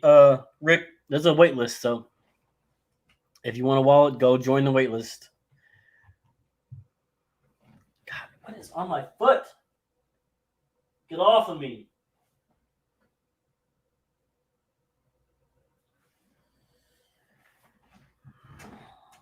I missed time.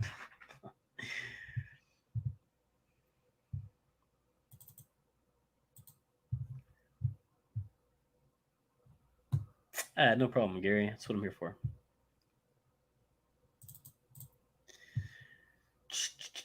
OTC are going crazy right now? I doubt it. Be nice to my baby? My foot? Be nice to my foot?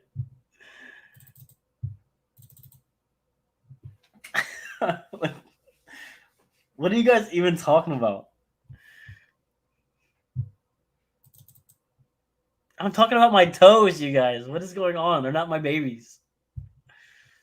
You guys are smoking crack, I swear.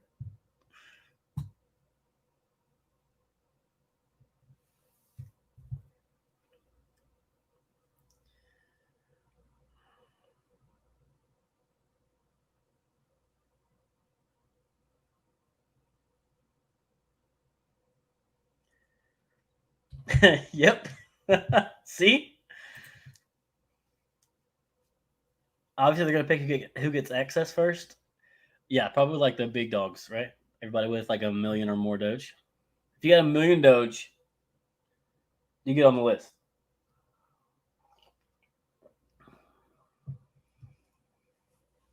They also incentivize it like, hey, you can go up on the list if and only if you invite people to join Robinhood. If you invite people to join and then they join and make an account, you can move up on the waiting list. Dad.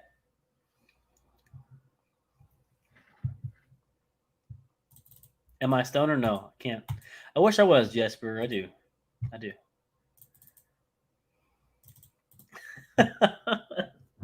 He is, yeah. He probably is. He probably fell asleep on the toilet, to be honest. Past that, I can't pass it. I can't. You couldn't handle what I'm smoking, y'all. You couldn't. I'm number 49,000 on the waiting list. Let's go, Tank. Maybe you'll get your access like next year.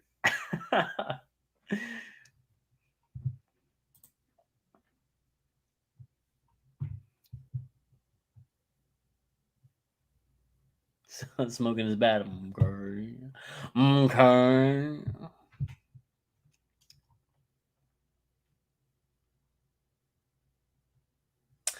Is anything else moving right now? Anything? Let's see. Some things went from red to green today, so that's good. Be big though. It's like the only disappointment today, right? Everything else is okay. Be big though. What are we doing, Be Big? Why do you have to do this to us? Why do you have to do this, Be Big? That's like the only one, in my opinion, on my list. That's kind of disappointing. Everything else is pretty green. 1, 2, 5, 10, 11%. And Be Big is down like 3%. We won Be Big at $7, y'all. $7. It's not a lot. 50 cents. Whatever. 50 cents. We can do it.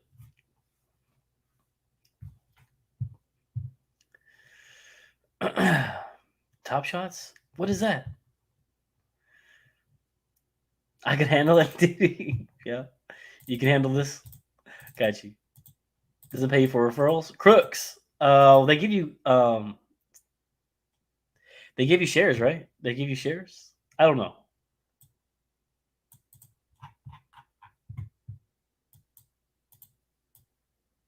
$25 support, looking for an entry. WIMI. I keep buying Be Big every time my buy goes through. We drop again. Jason, stop buying. Jason, chill. I need you to take a break from buying BBIG just for a minute. Just for a minute, bro. WIMI? What is that? Let's see. Hologram cloud. Whoa. Look at the volume. So we 10x volume today with hologram cloud. What's the news?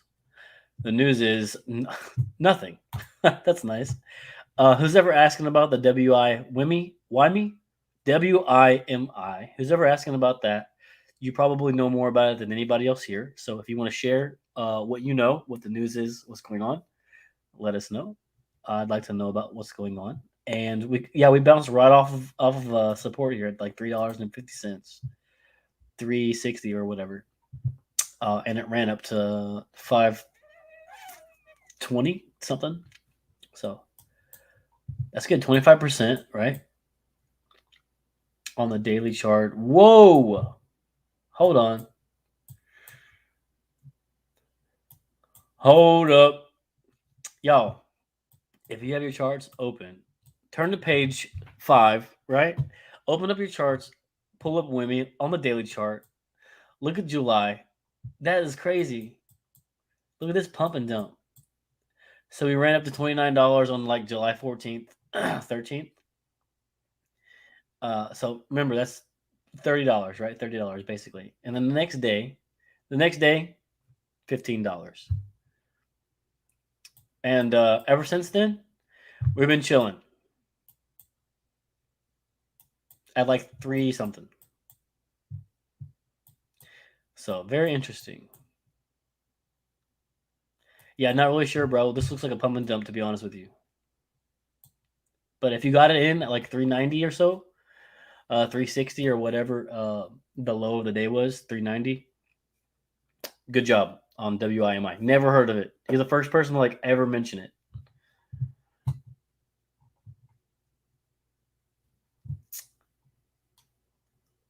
They're suppressing BBIG at the moment. Okay, thank you. Artistical, thank you. GoTo is skyrocketing. I doubt it. Go check GoTo. I doubt it. Doubt it. Let's see. Yeah, see, it's not skyrocketing. Not skyrocketing, but this is the bikini bottom play that we talked about earlier. Blaze, I showed this chart. If you're getting in, go to GOTU in the like 246, 230, somewhere area right there, right? This is the bikini bottom play. We came down, we're chilling, 230, 240 or so support. And what do we do today? We opened up here off of support up to 316. So that's pretty good. 26% is good on any day of the week, right? So yeah, there you go. If you're holding GOTU, good job. If you're looking for an entry, it's not going to be 312. Not going to be 312. I wouldn't say it's skyrocketing, though. Skyrocketing would have been back where it came from, $10. Walker with earnings today? I didn't see that. Walker, I didn't see it. Oh, Andrew, cool, bro. My Discord's not even open. I'm sorry. I'm so stupid. I'll check it. Thank you. I signed up a friend to Robinhood, and they showed 0 referrals until I emailed them the name of the referral. All the website referrals disappear also. They're crooks. Well, yeah. I think most people would agree with you. They're 8. Most people would agree. Thoughts on CEI? Thank you, John.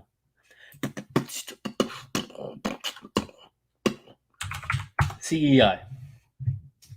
Still sitting at 153, guys. Like, not really moving today. 145 to 170, there's your support and resistance. So if you're looking for an entry, scaling in down to 145, that would be like your best entry right now. And then resistance would have been like where you're supposed to sell it.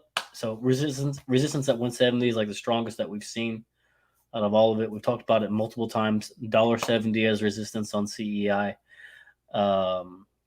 So that would be my selling point. My take profit would be $1.70. And entries like 145 to 150. So scaling in now, okay. If you have to get in, if your life depended on you like surviving or dying and you had to buy right now, I would scale in at like 153, but that would not be where I want to get in. I want to get at 145. So, but CI looks good, right? We had a nice little run from sub $1 to the $1.80 or whatever we got up to. So obviously 100% gains, right? So 100% gains over the last couple weeks. Very good. I know somebody that was in it at like 30 cents. So in August, it's very good. CEI is good.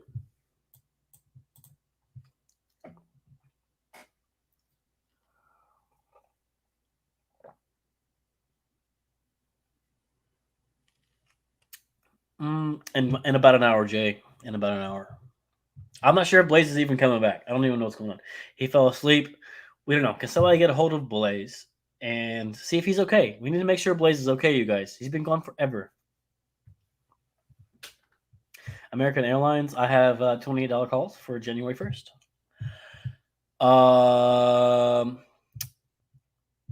To be honest with you, bro, I'll pull it up. Hang on. You have $28 calls, so I don't know when you bought those. Hopefully, you didn't buy them like at $26. But for the end of the year, the daily charts. Let's pull this up here. See this double top played out perfectly from $26 or so. Double top at $26, came down to like 18, right? 18 as support, and now we're coming back up to 20 there. So, what was that number again? You said 28.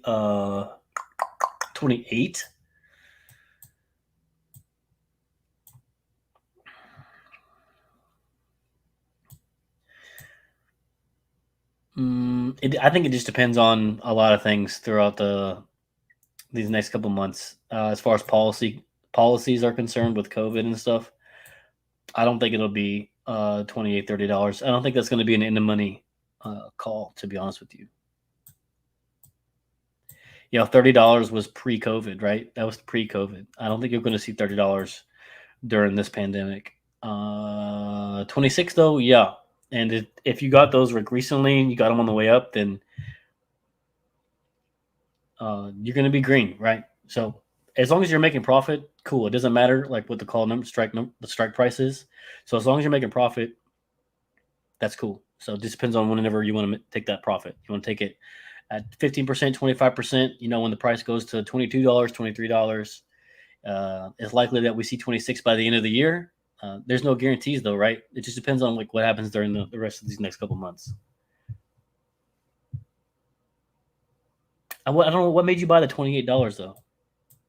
Strike. I'm just selling for premium. I'm green at the moment. Just one of your thoughts. Thanks. Okay, got you. Yeah, that's what I mean. That would be what I would do, just for the premium.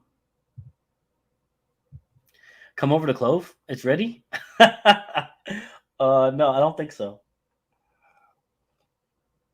Facebook is crashing. Sweet. Yeah, Jake. Remember, like the whole market's crashed, so trying to recover. 202% for WMI. Wow. Wow. Yeah, I didn't get a chance to look at the earnings report. That's awesome. Q and Surf, you asked about DLIP. Neil, can you look at those for him? Okay, thank you, Star. Okay, so Q and let's see, CUE, right? Another bio stock. So $10 was an entry, easy. What else? So we're approaching another take profit point here at 1450 resistance, and another resistance at 1575. Easy. It's very clear at the daily chart. You can very clearly see these levels of support and resistance. I'll move that there. So we got one at 990, 1075. We got support at a resistance at 1460 where we are now, and see if we can push through that. And They become support. Then our next resistance goal mark would be 1575. So there you go. That like dollar range right there. Low. Yeah, see a low float, 29 million, low volume. Not a lot going on here. Good earnings, right, though? 20%, so that's good. Other than that, I don't know anything about Q, so looks good. If you got in sub $10 or so, right? That's a very good entry. Not invisible. We can see you, D-Lip. We can see you, D-Lip. And Surf. Where's D-Lip? What's up, D-Lip? Where you at? Surf. I'm doing this for you, D-Lip. This is for you. Because I love you. 940. Okay, we're looking at Surf here, guys. If you want to follow along. Looking at Surf. And we had that nice run, right? Nice run up in May. And then we had a big downtrend from May to like August. And then we turned it back around. So big volume a couple days ago on Surf. Relative volume, at least. Like 2 or 3 relative volume. Like the bottom would have been like 535. We have resistance at $9.46. So yeah, if you're looking for an entry, sub $7, I think would be best there. Around 650 would be best case scenario, and then you're looking at resistance or target for like 950.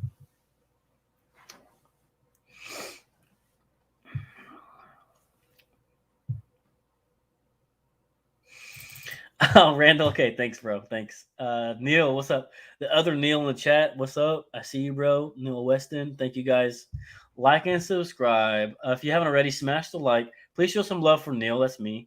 Thank you, Scotty, who is doing an awesome job hosting while Blaze gets some needed rest. Thank you for all the continued support, guys. Yeah, definitely. And look at Be Big. As we're talking about the other things, guys, we're being distracted. All right? We're being distracted with all these other random tickers. Look at Be Big. Look what's happening. Be Big, 650. Right? Down another whole percent. 3.5% today. We were green, y'all. We were green. And now we're red. We don't need this right now. Come on, Be Big. You're the only one, right? The only one who's red on the day that we care about. You're welcome, guys. You're welcome.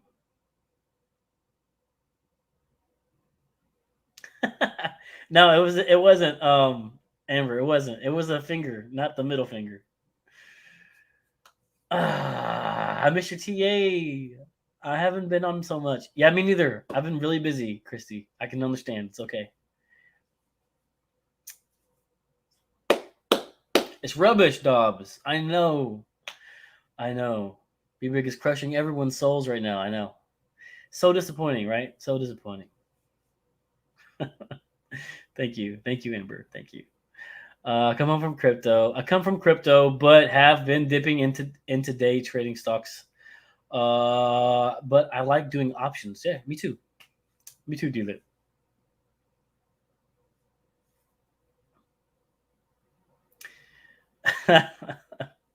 Be Big owes you? Oh, Vin, I hope you have some limits, bro. You don't get the whole owing thing when you have those stop losses. So maybe have a stop loss now and then have new entries. That'd be the best thing you could do. Hit your stop loss, get out. Look for a better entry at a lower price. That's what I do. It's okay. Hit a stop loss, 5%, 10%, whatever. Then get back in lower.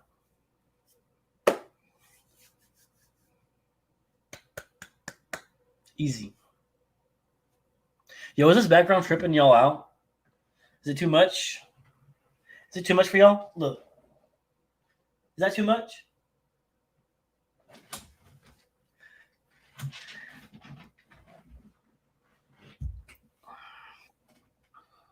I'm fairly new to Webull. Best way to build it up with the only 3 days. Best way to build it up with only the 3 days. 3 trades in 5 days. I have Robinhood, but quit using it. Going to transfer to Webull soon. Are you talking about the pattern day trading rule?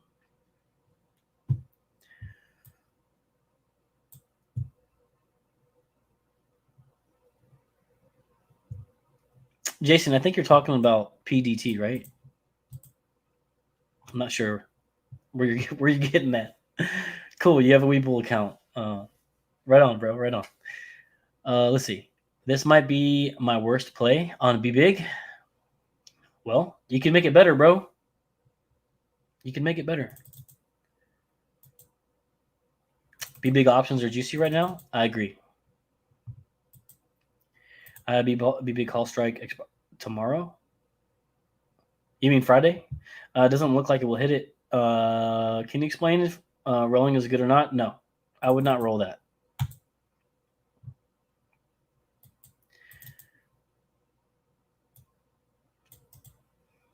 I would not roll that. I would just find a new position. 7, like the 7 strikes for BBIG. If I was looking at calls, it'd be the 7s, in my opinion. Okay, got you, Jason. I got you. I would actually, Jason, I would use both of the accounts. In your case, well, I don't know if you care or not, but if you want to make the day trades and you're like under 25K, so you fall under the PDT rule, keep them both open. That way you can double your transactions, right? So instead of 3, you would get 6, 7, or whatever, 8, whatever the rule is. 4, is it 4 in a week or 5? I think it's 4. But anyway, you would double it, right? Because you have 2 accounts. You can do, whatever a week with Robinhood, and then you can do whatever with Webull. So there you go.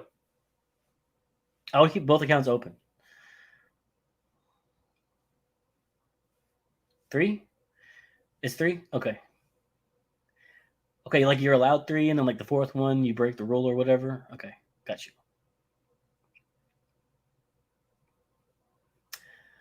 Let's go, Ray. What's up? What's up? Look at you guys. Look at BBIG. As soon as we like get close to the 650, look at the chart. Look at the BBIG chart. See it bouncing off of 650? Got a green candle.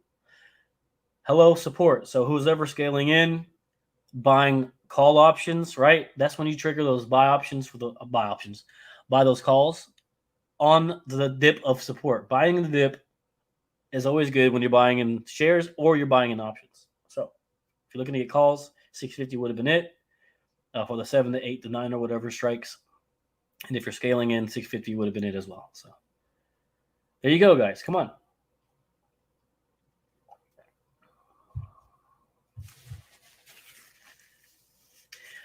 Actually, Joel, you don't have to have you can have a cash account, right?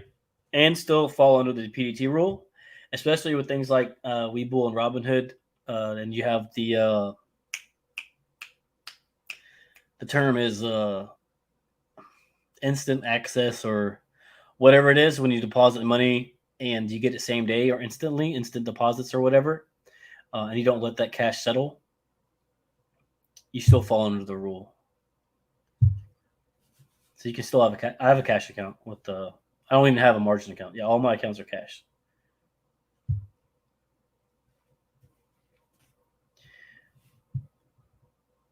Do you have a Twitter account? Yeah, social media guys. Wait, which way is it? Here we go. Up in the up. I'm pointing to the corner. Okay, I'm trying to point to the top of the page, up there. Instagram and Twitter logos, right? _ hot trades, at hot trades X, Instagram and Twitter. There you go. If you guys want to shoot Blaze a follow, that's Blaze's accounts. That's the hot trades accounts on social media.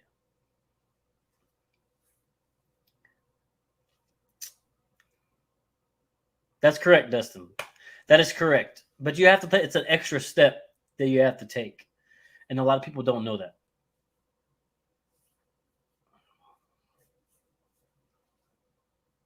Same thing with deposits and like trade settlement. The funds from all your trades have to settle. I think it's 2 days, T2, 3, something like that.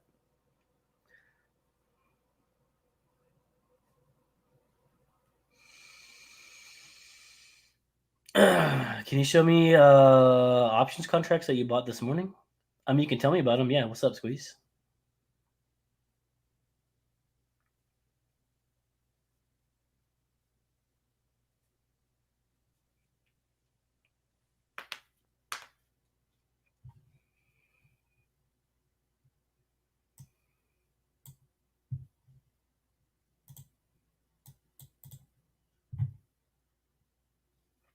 Look at BBIG. Yo, Doge is gone. What happened to Doge? Guys, look at Doge. Where did you go? Okay, Doge is okay. Doge is at 21.8. It's fine. It's fine. Doge is fine.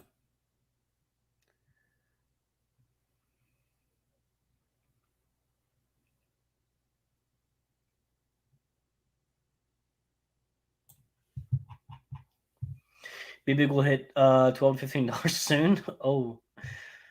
Oh, bold predictions. Bold predictions. I use my account as a bank account, so I can stay above the 25K. What lets you do that? Stop loss. I learned my lesson. BBIG bounce. Now, dang you. There you go. Yeah, Vinrock. There you go. Stop losses, right? Stop losses, and then finding a new entry. FCEI could be ready to rip. Be careful, though, if you're getting in. Be big. When I get paid, I put it in my account and then slowly builds up. Okay, cool. Clove new high today.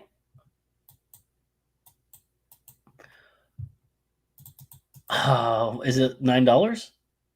Let's see.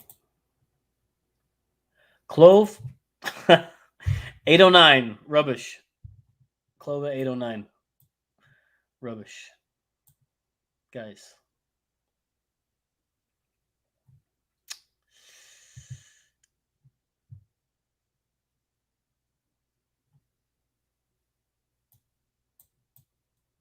But we did say $8, $18 and some change are good scaling opportunities for Clove if you're long on Clove. I think Clove has potential.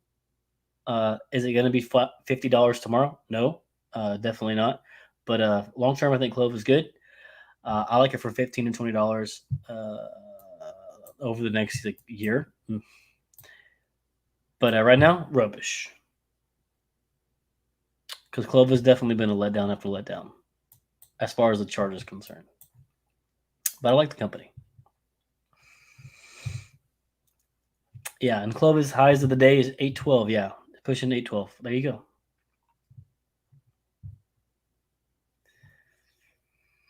I can't send you a DM on Twitter.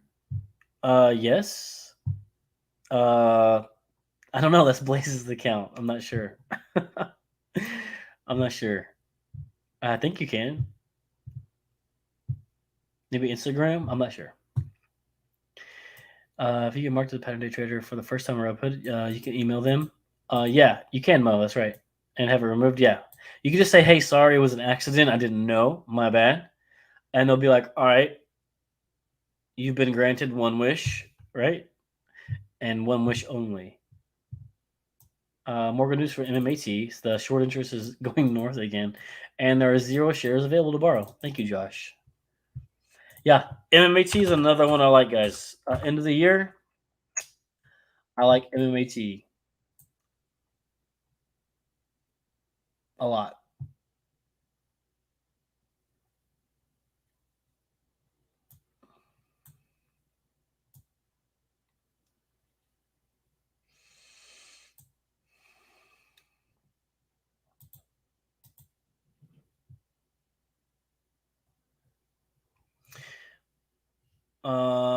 Yeah, yeah. Make sure you spell that right. Thank you, Virus.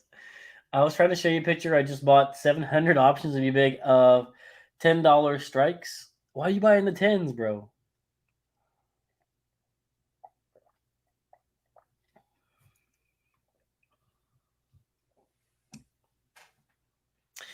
Check Reddit. You can do it yourself, bro. Pep, you can do it yourself. We have a website you can do that at. Is there a command, you guys, in the chat? Can you help me out? What's the command for the chatter quant?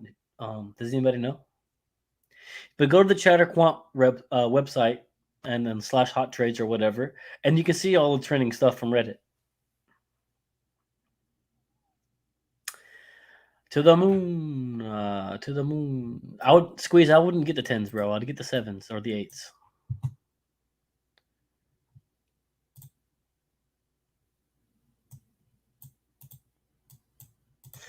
Is that a command green?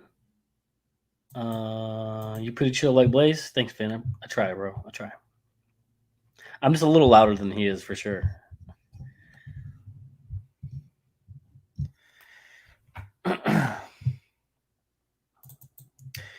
Chatter, cool. Chatter, 8-ball. Is there a chatter command? Yeah, you guys. Somebody go find the Chatter Quant website and then like put it somewhere in the chat, paste it there, and let people go to it. And I'm just checking the rest of these tickers here on my watch list, and everything looks okay except BBIG still sitting at 658. Other than that, everything is pretty green that I'm watching at least. ATER holding, it's still holding 1480. That's very good. Everything up 8%, 7, 4, 5. Pretty good. I want to see AMC at 40. We're at 39.75 at AMC, so okay. But yeah, we're just kind of waiting another hour. Yeah, another hour until the Fed talks. Mr. Big Daddy Powell himself will be talking. So coolest white boy on the tube. Let's go. Let's go. Preach, bro. Preach. You must be in the Florida. About Dogecoin, Beard.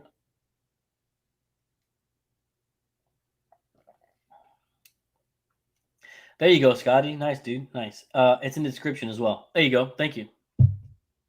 Yeah, if you guys want to know what's trending on Reddit, on Twitter, use that website use that website in the chat. Scotty just posted it, and it's in the description. So check it out if you guys want to see what's trending. Because I don't know, I don't have that like in my face all day. Flawed, boy, yeah. I got in at $21. Do you have any resistance lines to look for? Maybe. Let's go check it out. Let's dive in deep. Smith and Wesson. Wait, I thought Smith and Wesson got sold out.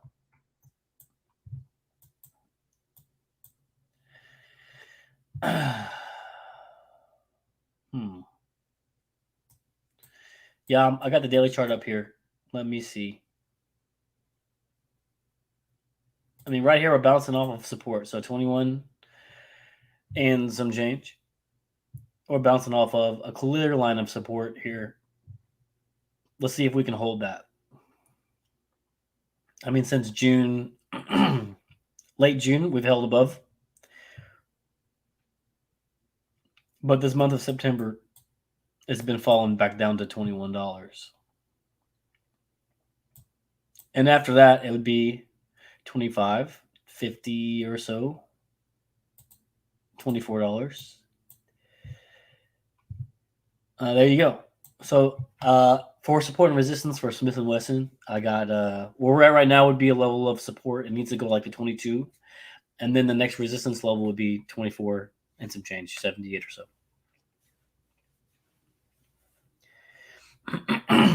If you want to scale, I feel like looking for an entry, for example, I'd be scaling in. Thank you, Blaze. Scaling in 21 and some change. I'd be scaling in because we could easily come back down. Like right now, we're at this decision point.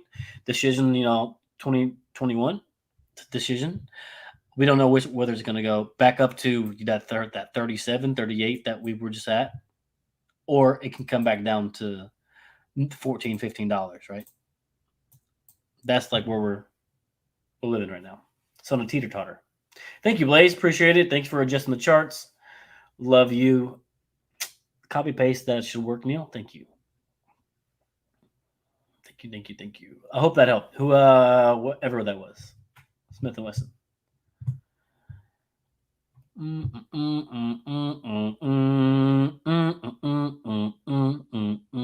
Turi.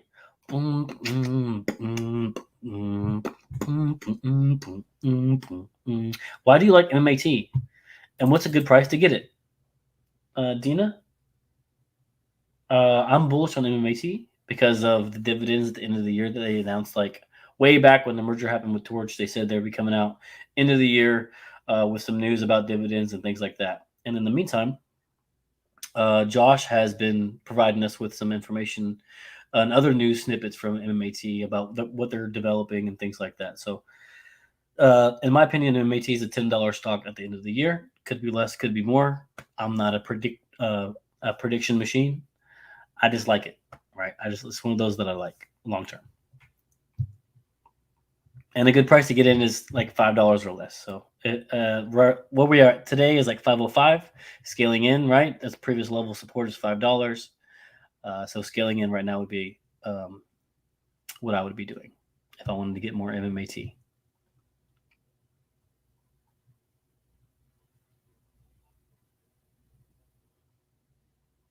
Come on, be big. 662. Yeah, Blaze is in the chat, you guys. Hype for Blaze. He's back.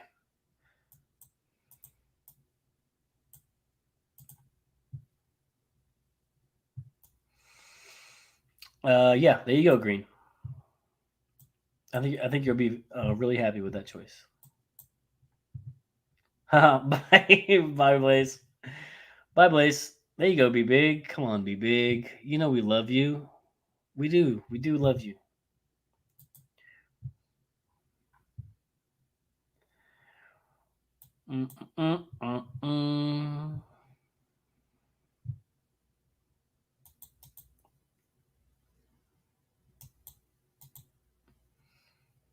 That small direct, yeah, small direct had a nice little run too.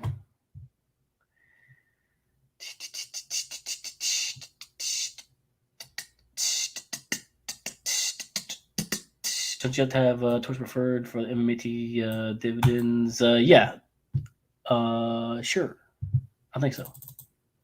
I have those though.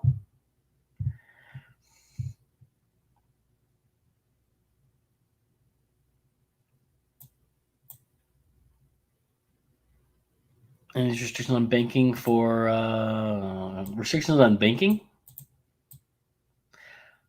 That's interesting, Rick. He's changing hoodies. You and Blake should team up. We do. We are a team, Vin. We are a team. You're bullish on Blaze, but you're bullish on Blaze coming back.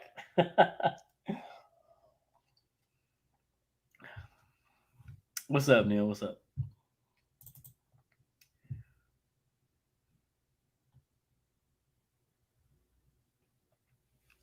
I'm right here, guys. I'm right here. I'm not going anywhere.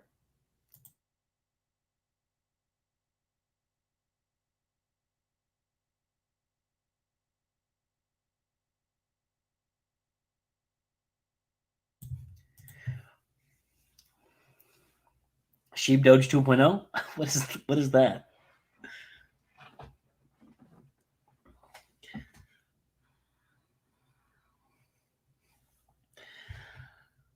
Anything else moving right now?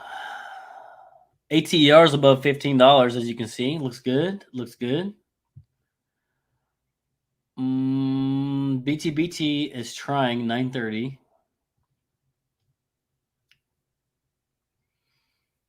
Come on, AMC. We need you at 40, please, and thank you.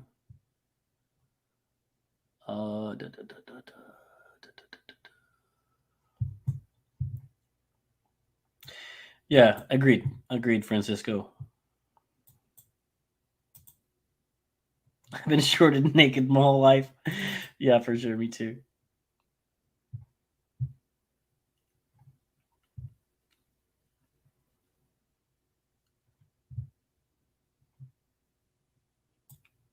It's inevitable. Yeah, Blaze will be back sooner or later.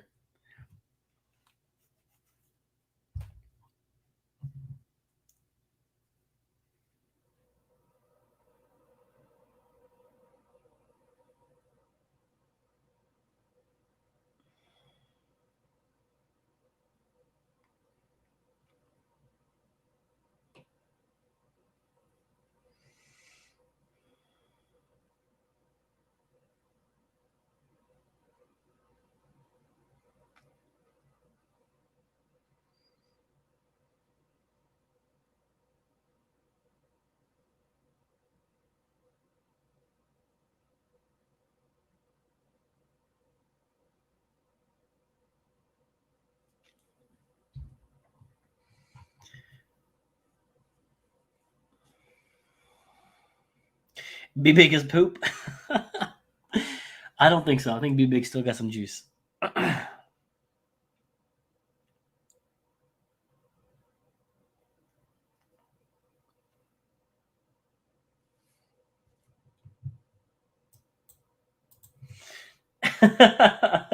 Dustin, for real?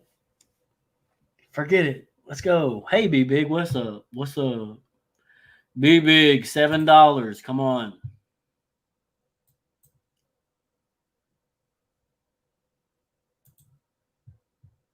Come on, Be Big. We believe. We believe in $7.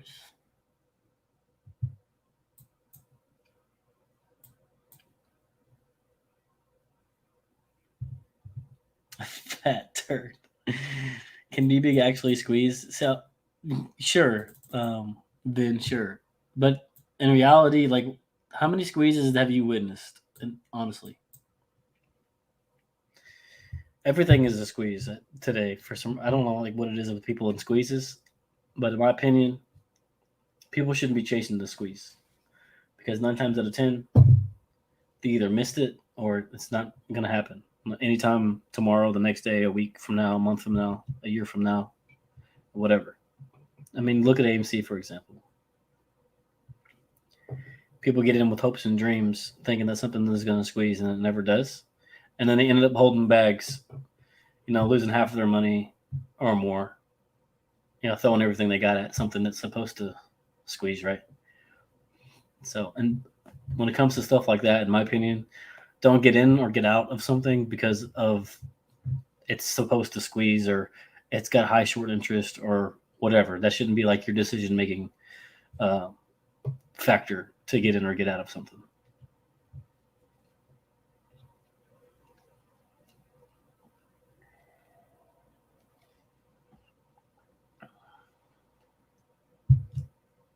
Because there's no guarantee that'll ever happen.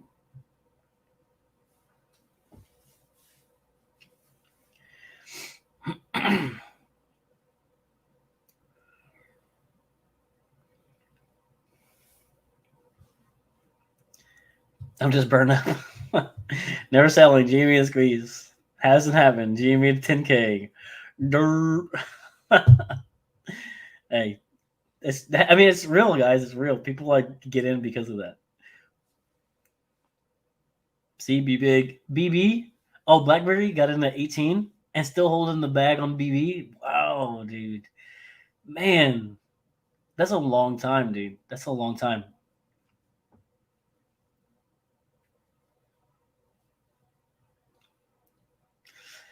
Only difference is Be Big has the catalysts. Yeah, it has more potential to go up, not because of a squeeze, but because of actual fundamental things. Agreed. Agreed. But wow, that's crazy. Yeah, nice, Dobbs. Nice. Yeah, I just saw your GME comment. Nice.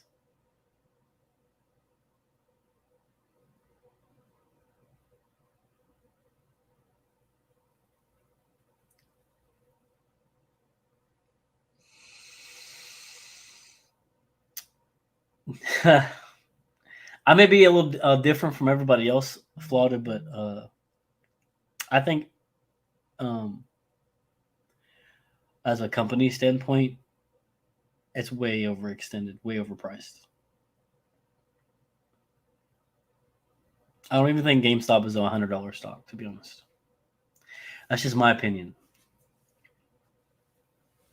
I don't think it's worth $100.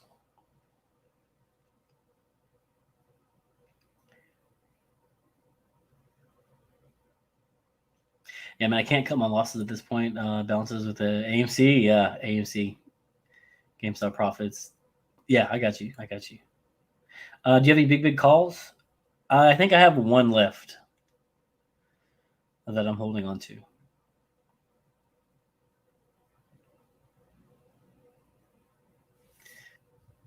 I've sold everything else though. Okay, I have three. I have three more $7 calls. BBIG is 820. It could be worse, Kai. Win some, lose some. Exactly. You can't win them all. That's why you have to have limits, you guys. Limit the losses. Oh no, I'm buying more calls. AEMD. Yeah, okay, Mighty Mo, I got you. Just give me a second. I got in on AMC at $13, still holding bag.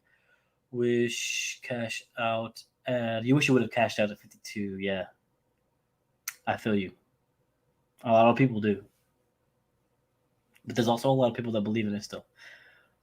And look at ATER, right? Remember we were like, wow, ATER, good job, back over $15, and look at it now, 1460 something. There you go. See, Jose, I told you, Kai. I told you. Bag is at 1054. Wow. Exactly, Jordan. That's what I'm saying.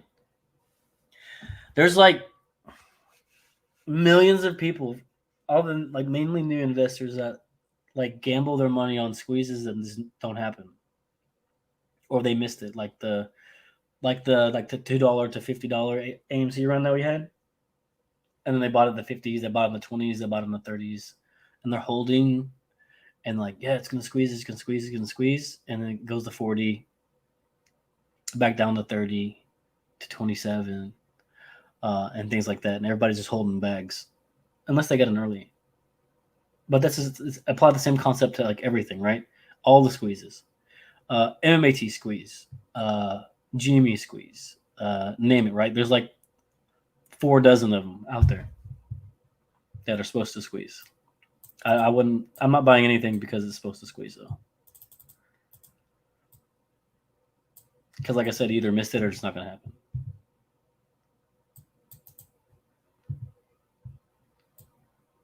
Or if you just don't care, then whatever, it's fine. go buy whatever you want. $4 AMC is a discount. Okay, there you go.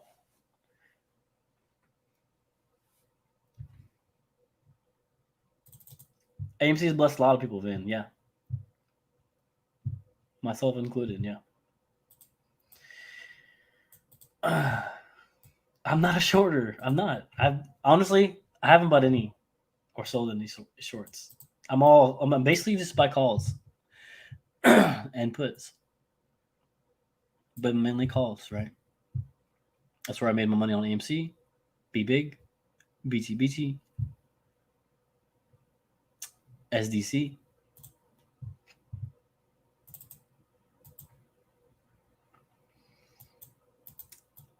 That's such a lie, E. That's such a lie. Such a lie, bro.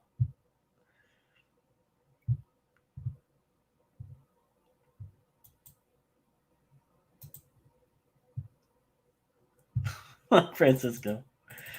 Oh yeah, we need to get away from that. Get away from that.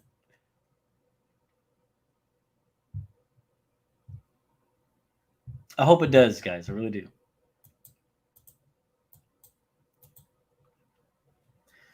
Wow, nice. 20K. That's good.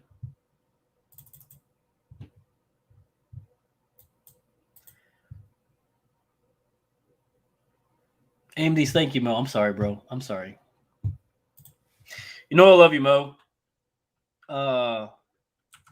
Yeah, we've looked at this today. I know we have. Here we go. Don't know if you're holding. Don't know if you're looking to buy. Don't know if you're looking to sell. But we got support at 477 and resistance at like 583. It's up $1.33, 35% today. So it's on a nice run, right? Nice run today, for sure. I'm going to zoom in here and look at some other stuff.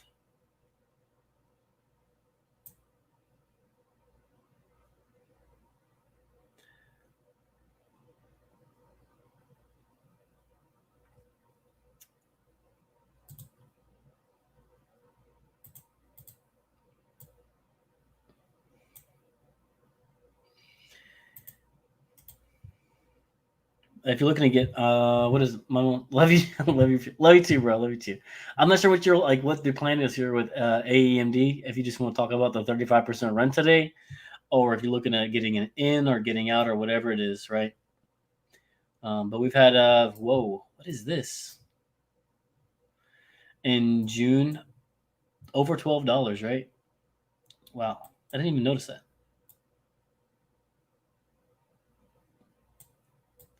Wow. Okay, cool. So, but we got like clear levels of support and resistance ever since then.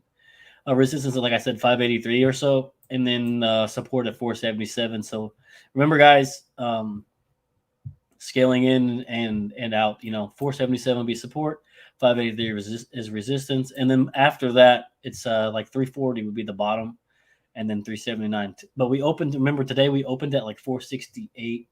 Yeah, 468 today. So. And there you go. And we're like 505 right now. So 30%. Very good. Hello, hello, hello. Thank you, thank you. Welcome, everybody coming in. And see you later, everybody who's leaving. Sorry if I missed your comments. I'm just one person, guys. Just one person. So if I miss something, please repeat it.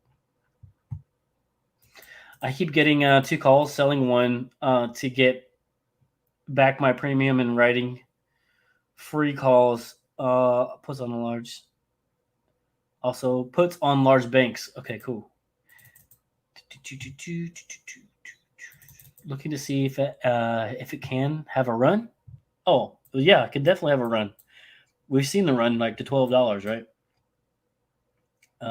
But that was news before. Let me see.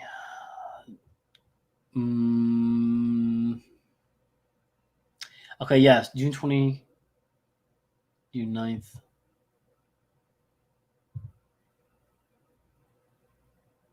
I don't know what this was before. I'm not really sure, but yeah, it's news, right? And it runs off of news, so I'm not seeing anything from today other than the only thing I see on my list here is this top pre-market gainers. Nothing else of note.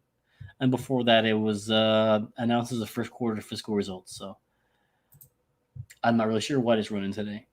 If you know more about it than I do, let me know. But yeah, it definitely has a chance to keep going.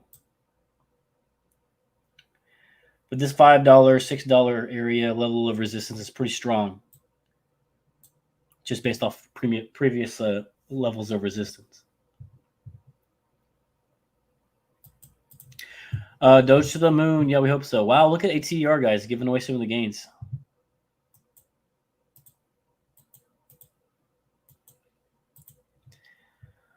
Took off of it and it dropped. See, that's why you have to be careful when you have runners like that have steep runs. Native, like we just like turned a corner and went right. Rocket from like $1 to $1.80 or whatever, and then back down. You should be okay though. Like CEI's at $1.55 or something like that today. Last time I checked. Yeah, you got to be careful with those. You can go up quick, but you can also come back down just as fast.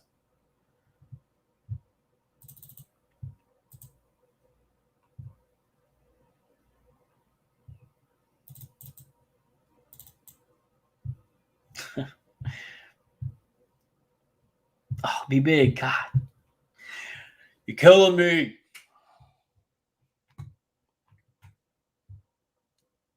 Come on, be big.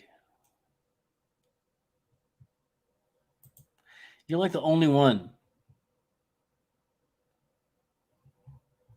Everything else is doing pretty good today, except you little turd.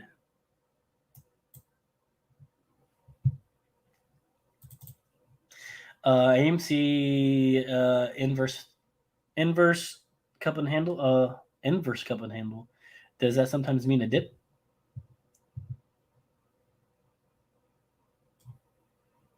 I don't know. Let me see what you're looking at though.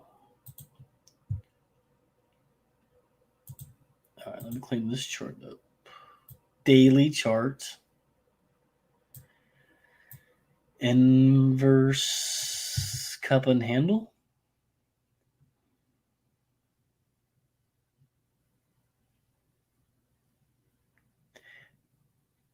Not sure what you're looking at, bro. You mean like regular cup and handle? A regular cup and handle is a U, right? It's a U followed by a little stem for a cup. I'm sorry, the handle. So we have a U, like what a regular U would look like, and then like a little slash, and then followed by an uptick.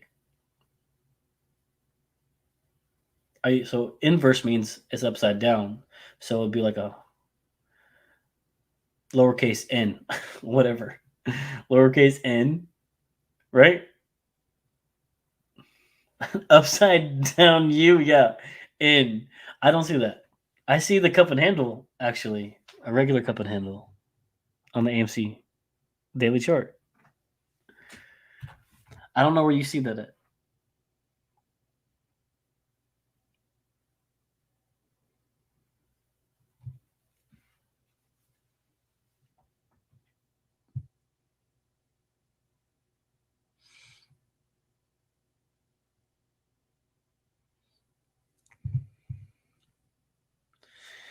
People have bought up calls all the way to $24. Their capitalization, okay, be big because of Seeking Alpha article that came out by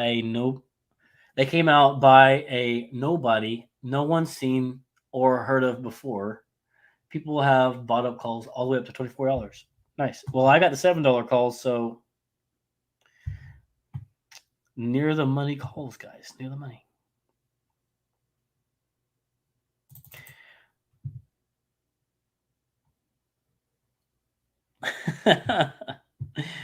Okay.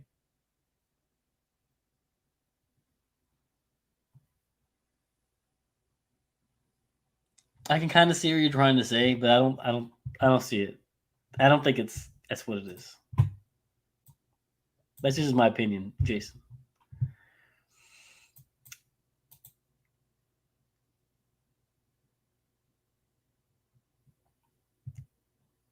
Fat turds. Let's go.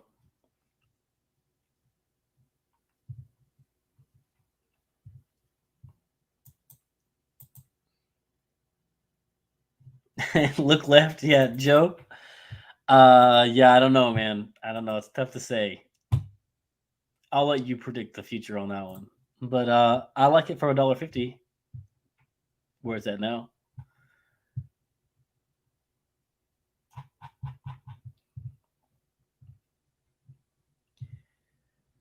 $30 till Big Daddy Powell speaks. I base all my information on zero research. Let's go.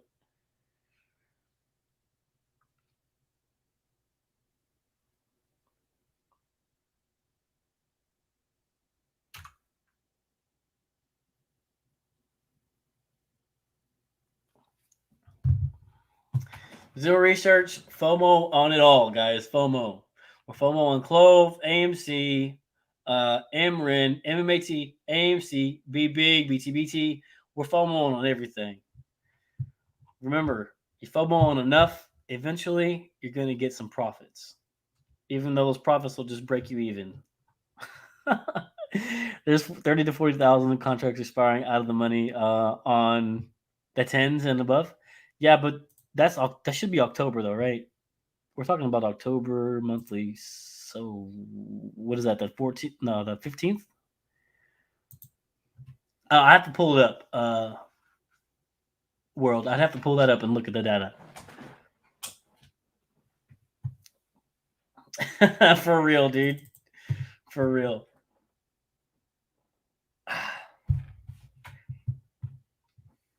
Look at BBIG just like crushing hopes and dreams, though. Look at it. This Friday?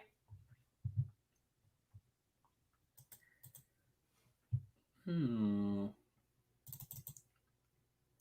2 o'clock. I thought it was 2:30, so maybe 30 minutes. I'm not sure. I can't do it. I can't show you guys. Blaze would have to show you. Andrew, I got your message, Andrew, about the WIMI earnings. Nice. That was a little sleeper. Whoever caught that, good job. Good job.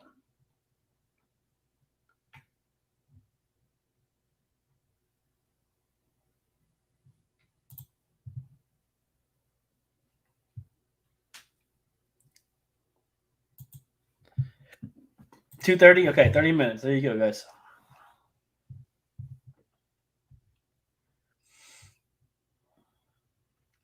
And like I said, everything other than Be Big, though, right? Looks pretty good. That's crazy. Let me see what the SPY is doing right now. Is that 145 yet? That's still at 230, 438. Dang. Come on. I want 445. Thank you, Vinoy. Yeah, thank you. I see it. I know, for real, Terry. I know.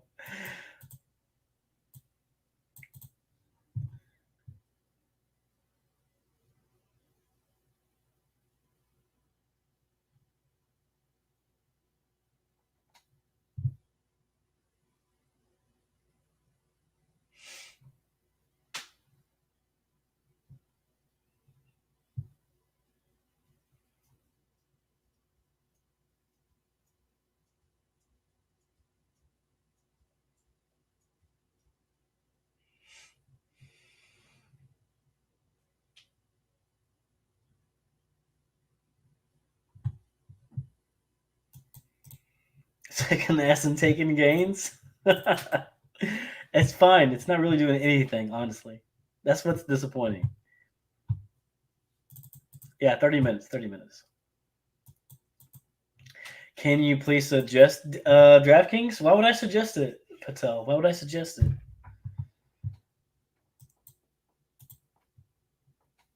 October and November? Yeah, I agree. Must see. Thank you, Kai. Thank you. Kai got the inside scoop from the Big Daddy himself.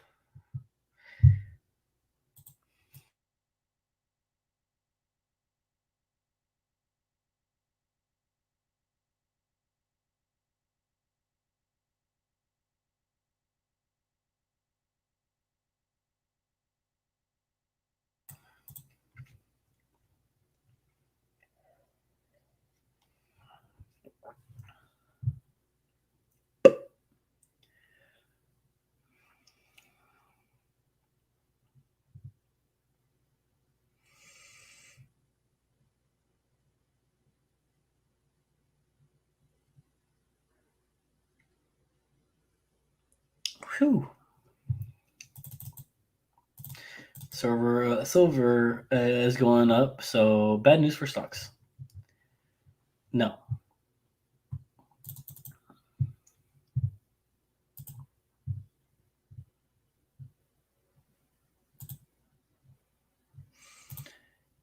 One second, guys.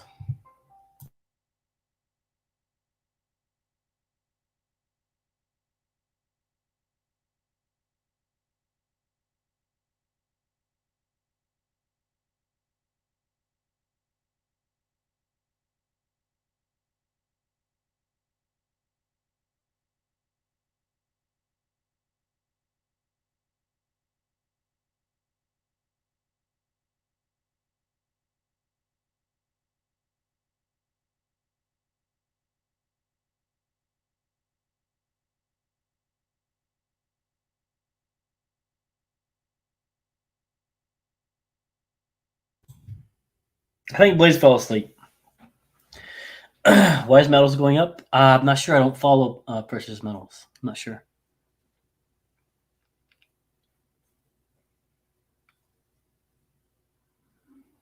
I'm just watching SPY right now.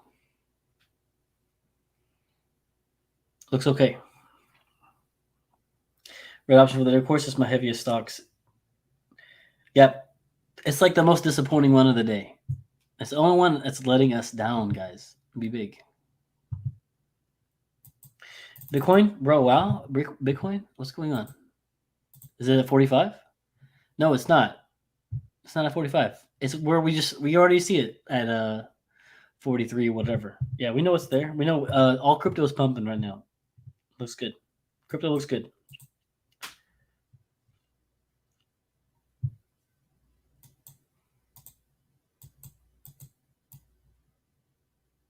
Thank you, Tim. Appreciate it. There we go. So everybody can take a breath. Unofficially. We'll wait to see what he has to say. But yeah, unofficially, we can all just take a deep sigh of relief and everything's going to be okay.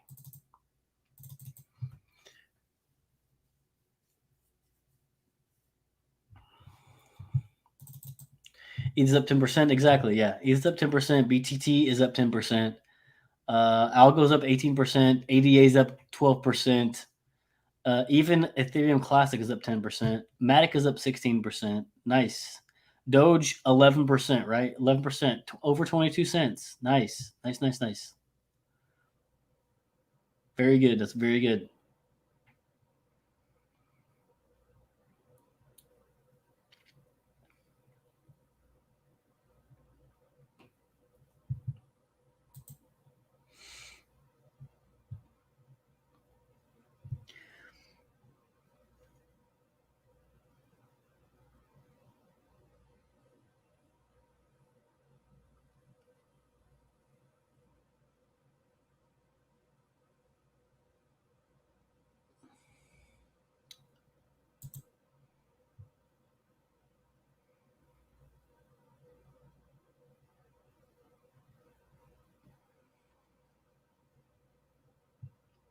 It's weird that the crypto market is moving with the stock market right now.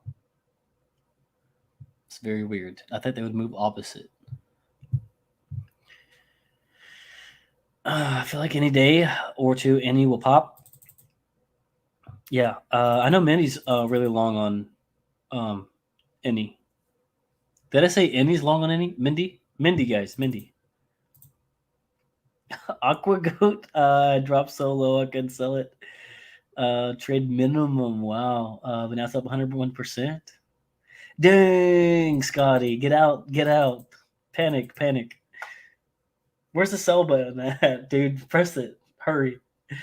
The dollar is dumping. Maybe that's why.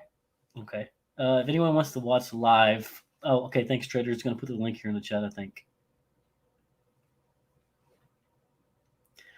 Glad to see Neil Atid. Good to see you too. Thank you. Why the hell is BBIG trading 1 cent a minute? Why the hell is BBIG trading 1 cent a minute? What? What do you mean it's trading 1 cent a minute?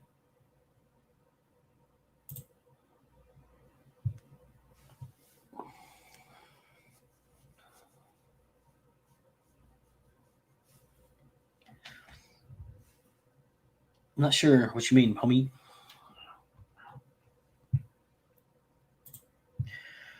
Yeah, I don't know. That's what I'm saying. I don't know what that means. Wix down to what, 437, then up to 439 in a 7-minute span. You're talking about SPY? Okay, yeah. Maybe it's just my feeling. It's not moving at all. Oh, okay, got you.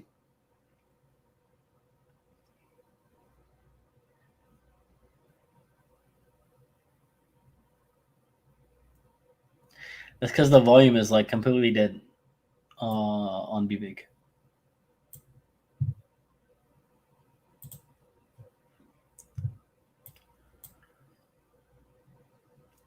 I mean, very, very low volume. I mean, 1,000 in 15 minutes. It's not a lot. Neil, bro, it's like 20 minutes. 20 minutes, Jesper. I don't know how long it's going to last. I don't know. Maybe 30 minutes. Maybe? I'm not sure. I know, Musty. I know. I know. Waiting to buy. So low volume, does it mean we can see another drop? No, that doesn't always correlate to drops. A lot of people are just holding their breath. Like the whole market's kind of holding its breath and waiting for this announcement. I know Timmy though already came in and told us like the news, and we'll see if that's the case.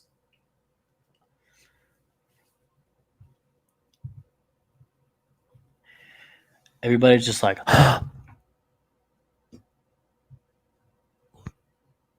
holding their breath.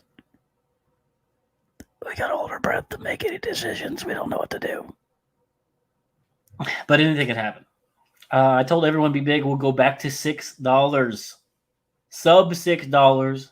People said it was FUD. I sold it at $11.20. Got back in it yesterday at $6. DD, good job. Good job.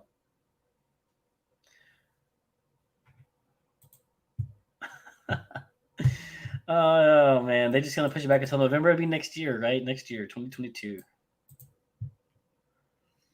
Hey, bro, can we see another drop on Bitcoin or pump?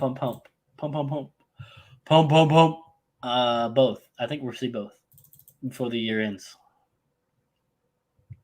You know, there's some people out there that are still saying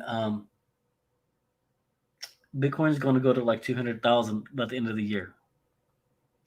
That's wild, y'all. Wild.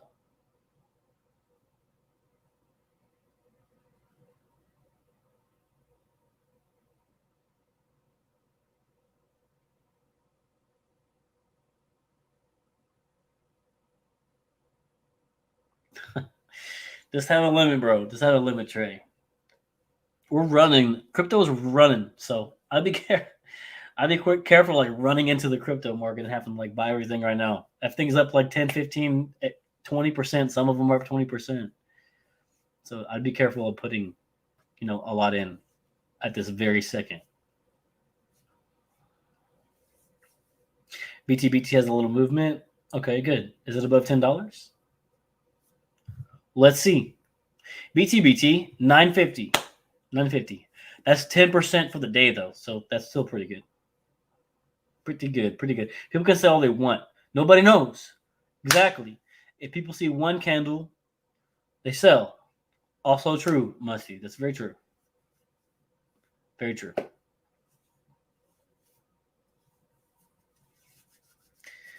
I actually have to get going here pretty soon, y'all. I can't stay much longer. I need Blaze to come back. Blaze is not responding to my messages.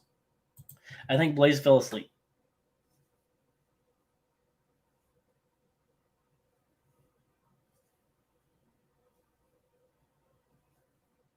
What are we going to do?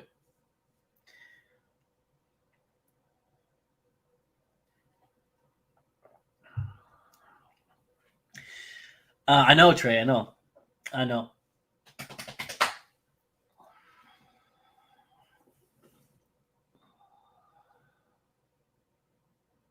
On his throne? What? Oh, look at BT. Don't call it a comeback. Let's go. Just leave it on. He'll probably be back in a power hour. Okay. Is Fed statement good news or bad news? We don't know yet. We have to see him say it in real life. People have said kind of what's going to happen because they heard it from the grapevine. Like Tim, I think, came in here and said what we were expecting to hear, but we don't know what's going to happen until it happens. So another 15 minutes or so, we'll start to see what's going on. I'm not watching it, so we'll just watch the candles go up or down. Blaze is sitting in the shadows lurking. Oh no. Blaze the vampire. Honestly. BTC 44,000? Yeah. That's good. We need 45. I need Bitcoin at 45. And then we might see a little push. MMAT, H1. What about MMAT? What about it? What about it? I'm gonna hang out with you guys for like a few more minutes, and then I really gotta go. I gotta get my picture over to the restaurant for the Heroes thing. I gotta go to CVS, print out the picture, and then take it to the restaurant for them to put it on the on the thing. I got till 2 o'clock, so I still have to go get it printed. So we got to be moving.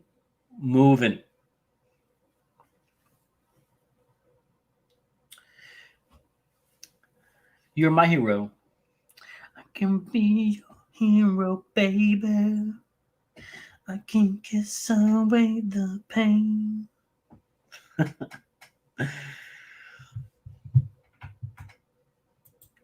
Bet you guys don't know that song.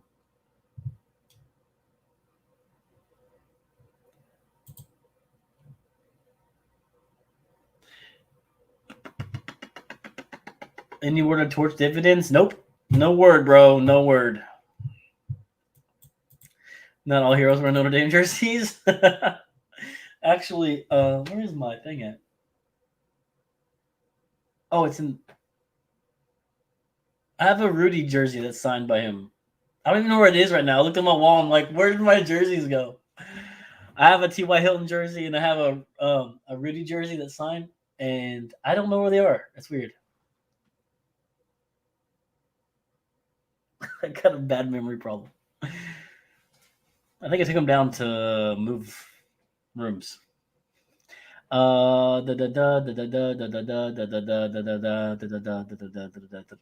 Okay, so who's taking over the camera? I don't know. Hopefully Blaze comes back. Go, Neil. Leave the chart as it is. Well, it's Blaze's chart, so I have to leave it. Feature you being here today, Neil. Do what you gotta do. Thank you, Scotty. Thank you. I know you guys. Oh, well, look at Fast Break, bro. Look at Fast Break coming in. I want to see you in High School Musical 4. Oh, man. Towards dividends or spinoff shares only go up as gas price of oil goes up. Fingers crossed for a cold winter. Yeah, I just wanted to release my my shares so I can just have them and sell them, please and thank you. Honestly, MMAT, please. But yeah, it looks like it's got about 10 minutes here before they do their thing. Any getting ready to blast off? Wait for it. Okay, Tori, we'll wait for it. William said he'll come on. Okay, we'll tell Blaze. Blaze has to let him on. I would, but I think Blaze has to allow. Exactly. Blaze has to let people in. Rudy. He's an international trader now. Honestly, y'all need to get up William. I need plays from William. Guys, sorry, just got work. Thoughts on ATER? End of the week. $15 is like really the goal here for ATER.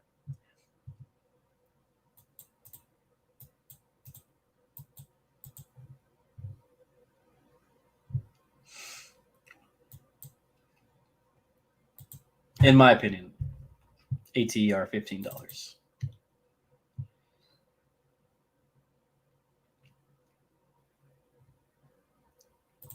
No problem, Kyle. No problem.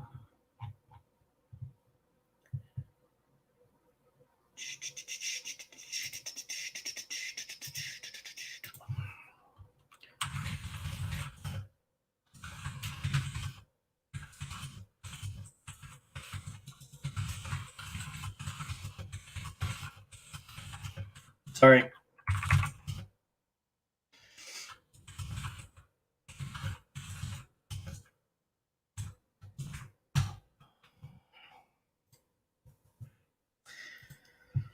Doja's leaving the chart. I know. That's good. How do we summon Blaze? I don't know. I called him. He didn't answer. That's why I think he's asleep. You guys. Doja's out of here, y'all. What do you think? October be pump? Thank you to you, TYM for crypto. Barack. I don't know. I don't know. Some days I think October is going to be a bad month, and other days I think that it could be a very good month for crypto. To be honest, I don't know.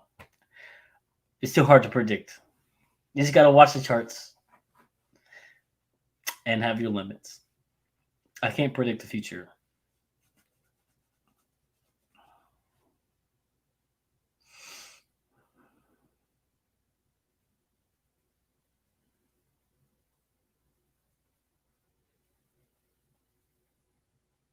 To see the moon? Okay.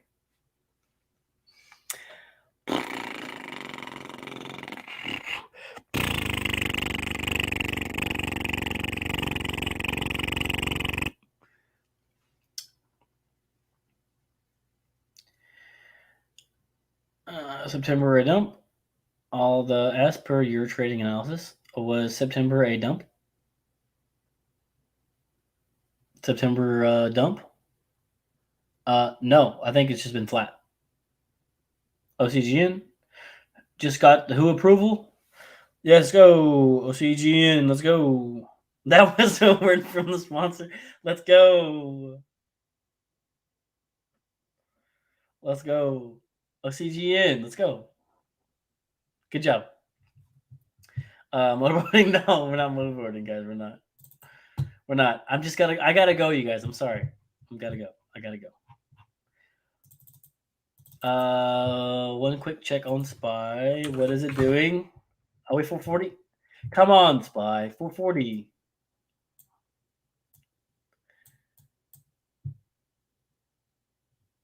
Please, thank you.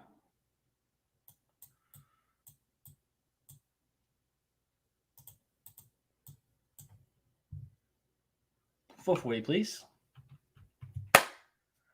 Go be a hero. I'm gonna go be a hero. Okay, awesome. Blaze just messaged me. Wow. Okay, love you guys. All right, make good decisions.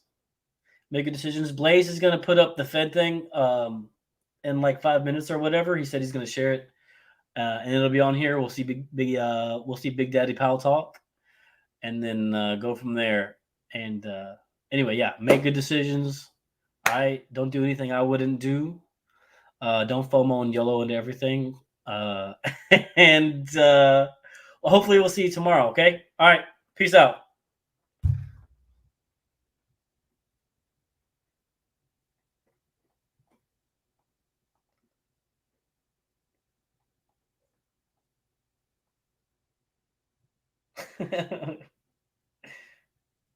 Bye, guys. Bye.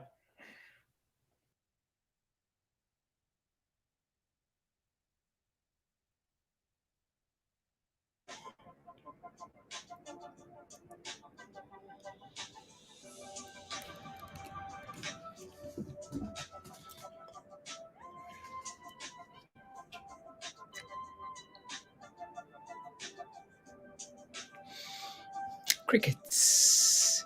Crickets. S&P. Big Daddy Powell. Where's Spy? I'm gonna pull up the S&P so we can what the full a little bit before Powell comes on. So I'm gonna take off Dogecoin then put up S&P here. Again, it's had a nice run here after the announcement, right? So cool.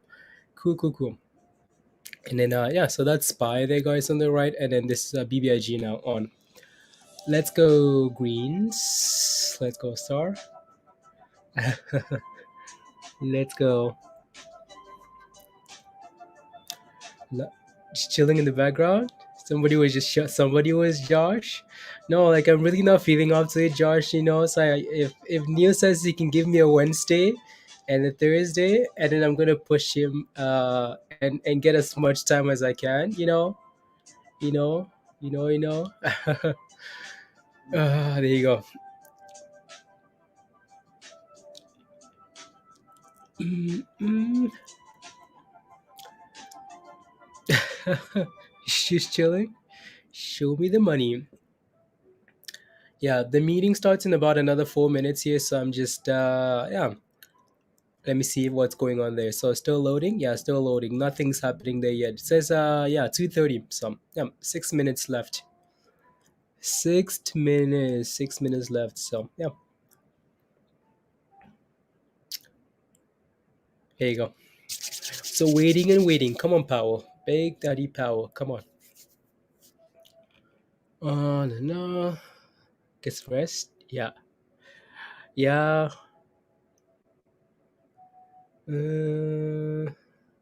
Put up Doge on the screen, Steven. Doge really isn't going anywhere, right, Steven? So I can put it up, but it really isn't going anywhere for now. So, yeah. Microsoft, yeah, I saw that last week, Edgar. So Microsoft is buying back 60 million of a law.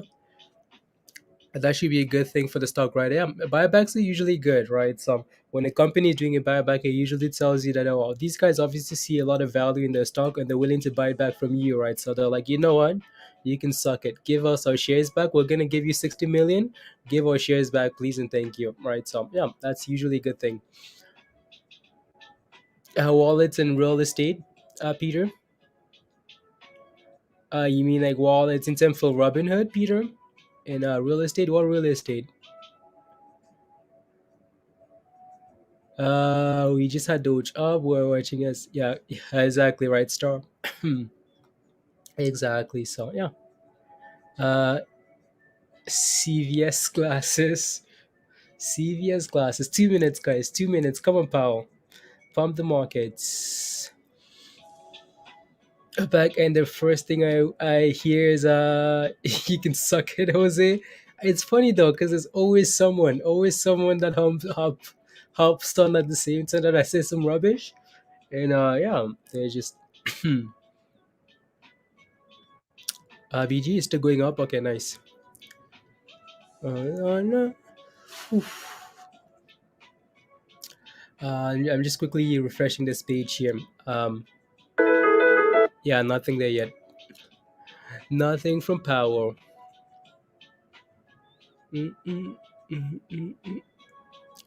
You sold some of your puts. Okay, good job, Green. Yeah, seems like the market is turning around, right, Green? So yeah, it's time to be. You might want to consider selling some of the puts, right? So yeah, again, hopefully this is not just a one day thing, just a bounce, just a relief rally today, with Power speaking, right? So hopefully this is just a turnaround here. Again, they're saying no tapering, no interest rate hikes until 2022. That's good news, at least for now.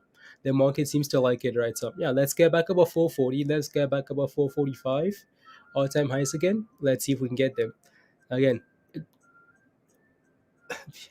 I know, yeah, just chilling. Yeah, 1 minute, 1 minute should be live. Yeah, should be live. Yeah, there you go, True Dip. Yep. I saw this. I read this on the thing already. So yeah, Fed leaves the rates unchanged. Fed policymakers expect first rate hike in 2022. Fed says will maintain current rates until labor market reaches maximum employment. Inflation up 2%. Okay, there you go. Share the meeting on the screen and please go la Scotty. Yeah. I know, Scotty. I know. So yeah, let me share the screen here for the meeting. So I'm gonna take that off there, bring this down a little bit here. And BBIG's honestly hasn't done a whole lot today. So yeah, it's just been unchanged for the most part here today. So I'm gonna share the Fed yeah, there you go. Fed meeting here. There he is. Today, the Federal Open Market Committee kept interest rates near zero and maintained our current pace of asset purchases. These measures, along with our strong guidance on interest rates and on our balance sheet, will ensure that monetary policy will continue to support the economy until the recovery is complete. Progress on vaccinations and unprecedented fiscal policy actions are also providing strong support to the recovery. Indicators of economic activity and employment have continued to strengthen. Real GDP rose at a robust 6.4% pace in the first half of the year, and growth is widely expected to continue at a strong pace in the second half. The sectors most adversely affected by the pandemic have improved in recent months, but the rise in COVID-19 cases has slowed their recovery. Household spending rose at an especially rapid pace over the first half of the year, but flattened out in July and August as spending softened in COVID-sensitive sectors, such as travel and restaurants. Additionally, in some industries, near-term supply constraints are restraining activity. These constraints are particularly acute in the motor vehicle industry, where the worldwide shortage of semiconductors has sharply curtailed production. Partly reflecting the effects of the virus and supply constraints, forecasts from FOMC participants for economic growth this year have been revised somewhat lower since our June summary of economic projections, but participants still foresee. As with overall economic activity, conditions in the labor market have continued to improve. Demand for labor is very strong, and job gains averaged 750,000 per month over the past 3 months. In August, however, job gains slowed markedly, with the slowdown concentrated in most sensitive to the pandemic, including leisure and hospitality. The unemployment rate was 5.2% in August, and this figure understates the shortfall in employment, particularly as participation in the labor market has not moved up from the low rates that have prevailed for most of the past year. Factors related to the pandemic, such as caregiving needs and ongoing fears of the virus, appear to be weighing on employment growth. These factors should diminish with progress on containing the virus, leading to more rapid gains in employment. Looking ahead, FOMC participants project the labor market to continue to improve, with the median projection for the unemployment rate standing at 4.8% at the end of this year and 3.5% in 2023 and Let me see if I can fix that. 24. The economic downturn has not fallen equally on all Americans, and though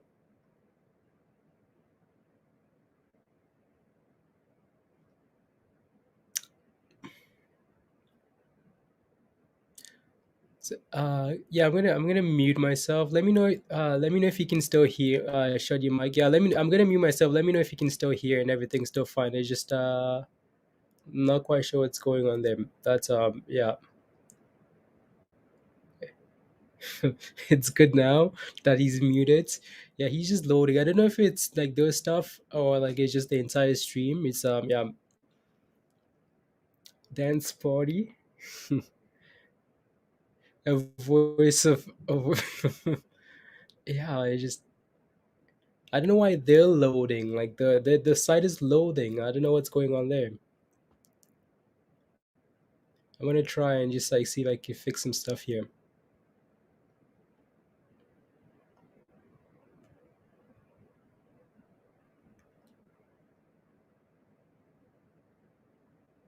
Uh, yeah, like their thing is just loading. It's just a complete circle here now. Yeah, like the whole website is loading here. inflation. Our framework for monetary policy emphasizes the importance of having well-anchored inflation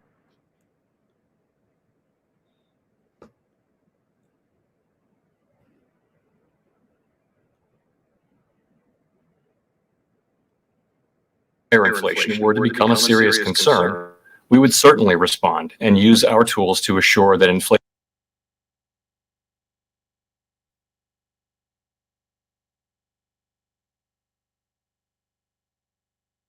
depend on the course of the virus, and risks to the economic outlook remain. The Delta variant has led to significant increases in COVID-19 cases, resulting in significant hardship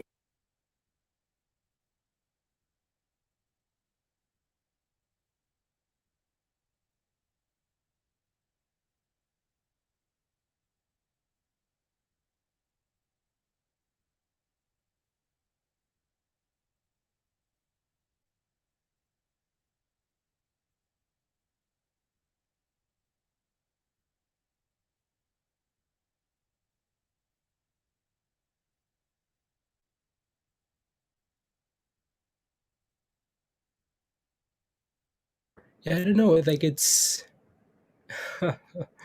yeah, I don't know. I think it. So I'm muting myself, but it's still not working properly there. So I'm gonna switch like network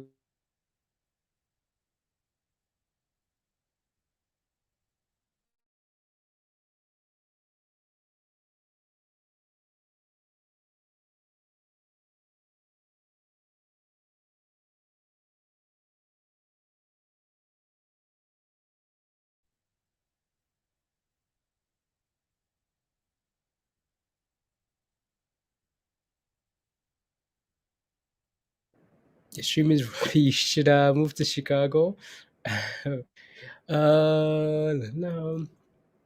Yeah, I don't think. Yeah, I don't know. It's just like just the website itself is. So I'm going to do the. Appropriate to maintain the current 0 to 1/4% target range for the federal funds rate until labor market conditions have reached levels consistent with the committee's assessment of maximum employment, and inflation has risen to 2% and is on track to moderately exceed 2% for some time. Half of FOMC participants forecast that these favorable economic conditions will be fulfilled by the end of next year. As a result, the median projection for the appropriate level of the federal funds rate lies slightly above the effective lower bound in 2022. Participants generally expect a gradual pace of policy firming that would leave the level of the federal funds rate below estimates of its longer run level through 2024. Of course, these projections do not represent a committee decision or plan, and no one knows with any certainty where the economy will be a year or more from now. More important than any forecast is the fact that policy will remain accommodative until we have achieved our maximum employment and price stability goals. To conclude, we understand that our actions affect communities, families, and businesses across the country. Everything we do is in service to our public mission. We at the Fed will do everything we can to support the economy for as long as it takes to complete the recovery. Thank you, and I look forward to your questions. Thank you. We'll go first to Rachel Siegel. Thank you, Michelle, and thank you, Chair Powell, for taking our questions. When it comes to the taper and eventually to any rate increases, I'm wondering if you can walk us through what substantial further progress looks like given the latest batch of projections that have PCE inflation coming in a little higher than the June projection, the unemployment rate also being higher than June, as well as the change to GDP lower than June. If you could help us make sense of all those things as you sort through what substantial further progress looks like, that would be great. Sure. So the test for beginning our taper is that we've achieved substantial further progress toward our goals of inflation and maximum employment. And for inflation, we appear to have achieved more than significant progress, substantial further progress. So that part of the test is achieved in my view and in the view of many others. So the question is really on the maximum employment test. So if you look at a good number of indicators, you will see that since last December when we articulated the test and the readings today, in many cases, more than half of the distance, for example, between the unemployment rate in December of 2020 and typical estimates of the natural rate, 50 or 60% of that road has been traveled. So that could be substantial further progress. Many on the committee feel that the substantial further progress test for employment has been met. Others feel that it's close. They want to see a little more progress. There's a range of perspectives. I guess my own view would be that the substantial further progress test for employment is all but met. And so once we've met those two tests, once the committee decides that they've met, and that could come as soon as the next meeting, that's the purpose of that language is to put notice out that could come as soon as the next meeting. The committee will consider that test, and we'll also look at the broader environment at that time and make a decision whether to taper. Thank you. We'll go to Howard Schneider. Thanks, Chair Powell. Thanks, Michelle. So looking at the steps, we have now basically 4 years of inflation above target, and policy never gets to the long run rate. I'm wondering if you could address that from two perspectives. One, within the new framework that the Fed adopted last year. And second, from the perspective of the average household that's now being asked to pay higher prices and increasingly higher prices for 4 years running, when for some this year, real wages have actually gone down. Sure. So as you can see, the inflation forecasts have moved up a bit in the out years. And that's really, I think, a reflection of, and they've moved up significantly for this year. And that's, I think, a reflection of the fact that the bottlenecks and shortages that we're seeing in the economy have really not begun to abate in a meaningful way yet. So those seem to be going to be with us at least for a few more months and perhaps into next year. So that suggests that inflation is going to be higher this year, and a number. There were, I guess, the inflation rates for next year and 2023 were also marked up, but just by a couple of tenths. Those are very modest overshoots. You're looking at 2.2 and 2.1. 2 years and 3 years out. These are very, very. I don't think that households are going to notice a couple of tenths of an overshoot. That just happens to be people's forecasts. We want to foster a strong labor market, and we want to foster inflation averaging 2% over time. And I think we're very much on track to achieve those things. In terms of the framework, I see this as very consistent with the framework. We want inflation expectations to be anchored at around 2%. That's really the ultimate test of whether we're getting this done under the framework. And we do want inflation to run moderately above 2%.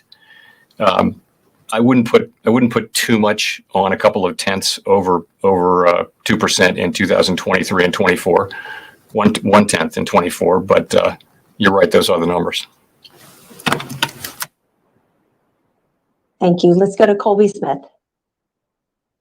Chair Powell, thank you, Michelle. Chair Powell, you mentioned ongoing discussions about the tapering timeline, and I'm wondering what the contours of that debate have been.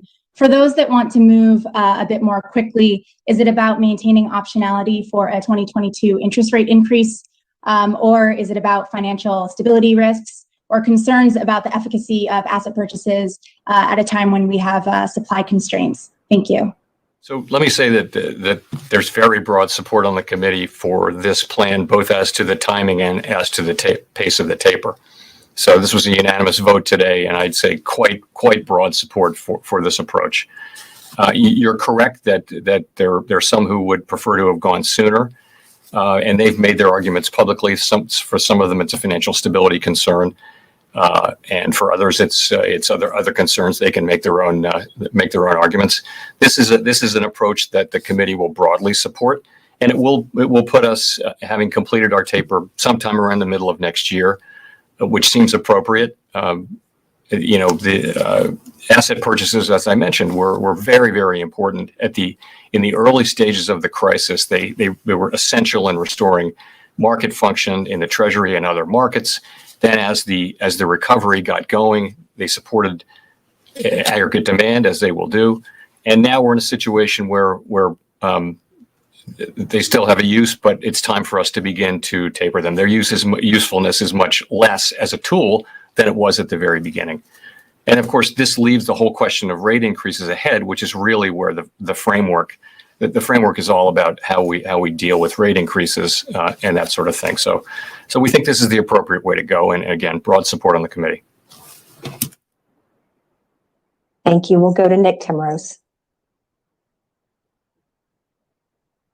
Hi, Nick Timrose of the Wall Street Journal. Chair Powell, you have said the test for liftoff is more stringent than the test for tapering. But if the near-term projections today are credible, more of your colleagues seem to think that rate liftoff and not just a taper may be closer at hand. Does the committee have a different opinion than you do about the threshold for liftoff that you've articulated? Or do they believe that either inflation or economic growth will necessitate a rate increase sooner than you do? Well, so again, substantial further progress toward our goals is the test for beginning the taper. And the taper takes some months in everyone's figuring. So you're going to be well away from satisfying the liftoff test when we begin the taper. So in terms of the liftoff test, though, it's what we adopted last September. It's labor market conditions consistent with maximum employment. And while we have interesting signs that in many ways the labor market's very tight, we also have lots of slack in the labor market, and we think that those imbalances will sort themselves out. Inflation at 2% and on track to achieve moderately higher inflation over 2%. That really depends on the path of inflation. If inflation remains higher during the course of 2022, then we may already have met that test by the time we reach liftoff. So I just think if you look at what people are writing down for year-end 2022 numbers, some people are writing down very low unemployment rates, and that's only one indicator, but it suggests a very strong labor market. And I think they're writing down in good faith what they see as meeting the test. There's a range of perspectives about where the economy will be, but by the way, all but one participants have us lifting off during 2023.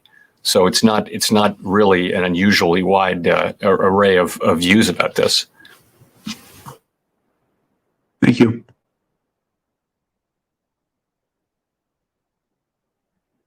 We'll go to Gina Smialik.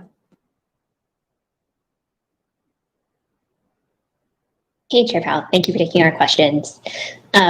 Prior to recent media reports, were you aware of the kind of security buying and selling that Presidents Kaplan and Rosengren were participating in last year? And I wonder if you thought those were appropriate. So, no, I was not aware of the specifics of what they were doing. So let me just say a couple things about this subject. We understand very well that the trust of the American people is essential for us to effectively carry out our mission. And that's why I directed the Fed to begin a comprehensive review of the ethics rules around permissible financial holdings and activity by Fed officials. So those rules are in many respects the same as those for government agencies, plus a number of things that apply specifically to us because of our business. One of those is sort of three things I would point to in terms of specific restrictions. One is ownership of certain assets is not allowed, and that's bank securities and other things.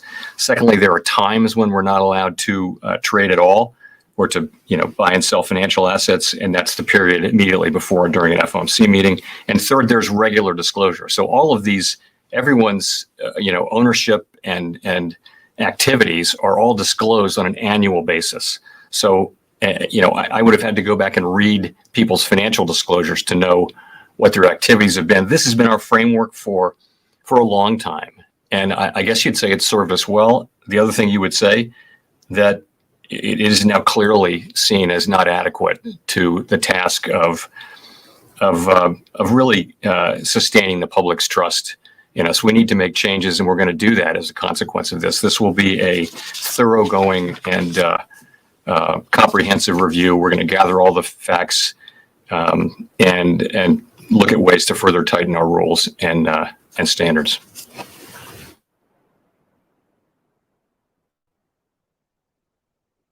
Great, thank you. We'll go to Steve Leisman. Thank you. Thank you, Mr. Chairman. I want to follow up on Gene's question.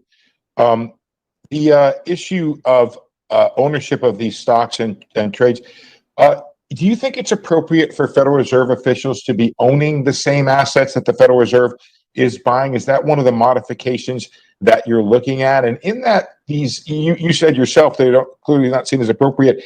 In that, the Fed's code of conduct says Fed officials should avoid even the appearance of conflict. Do those trades, in fact, and holdings violate the Fed's code of conduct? Finally, do you have a timeline as to when you might be done with your review? Thank you, sir. Don't have a timeline yet. We can start with that. Well, let me address the muni question, since that's in there. I personally owned municipal securities for many years, and in 2019 I froze that, meaning I'm holding all those securities, my wife and I, to maturity, and munis were always thought to be a pretty safe place for a Fed person to invest, because as you know, the lore was that the Fed would never buy municipal securities. So it was not an uncommon thing. And so then comes the COVID crisis, and I reversed that policy, and I did it without hesitating. And the reason was that the financial markets, and including the municipal financial market, were very much on the verge of collapse, and it was time to go, and we did. But we also checked with the Office of Government Ethics, and who looked carefully at it and said that I didn't have a conflict. So that's one answer that I wanted to share with you. Secondly, as you're right, though, we're going to be looking at all of those things. I don't want to get ahead of the process here and speculate about particular outcomes. But this, again, comprehensive and deliberate process. We're going to make changes.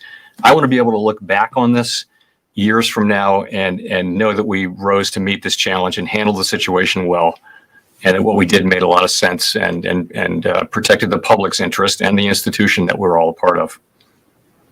I'm sorry, Chair Powell, I just want to follow up. You said I was right when you said right about that the Federal Reserve should not own the same assets they're buying. Is that I think that's a reasonable thing. Yeah, and of course, for the most part, we don't. I mean, it was a real coincidence. I happened to pre-own these munis. They were bought many years ago, actually, and so we started buying munis as part of the municipal liquidity facility. So it was really not it just was an unforeseen event, and I couldn't sell them. So what I did was I just held them, checked with the ethics people, and went ahead. So, but as a general principle, yeah, that makes a lot of sense. Thank you. Thank you. We'll go to Chris Rugaber. Thank you. Thank you, Chair Powell. Well, I had a question about jobs and the Fed's schedule, the Fed's policy framework you laid out here. You and other Fed officials have often talked about expecting a job market pickup in September as more children return to school, freeing up more parents to work, COVID abating. You mentioned in the past the extra unemployment benefits expiring. There's some real-time data suggesting that we may not be seeing much of a return of labor supply. So do you still expect to see that in the next couple of jobs reports? And how would a relatively weak jobs report in September affect your plans? Thank you. So you're right. We have a really, I'll call it a unique situation where by many measures, the labor market is tight and 11 million job openings, very widespread reports from employers all over the economy saying it's quite difficult to hire people, wages moving up and that kind of, so quite a tight labor market. So our view, I think widespread view a few months ago was that several things were coming together in the fall, including kids back to school, which would lighten caregiving duties, including the expiration of extra unemployment benefits, and other things would come together to provide an increase in labor supply. And so we'd get out of this strange world where there are lots of unemployed people and a high unemployment rate, but a labor shortage. And so what happened was Delta happened, and you have this very sharp spike in Delta cases. And I think so that affects, for example, when schools are open 60% of the time, or when they're always at a threat of being closed because of the Delta variant, you might want to wait rather than going ahead and taking a job and starting work only to have to quit it 3 weeks later. You're going to wait until you're confident of that. So some of that may not have happened. Also, people didn't, as you know, hiring and spending in these face-to-face service industries, travel and leisure, it just kind of stopped during those months. So that really the big shortfall in labor in jobs was largely in travel and leisure, and that's clearly because of Delta. So that all happened. And so what we know is that it didn't happen. I think there's still, it may just be that it's going to take more time, but it still seems that inexorably these are people who were largely working back in February of 2020. They'll get back to work when it's time to do that. It just may take longer time. You're right, though. It didn't happen with any force in September, and a lot of that was Delta. In terms of you asked also about the test for November. I think if the economy continues to progress broadly in line with expectations, then I think, and also the overall situation is appropriate for this, then I think we could easily move ahead at the next meeting, or not, depending on whether we feel like those tests are met. Well, if I just quickly follow up, I mean, how much of that will depend on what kind of jobs report we get for September? And I mean, is it, are you in a data dependent phase here where you need to see certain numbers going ahead, or are we at a point where you've accumulated enough progress that? So it's accumulated progress. So, for me, it wouldn't take a knockout, great, super strong employment report. It would take a reasonably good employment report for me to feel like that test is met. And others on the committee, many on the committee feel that the test is already met. Others want to see more progress, and we'll work it out as we go. But I would say that in my own thinking, the test is all but met. So I don't personally need to see a very strong employment report, but I'd like to see a decent employment report. I mean, it's not to be confused with the test for liftoff, which is so much higher. Great, thank you. Okay, thank you. We'll go to Victoria Guida. Hi, Chair Powell. So I wanted to ask about the Vice Chair of Supervision position, and I was wondering if you could speak about how you view that role and the extent to which you defer to that person on regulatory policy. And then just sort of a related question, as you know, Randy Quarles' vice chairmanship ends next month, and I was wondering if he's going to retain the supervisory portfolio until he's replaced in that role. Sure. So Dodd-Frank created this position, Vice Chair for Supervision, and there's actually a specific assignment in the Dodd-Frank language, as I'm sure you know. And effectively, what it means is that the Vice Chair for Supervision is charged with setting the regulatory agenda, and it's a specific grant of authority. And in the 10 years almost that I've been at the Fed, that person has really done that. Dan Tarullo certainly did it, and Vice Chair Quarles did it as well. And I would, I think I respect that authority. I respect that. That's the person who will set the regulatory agenda going forward, and I would accept that. And furthermore, it's fully appropriate to look at for a new person to come in and look at the current state of regulation and supervision and suggest appropriate changes, and I welcome that. In terms of Vice Chair Quarles' term, we're not currently in that situation, and I actually don't have any updates for you on that today. We'll keep you posted on that. Thank you. We'll go to Steve Matthews at Bloomberg. Thank you. Chair Powell, I wanted to ask about the inclusive monetary policy framework. In particular, Bloomberg surveyed economists, and we found that they predict liftoff will happen when the U.S. unemployment rate is 3.8%, but the Black unemployment rate is 6.1%. And I'm wondering if a 6.1% unemployment rate for African Americans is consistent with full employment, or whether it would need to be lower as part of your inclusive growth strategy. Right. So the point of the broad and inclusive goal was not to target a particular unemployment rate for any particular group. Really, we look at a broad range of a very broad range of metrics when we think about what maximum employment is. And one of the things we look at is unemployment rates and participation rates and wages for different demographic and age groups and that kind of thing. So we will do all of that. So I think if you look back, what were we really thinking? So we all saw the benefits of a strong labor market. If you look at the last 2 or 3 years of before the pandemic hit, you saw, after a lot of long progress, you saw a really strong labor market, and you saw wages at the low end moving up faster than everywhere else, something that's great to see. We also saw the lowest unemployment rates for minorities of various, for African Americans, for example, and also participation rates. I mean, we saw a really, really healthy set of dynamics. And by the way, there was no reason why it couldn't continue. There were no imbalances in the economy, and then along came the pandemic. There was nothing in the economy that looked like a buildup of imbalances that could cause a recession. So I was very much thinking that the country would really benefit from a few more years of this. It would have been great. And so we're all quite eager to get back to that.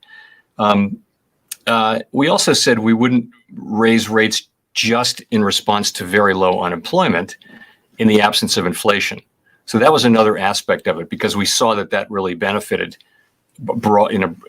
labor market participants in a broad and inclusive way. That's, of course, not the current situation. We have significant slack in the economy and inflation well above target, not moderately above target.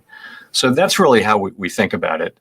It isn't really just targeting the headline numbers, but it's about taking all of those things into account in your thinking about what constitutes maximum employment. I guess just to follow up, should there be a significant gap between Black unemployment and overall unemployment for structural reasons that are outside of the control of the Fed that other people should be doing something about, or should the gap be narrowed, if not down to zero? Well, first of all, ideally there wouldn't be any gap. Of course, we'd all love to see no such gap. This is a persistent gap, and it's very hard to explain based on typical metrics. It's quite troubling, but it really is. We have famously broad and blunt tools. I think eliminating inequality and racial discrimination and racial disparities and that kind of thing is really something that fiscal policy and other policies, frankly, education policies and that kind of thing, are better at focusing on. I think we've identified the part that we can do, and we'll do that part. But I've always been clear that it's going to take policies broadly across society to work on these problems. Thanks. Thank you. Let's go to Michael McKee.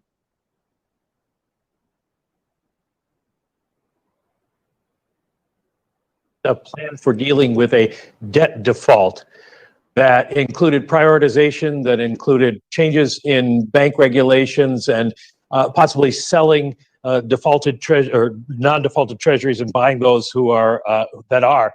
Are any of all of those still on the table? Do you think any of those would work? And what would happen to the economy, in your view, should the debt ceiling not be raised? So I missed the first few words, but I think I got your question. So it's just very important that the debt ceiling be raised in a timely fashion so that the United States can pay its bills when and as they come due. That's a critically important thing. The failure to do that is something that could result in severe reactions, severe damage to the economy and to the financial markets, and it's just not something that we should contemplate. I'm not going to comment on particular tactics or things like that. I'm just going to say that I think we can all agree that the United States shouldn't default on any of its obligations, should pay them when and as due, and that no one should assume that the Fed or anyone else can protect the markets or the economy in the event of a failure, fully protect in the event of a failure to make sure that we do pay those. That's when they're due. If I could follow up, have you discussed options with members of Congress? I don't generally ever talk about the conversations I have with elected officials or other appointed officials. But look, you can see that this is a major focus among those who have responsibility for it, and including elected people. Thank you. Let's go to Hannah Lang. Hi, thanks so much. Senator Warren sent you a letter last week urging the Fed to break up Wells Fargo, citing what she called ungovernable behavior from the bank. I was just curious, under what circumstances would the Fed actually consider revoking a financial holding company's license, and if the indiscretions at Wells Fargo, in your opinion, warrant such an action? Right. So we're, of course, very closely monitoring Wells Fargo's efforts to fix its widespread and pervasive problems. They represent a serious matter to us, and the firm is required to remediate them. And we will take appropriate supervisory action if the firm fails to meet our expectation. We continue to hold the firm accountable for its deficiencies with an unprecedented asset cap that will stay in place until the firm has comprehensively fixed its problems. And we're not going to remove that asset cap until that's done. So bottom line is we'll take strong supervisory action if a firm is engaging in unsafe and unsound practices or violating laws, but I can't speak to our confidential supervisory assessments of any individual bank. Thank you. Now we'll go to Michael Derby. Thank you for taking my question. You noted earlier in the press conference that you weren't aware of the trading activity of the Boston and Dallas Fed Bank presidents. As you know, all 12 regional Fed Bank presidents just went through the renomination process earlier this year, and Governor Brainerd described it as a rigorous process at the time. So I want to know, did anybody at the board level know about the stock trading activity? And going forward, do you still have confidence in the Dallas and Boston Fed bank presidents to do their job? So these, I don't need to tell you, people file these reports annually, and I think they were just quite recently filed for 2020. So I don't have any reason to think people at the board would have known about particular trading that's going on. They will see that. There are people at the Fed who see that, see the trading reports when they're annually filed. In terms of having confidence in that sort of thing, I think no one is happy. No one on the FOMC is happy to be in this situation, to be having these questions raised. It's something we take very, very seriously. This is an important moment for the Fed, and I'm determined that we will rise to the moment and handle it in ways that will stand up over time. I'm very reluctant to get ahead of the process and speculate, though, about different things. And when we have things to announce, we'll go ahead and do that. But that's really what I have for today. So one small follow-up. I mean, I know that you didn't have the 2020 forms in hand, but you would have had past year forms in hand. And at least in the case of like the Dallas disclosure forms, similar trading activity was shown in years past. So that in theory could have been something that came up in the renomination process. So that's a good question. So, the 5-year review that we do under this unusual provision of law where all of the Reserve Bank presidents are reviewed for reappointment at the same time every 5 years. That is really a broad review about their leadership of the institution, their performance on the FOMC, all of those things. And if there were a concern, a public concern or a private concern about something that someone had done, we wouldn't wait for the 5-year. We wouldn't wait that day if there were concerns. You're right, though. These, as I mentioned, we have had a framework for a long time, and it's similar to what other government agencies have, only it's a little stricter. And it is that you can trade financial instruments, but not specific ones like bank debt. You can't trade during the FOMC period and during the meeting, the blackout period, and then during the meeting. And then you disclose all this. And we have disclosed it for years. So all of these things have been going, to the extent they've been going on, they've been a matter of public record. And, but nonetheless, so that, it was seeming to work just okay. And now you look at it and you see this and you think we need to do better, and we will. But you're right. But it has not been part of the process, and appropriately, I don't think it should have been. I mean, I wouldn't blame the people who conduct that review. I really think if someone had raised concerns or if we'd had concerns, then it would have been, but it wouldn't have been part of that process. It would have been raised instantly rather than once every 5 years. Thank you. Thank you. Let's go to Jean Young.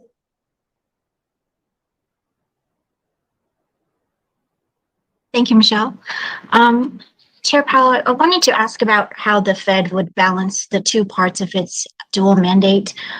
If inflation stays elevated, but we still have a labor shortage and participation remains lower than ideal, would you hold off on raising rates, or how would you think about that? Thank you. Well, let me say one thing. You're looking for conditions consistent with maximum employment to lift off, and those conditions can change over time. So you're not necessarily bound by a particular level of the unemployment rate or the participation rate or anything else like that, which can change over time. But more to your point, really, we actually have a paragraph in our framework, and something like this has been there for a long time. I think it's paragraph 6. And you're talking about a situation in which the two goals are not complementary; they're somehow in tension. And if we judge that is the case, what it says is we take into account the employment shortfalls and inflation deviations and the potentially different time horizons over which employment and inflation are projected to return to levels judged consistent with mandate. So we used to call that the balanced approach paragraph because it had those words. So it's a very difficult situation for any central bank to be, to be in a situation where the two goals are in tension. And that paragraph tries to address it by saying we would sort of weigh the equities between the two. How long will it take, and how big are the gaps, and that kind of thing. We don't really think we're in that. Well, we're sort of in that situation, I'd say, in a short-term way. But we think we do expect that that this is sort of because of the COVID shock and the reopening and all that. You're seeing this temporarily. Great. Thank you. We'll go to Edward Lawrence. Thank you, Michelle. Thank you, Mr. Chairman, for taking the question. So on corporate debt, what happened with Evergrande that we've been watching, is that a preview of what could happen with the amount of corporate debt that's out there? In the past, you said you're watching the level of corporate debt. So what's your level of concern right now? And would you consider the Evergrande Group issue a sort of a warning signal? About the United States? No. Corporate defaults are very low in the United States right now. Corporate leverage built up over the course of the long expansion that ended with the pandemic. We were very concerned in the last year or so. We were concerned in the last year or so, and then I'd say very concerned at the beginning of the pandemic that if you've got a highly leveraged company and your revenue stops for an uncertain period, as things happened at the beginning of the crisis, we were very concerned that there would be a wave of defaults. It didn't happen, potentially, I mean, to a significant extent because of the CARES Act and the response that we undertook and all that. It was a much stronger response than we've ever had. And I think for whatever reason now you have very, very low default rates now among corporate debt. The Evergrande situation, it seems very particular to China, which has very high debt for an emerging market economy, really the highest that any emerging market economy has had, and the government has been working to get that under control. This is part of that effort. The government put new strictures in place for highly leveraged companies, and Evergrande is dealing with those strictures, and it's something they're managing. In terms of the implications for us, there's not a lot of direct United States exposure. The big Chinese banks are not tremendously exposed, but that you would worry that it would affect global financial conditions through confidence channels and that kind of thing. But I wouldn't draw a parallel to the United States corporate sector. Thank you. We'll go to Brian Chung. Hi, Chairman Powell. Just wondering if you could give us an update on whether or not you've had conversations with the White House about a possible reappointment, and then whether or not you would like to be reappointed as this chatter kind of builds up. Thanks. I think the phrase goes, I have nothing for you on that today. Sorry. I'm focused on doing my job. Every day for the American people, and I don't have any comment on that, Brian. Sorry about that. Let's go to Greg Robb. Thanks for taking my question, Chair. I was wondering if in your discussion about the tapering, that you said that officials think it's appropriate to end around the middle of the year. If there was any discussion about what happens to the balance sheet, then I've heard some Fed officials say that they would shrink the balance sheet. Was that discussed, and what's your stance on shrinking the balance sheet? Thanks. So my thinking on this has been, let's get through the taper decision, and then let's turn to those issues. There are a number of related issues.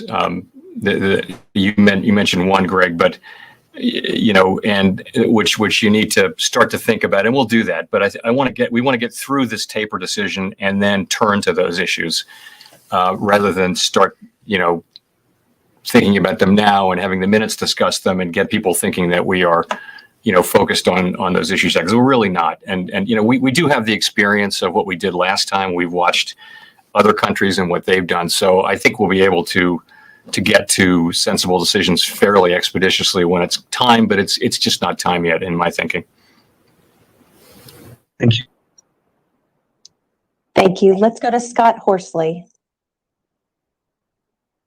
Thank you, Mr. Chairman. You talked a little bit about inflation expectations, and there does seem to be something of a divide between market expectations and the views of professional economists, which are pretty much in line with the FOMC members, and lay people's expectations, at least as reflected in the recent New York Fed survey. How much weight do you put on lay people's expectations, and what do you think accounts for that divide? So within, let's just take the household surveys generally. The New York Fed survey. Let me talk about that specifically. And this is from the New York Fed. It's only an 8-year-old survey, and it does seem as though they're looking 3 years out, and it seems like there's a high correlation between 3 year and 1 year. For the most part, surveys are showing that households expect higher inflation in the near term, but not in the longer term. And that's also what expectations are showing. So there are many, many different inflation measures, of course, and that's why we have this thing called the CIE, which is it's an index of it's market-based measures, it's professional forecasters, and it's household surveys. And you just put them all. It's not, it doesn't have a lot of grand theory about it. You put them all in, and you measure the change. So you should be, and also you measure things like the dispersion and that sort of thing. So you can look at all of that, and it tells a story of inflation expectations moving up. Many of the different measures will also show inflation expectations moving back up to where they were in, say, 2013, which was before the really the drop in inflation expectations broadly happened in 14 and 15, around then. So that's not a troubling thing, but inflation expectations are terribly important. We spend a lot of time watching them, and if we did see them moving up in a troubling way and running persistently above levels that are really consistent with our mandate, then we would certainly react to that. But we don't really see that now. We see more of a moderate increase that is in the first part of which is welcome, and because inflation expectations had drifted down, and it was good to see them get back up a bit. But again, we watch carefully.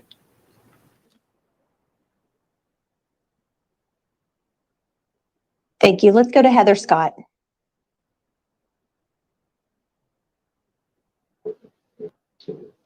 Hi, sorry. You caught me off guard.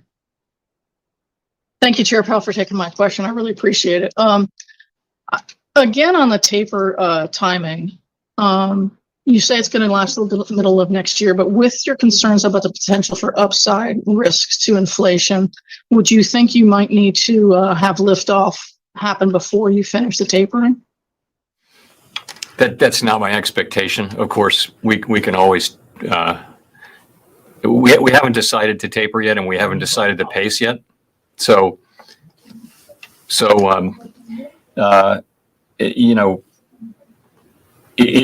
not my expectation that we would have to. We can certainly speed up or slow down the taper if it becomes appropriate, though. Absolutely. In fact, back in 2013 when we tapered, we always said we weren't on a preset course. I think this will be a shorter period. The economy is much farther along than it was when we tapered in 2013. So it makes sense to allow the runoff to happen. It's a very gradual taper. It will be when we agree on it, and but we certainly have the freedom to either speed it up or slow it down if that becomes appropriate. But you wouldn't expect rate liftoff to happen until you're finished with that process? It wouldn't. No, because when you're as long as you're buying assets, you're adding accommodation, and it wouldn't make any sense to then lift off. I mean, what you would do is you'd speed up the taper, I think, if that were the situation you're in. We don't expect to be in that situation, but I do think it would be wiser at that point to go ahead and speed up the taper, just because the two are then working in the same direction. Great, thank you. Thank you. Okay, for the last question, we'll go to Jeff Cox. Thank you, Mr. Chairman, for taking the question. I just wanted to check in with you to see if you have an update at all on the efforts from the Fed to develop a central bank digital currency. I believe that the report was supposed to come this summer, and indications that it's going to come this month. But the drumbeat seems to be kind of getting louder to see where the Fed's heading on this, and just wondering if you can provide some update there. Sure, I'd be glad to. So we think it's really important that the central bank maintain a stable currency and payment system for the public's benefit. That's one of our jobs. We also live in a time of transformational innovation around digital payments, and we need to make sure that the Fed is able to continue to deliver to the public a stable and trustworthy currency and payment system. So there's extensive private innovation a lot of which is taking place outside the regulatory perimeter, and innovation is fantastic. Our economy runs on innovation, but where the public's money is concerned, we need to make sure that appropriate regulatory protections are in place. And today they really are not in some cases. So with that in mind, and with the creation of myriad private currencies and currency-like products, we're working proactively to evaluate whether to issue a CBDC, and if so, in what form. We have two broad work streams, one of which is really technology, both at the board and in the Federal Reserve Bank of Boston's work with MIT. The other of which is to identify, scope out, deal with, analyze the various public policy issues. As you mentioned, we do intend to publish a discussion paper soon that will be the basis for a period of public engagement with many different groups, including elected officials around these issues. We think it's our obligation to do the work both on technology and public policy to form a basis for making an informed decision. The ultimate test will apply when assessing a central bank digital currency and other digital innovations is, are there clear and tangible benefits that outweigh any costs and risks?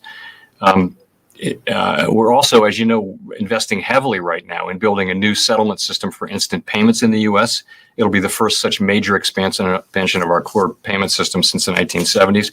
We found the case for this quite compelling for consumers, businesses, and just ensuring that all financial institutions have access to the payment system. So bottom line, we haven't made a decision about the CBDC, but we will be issuing a discussion paper soon in order to form the basis of this public interaction that we'll have. Thank you very much. If I can have a quick, can I get a quick follow on that? Thank you. I was just wondering if you're, okay. Are you concerned at all with kind of falling behind in the global race for digital currencies? I think it's important that we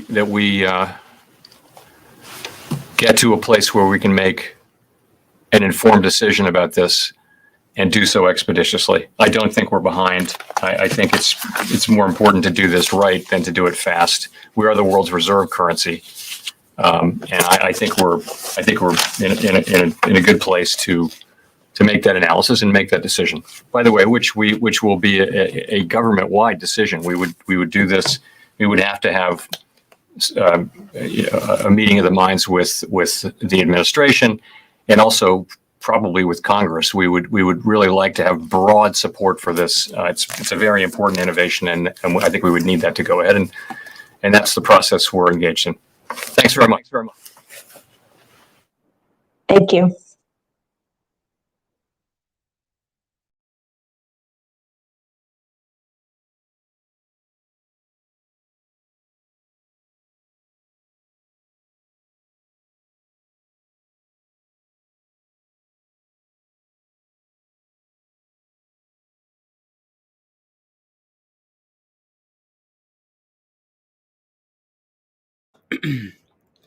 Unmuted,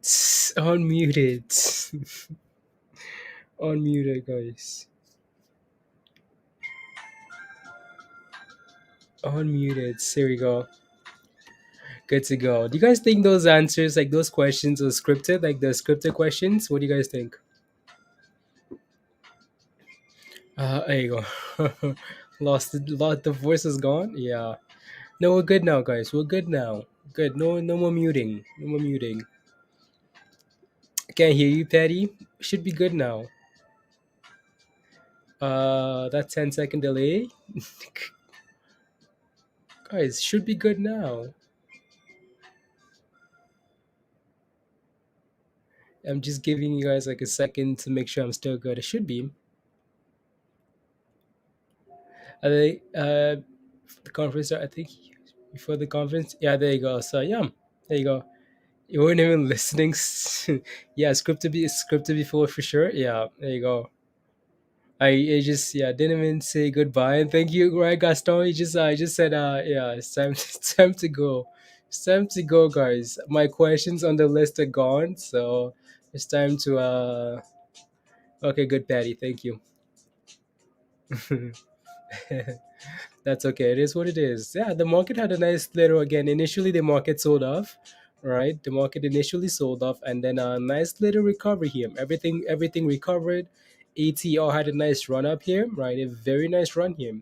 Again, support at 14, right? And a very nice run out to almost $16, right? Again, so resistance at $16, right, guys? So yeah, watch for that level there. That's your next level to watch. And BBIG, she's been holding 650 all day today, which is a positive thing if you're looking for any from BBIG today. So other than that, there's not a whole lot. Any with what? Can you compare any with? What do you mean? Like in terms of charts, Fernando? What do you mean? It started going up towards the end. Okay, sounds good, Jasmine. From Roadside, giveaway about a week back. Nice, nice, Quinn. Nice, nice. Thank you very much, Roadside. Thank you. Thank you. Again, Lorenzo is asking, what's a good entry for AMC? Should I just wait? Again, like, um, let me see. What's AMC even sitting at now? AMC is currently sitting at, yeah, just sitting above $40 here. Yeah, I'd be waiting to make sure that this level is a confirmed support level tomorrow, and then you can go from there, right, Lorenzo? So there you go. Glad you took a break. I take care of you. Let's go, Ryan. Thank you very much. Thank you, Ryan. Thank you for the super chats. Let's go. What's a good entry for any again? Like, and then we said it quite a few times already, right? Like $6, like 670, 680. Not 680. $6. Right on the way down, right below 660. Look for levels like $6 and 580, 570, right? Those would be some levels to watch. Charlie Brown. Good thing about crypto is that it's not regulated. Yeah. Yeah. TMC is the metal company. A TMC or TMC, the chart looks very rubbish to me. Looks very, again, like that thing's a pumping down, right, Lars? But again, that doesn't mean we're not gonna pump tomorrow. It's just when you take a look at the chart, it's up one day, like it's had a like crazy run, and next day is like crazy drop. Is yeah. So I just be careful with that. I mean, if you believe in the long term, again, like that's, and then as we're dropping, you're looking for an entry, but yeah, it just looks very very up and down for me. Meeting at 345, $15 up. Okay, sounds good. Nice. G7, nice. Levency says, should I sell ATR? What's the entry for ATR, Levency? Are you green? I mean, if you're green and you feel like you want to take some profits, there's nothing wrong with that, right? You want to take some profits and let the rest ride, nothing wrong with that. So, the la, la, la.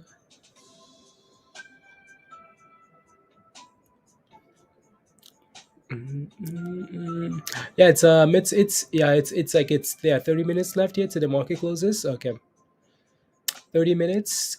Are we gonna do 30 more minutes? 30 more minutes. 30 more minutes, guys. I think we can do that. I don't know.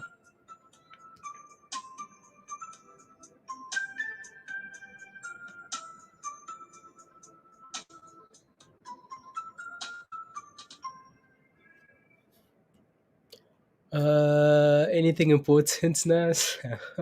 You missed the speech. Anything important?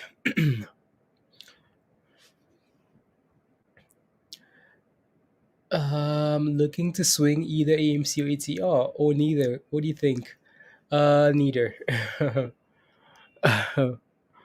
Yeah. Again, the reasons for that being is, again, like this might just be like an initial reaction here to the meeting, right? Virus, right? This might just be, again, the default for this week has been down, right? So again, I just be waiting for that confirmation. Just to confirm that, okay, well, the meeting is now gone. We are actually gonna start pumping higher from here, right? So, right, X9, you're taking a break, take a break, go get some rest. Yeah, we'll see. What is the entry, Diresh? I mean, today $6 was very nice, right? So if you got six, right, so yeah. And as long as we continue to hold 650 here, that's not a bad position either.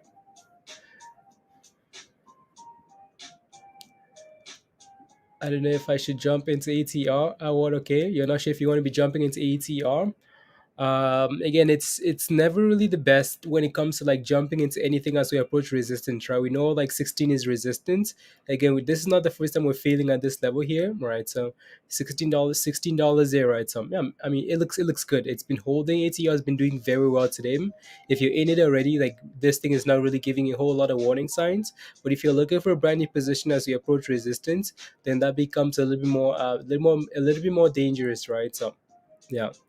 That's the only issue there.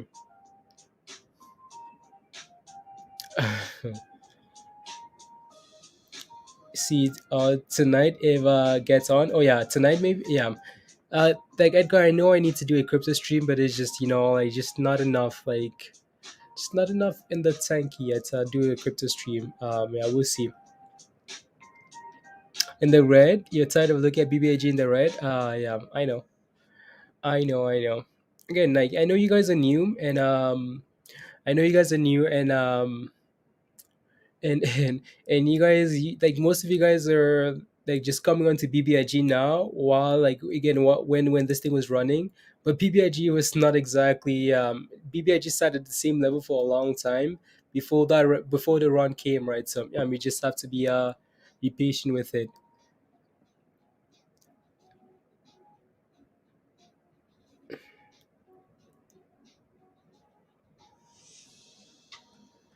I know, Star. I know. It's just like this, like yeah, 27 minutes left. I feel like we could just squeeze by,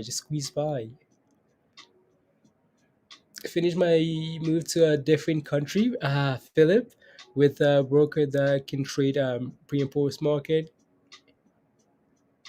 But thanks for teaching. I got the hang of it. Let's go, Philip. Good job. I am. I am. No, a little bit, Philip. Little bits of the clovits. Like 2 months ago, but it's just did tomorrow morning a crypto stream like 2 months ago. I know, William. Yeah, like ATR looks very good, right? Again, it looks very good approaching resistance again, guys. We're basically again like we're hitting highs of the day, guys, on ATR and cracking $16 here, right? So this again, if you're holding this position already, I mean like you're sitting pretty, right? So yeah, $16, guys, running into the end of the day here. That's a very good sign. Yeah, 23%. That's amazing. Right, so SPY, yeah, SPY is retracing here a little bit. So yeah, but ATR though looks good. I just jumped. Friday 10 Powell will speak about another volatile name. Mostly. Okay. Wow. ATR, guys. ATR. Wow. Okay then. Interesting. What did you miss? You missed the Fed meeting, Queen. You missed ATR pumping. You missed what else? But yeah, like Star says, basically nothing. Basically nothing.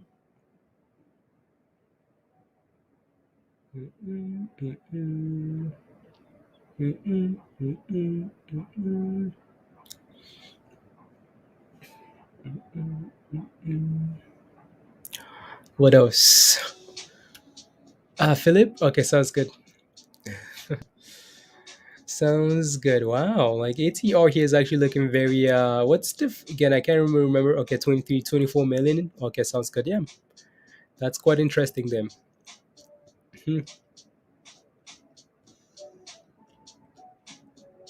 Yep. Why can't BBIG just do this? BBIG, come on, why can't you just do this? Why can't you just do this? Just recover, just like ATR here, La la la la la la la. Louis says, "Would you recommend ATR?" Not as we're pumping here, though, right? You want to be very careful. I mean, if you want to take a little gamble, that's completely up to you because again, usually like momentum continues overnight and to the next day. So we might see a nice little gap up on ATR tomorrow, but that's a complete gamble, right? You need to know that it's a gamble and then go from there. So There you go. What is your next resistance point after $16? As you can see here, I'm after 16. It seems like we're struggling at 1645, right? So 1645 here, we hit this level already twice and we're backing off. So again, resistance at that level, and then we're looking for 1680 there, and then $18, right? $18. So those would be your next few levels to pay attention to them. Yeah, there you go.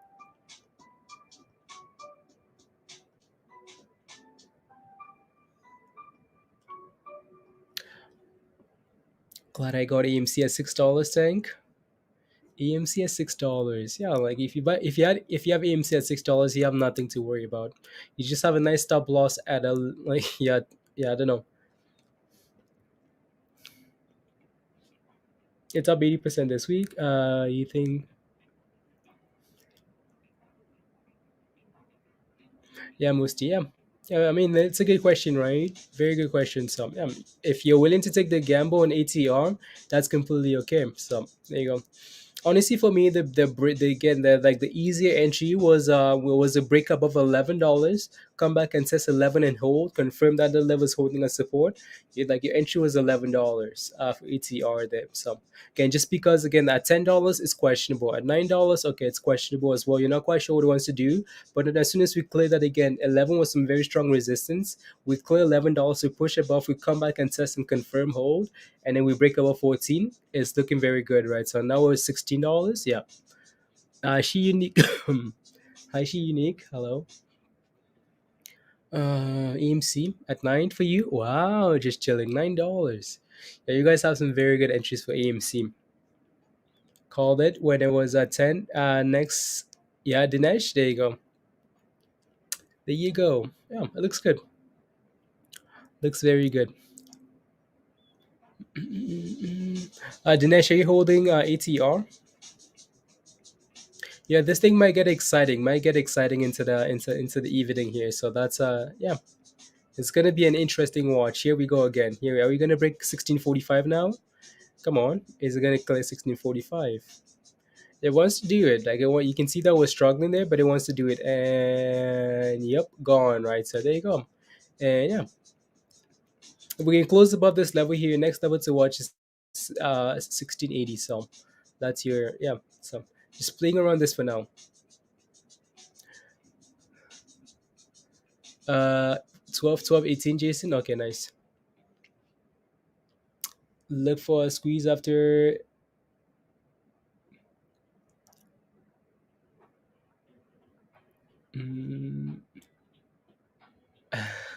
Alim says, any comments about BBIG? It's not moving. I mean, there's not a whole lot to say about BBIG, right, Alim?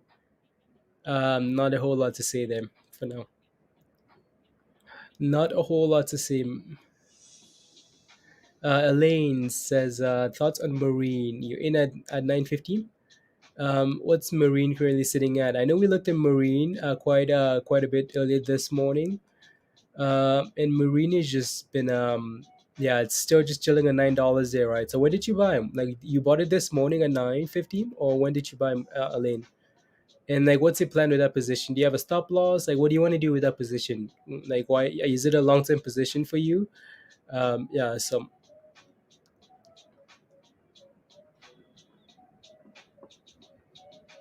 Mm-mm. You're ready to FOMO, Julio? Ready to FOMO. 4 cents average on Doge. Nice, good job.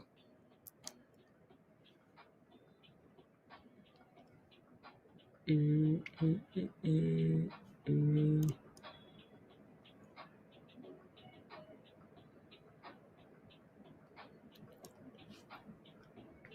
you go. Selling anything? Yesterday after hours, just wanted a small squeeze. You bought yesterday after hours? I mean, oh yeah. Okay, so you bought yesterday after hours. So you were, when the market opened today, you were sitting in green, right? So this thing opened above $10, and again, so recommendation is when you buy stuff that's meant for a squeeze lane, don't go from green to red. Why? Because you clearly know that it's a squeeze, right? So what happens is people just rotate very quickly from squeeze place like that. So yeah, again, when you buy at 950, you push above $10, you should not be going red again, right, Elaine? Don't go, especially if it's a squeeze. Like it's not a long term play for you. It's a squeeze, so don't go red, please. You're red already now, right? So that's the issue there. So, Dina, I know we looked at AEMD for you already today, I think, if I'm not mistaken. But I'm trying to say is I should remember your entry position there, but I don't. So please remind me what you're looking for in AEMD, and then I can take a look. Hoping it pops. Yeah, so market closes in 18 minutes. 18. Yeah, set limits. Yeah.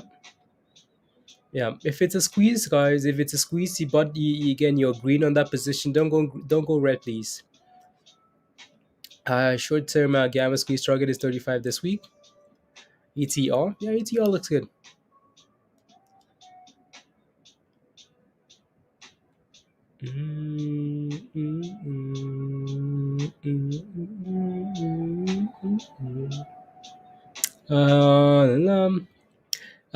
Scalp, keep trying to on this one. Okay, nice, Justin. Nice. Nice. Are you holding it overnight, or you just quick scalp and you're gone for the day, Justin? Oh yeah, cut those losses quickly, Justin.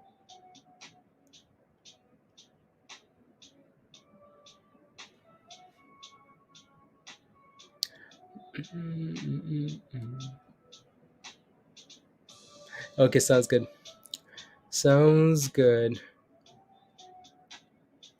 So John says thoughts on kplt. I'm in at 595. Okay, I'll take a look. Gone for the day. Okay, sounds good. Why would I be why would I be happy, Diamond? I said it multiple times. I don't like Sundial. Because I think, not because it's not a good company, or just because I think there are better gains in other places. Like that thing is giving you nothing. For the last month or so, the last 2 months, Sundial is giving you absolutely nothing. So like I'm still surprised like how people keep asking about Sundial, because it's just not going anywhere. It's been, again, it's been $1.10, $1.90, 80 cents. Now we're now sitting at what, 69 cents. So there you go. Stop loss at 16 yet in. Okay, sounds good. Stop loss at 16. Okay. Yeah, let me take a look at kplt there for John, and then AEMD as well then. So let's do some take a request here. So I'm gonna quickly switch to the daily chart here and take a look at kplt. I know it's somewhere on the list, but I'm not even gonna bother putting that up. So there you go. So you bought at 595. Again, my only issue with buying in this range here, John, is because you're pretty much gambling here, right? So you're gambling in the middle of the range. We clearly know that, okay, this is support. We bounce up this level. We also know that we fail at this level, right? $8 here. So you're buying in the middle of this range here with as we're trending lower here. You'll take it. You're just, again, you're hoping and gambling a little bit that we can find a way to turn around here. But we're sitting in the middle, right? We're sitting in no man's land here. Again, easy buy here, easy sell there, but in the middle here it's questionable, right? So what I'm always looking for is stuff like this, right? Again, let it drop, let it find support, let it start turning around here slowly, and then we get that explosion, right? So because if you're buying here now, you're trying to catch a knife, and I'm not sure what to tell you, right, John? So AEMD here. There it is. AMD has had a very nice day today, right? Like a very, very strong day, but also same thing, right? So if you like, AMD looks fine if you're holding this. It's up 34% here today. It's also like sitting at a very key level though, right? Again, like that level, flush. This level, sell off. This level, sell off, right? Well, guess what? We sold off this morning of that level, right? Again, that level is like $6, 620 there. You want to be a little bit cautious here. Like as we approach this level, you want to be careful. Well, $6, and we flushed all the way back down to $5 here, right? So it might be a positive here that we're holding $5, but you also want to be very careful here. So yeah. Time now. Yeah, ATR time. ATR. I'm sure the FBI is watching it. I know, right? Virus. As many times you say explosion, I'm sure the FBI is watching. Yeah, I'm sure. That's pretty funny. What else? Let's go back here. Yeah, ATR looks good. Like ATR is AMC holding $40 as well, so not too bad. As long as the market doesn't crash tomorrow, though, right? And the market doesn't sell off tomorrow. Yeah, ATR is looking like it's looks fine then. And open tomorrow at 19 with 1910 being heavy resistance. Sounds good. The Yeah, I'm pretty sure Laura is a bot.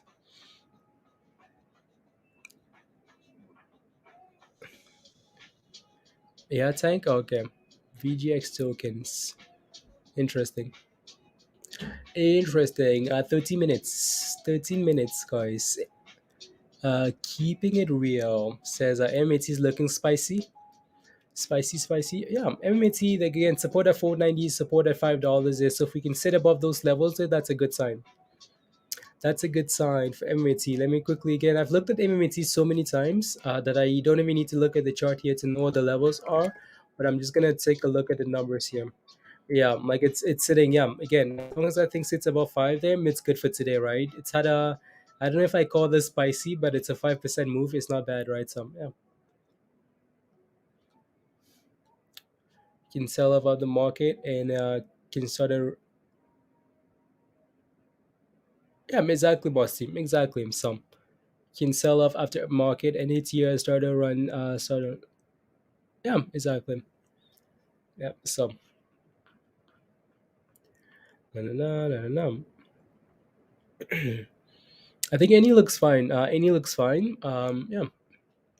Any entry level was around like 576 dollars there on any. Right. So I'm not quite sure where any sitting at there for now, but yeah, that was your that's those are some good support levels if you like any. SPIR is looking spicy belts. Okay. 10 minutes for you. 12 for me, virus. What rubbish time zone are you in, virus?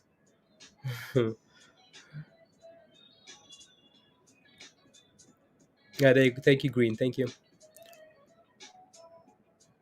Yeah, guys, don't forget if you haven't smashed a like, guys, take a second, smash a like, hit that subscribe, and yeah, if you want to become a member and come join us in Discord, yeah, come join us. Since just know what I meant when I said I wanted some spicy. I know, right? Queen. I thought spicy. Spicy is not. Yeah. So yeah, we're seeing some profit taking going on here, guys. Again, keep in mind the default is down here, right? This week, default is down. So when people see profits, they take profits, right? So S&P selling off a little bit here as well. So yeah, ETR selling off there into the close. Some profit taking, guys.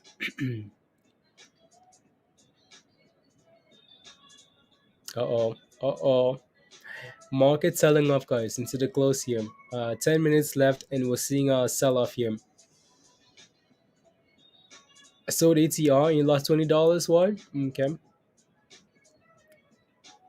Your stop loss was hit, Eden? Okay. Yeah, the market is selling off into the close here. It's not just ATR, it's everything else. There you go. And it went down 30% the next day as an example, mostly. Yeah. And been holding some for a while at 85 cents. Do you see an upside? I mean, like the issue with that now, keeping it real is because I mean that thing has so many bag holders now, so it takes a lot of buying pressure for that thing to get back to 85 cents. Do I see upside? I haven't done enough research on the company, but in terms of the chart, it's gonna take a lot of buying and something to really push it higher. Don't like it. Yeah. What's up, Gary? Hello, Gary. To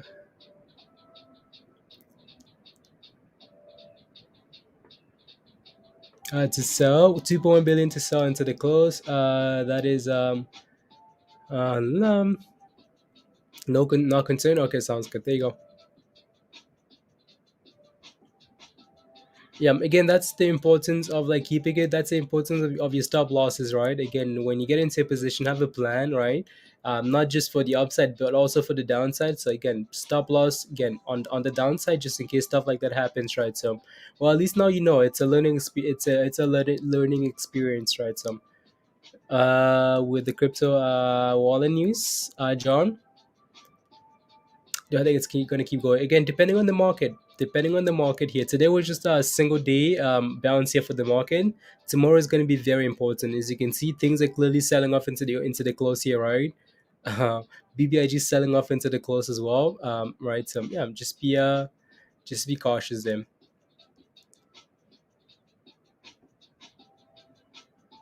Market imbalance always results in large. Okay, Dinesh, are you sure that's what it's called? It's called the market and close order, right? So mark order. That's the imbalance order at the end of the day, right, Dinesh? That's why the market usually moves around like 350, 10 minutes before the market closes because of that imbalance, right? So you call it market imbalance. It's called the market. Yeah, it's called the MOC or MOC order there, Dinesh.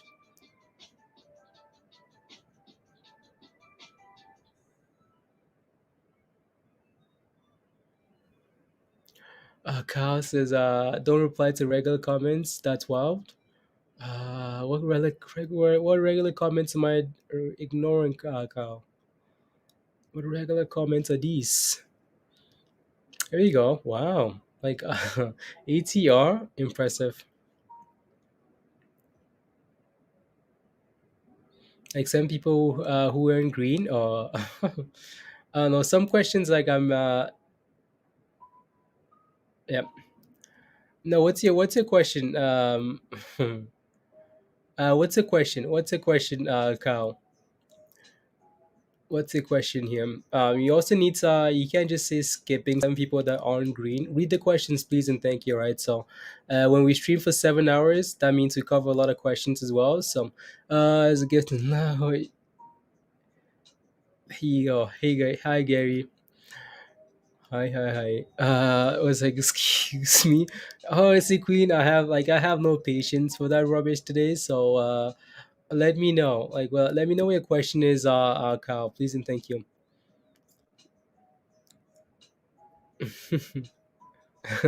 Yeah, Kyle, don't be regular, please. Kyle, be special. Be special, please. La, la, la. Thank you, Linda. Thank you very much. Thank you. I'm waiting for Kyle's question, guys. I'm waiting. Kyle, let me know what your question is.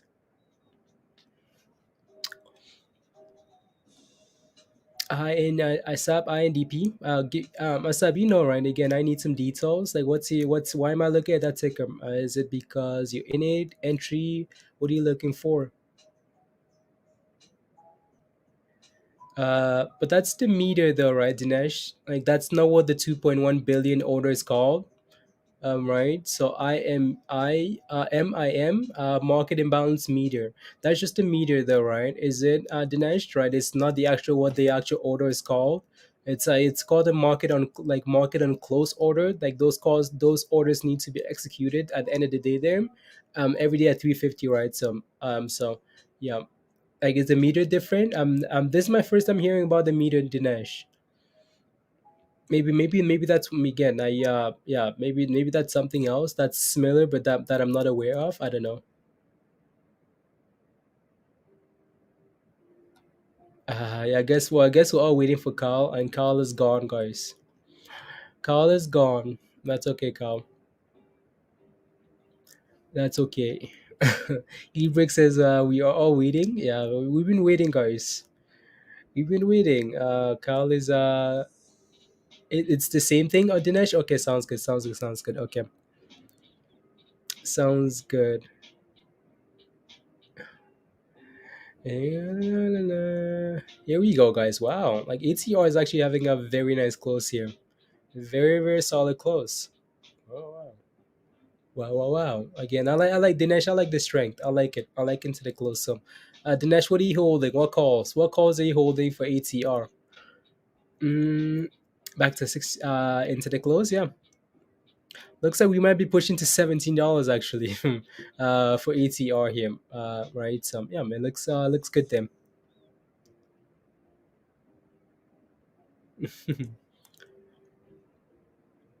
It's mad to cry with him. No, Kyle is here, guys. Kyle is still here. Kyle says, "I just got off work and my first time on the channel." Oh yeah, Kyle. Okay, welcome, Kyle. Right, welcome, welcome. We just want to make sure when you come on, you don't choose violence, please and thank you. Right, so yeah, we stream quite a bit. So yeah, we answer a lot of these questions over and over and over. So yeah, if we want to ignore questions, that's okay. That's completely fine. But yeah, just let us know what your question is, and welcome to the channel. Welcome, welcome, Kyle, and we're glad to have you. And yeah, let us know if you need any help. Expected this week, 35 $35 squeeze. Extraordinary. And under the weather. Yeah, there you go. Right, Devin? Absolutely. Yeah, absolutely. Okay, sounds good. There you go, Kyle. FOMO is great. ATR is yeah. FOMO is FOMO is great. FOMO is amazing when it works out. Like FOMO is amazing when it works out, and you feel like such a genius. Bam. So again, above this level, we're now looking for $18 here. So on ATR here, if we can actually hold above that level, so there you go. We have about 2 minutes left. Minimum of $20. This week, Dinesh. ATER. Yeah, looks it's having a nice yeah, money flow into my $20 in crypto going to make me rich. Green. In 2020, in 2060 when yeah, 2060, green 2060, $20 will make you a millionaire. But $1 million at that time will be worth $20 green. So I don't know what to tell you. Thank you, Stacy. Stacy, thank you very much. Thank you guys very much for the support today. You guys have been amazing. Yeah, so in 2019, when we live on Mars, yeah. Okay, you're welcome, Green. Absolutely, anytime, anytime. And now I only forward the stop loss. There you go, Justin. I just chilling. Good job. We have less than a minute here, guys. Less than a minute. You messed up. Yeah, your stop loss executed. Okay. Yeah, that's annoying when that happens. But yeah, it's yeah.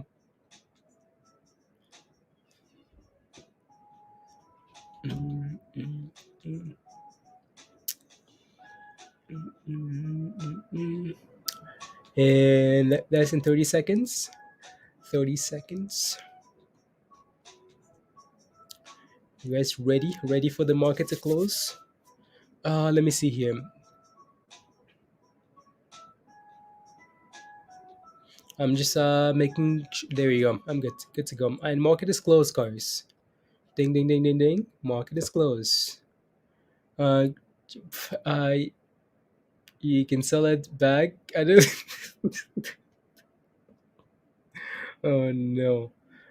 Yeah, greedy. Absolutely, man. Absolutely.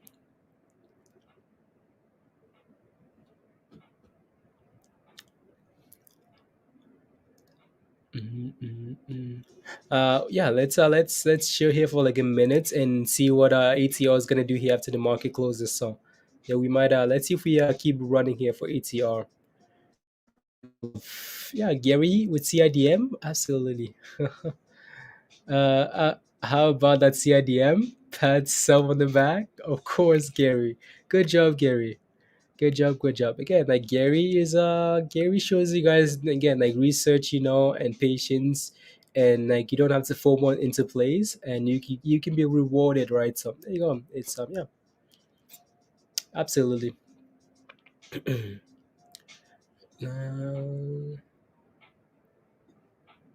ATR 20.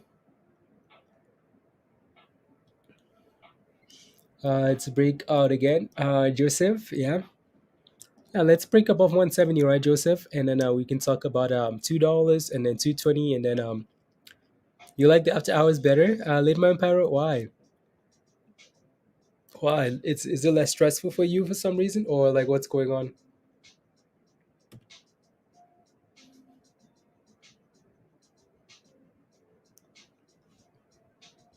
Carl says good night. Good night. Good night, Carl. Good night. Good to have you on the channel. Right, so welcome.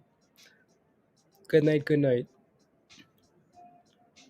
Wow, look at that thing go here after hours a little bit here. So above $17 on ATR here. It's what waiting for, right? So again, nice strong close, and then continuation here, right? So yeah, there you go. BBIG actually closed above that 650 level, right? So again, if you're taking any positives here from BBIG, I mean that might be a positive for today, right? So as ATR keeps running here. Just go, Trey. Give it a week, and I'll be giving newbies spankings, Kyle. There you go. And go straight up, let power. No stress, and it's straight up after hours. Yeah, 1750. Oh wow.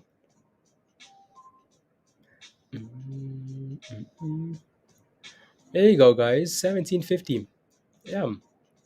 So yeah, again, that's a strong close, right, guys? Again, strong close equals continuation, right? So, yeah, it's looking good after hours here. Up another 5% after running 28% here today.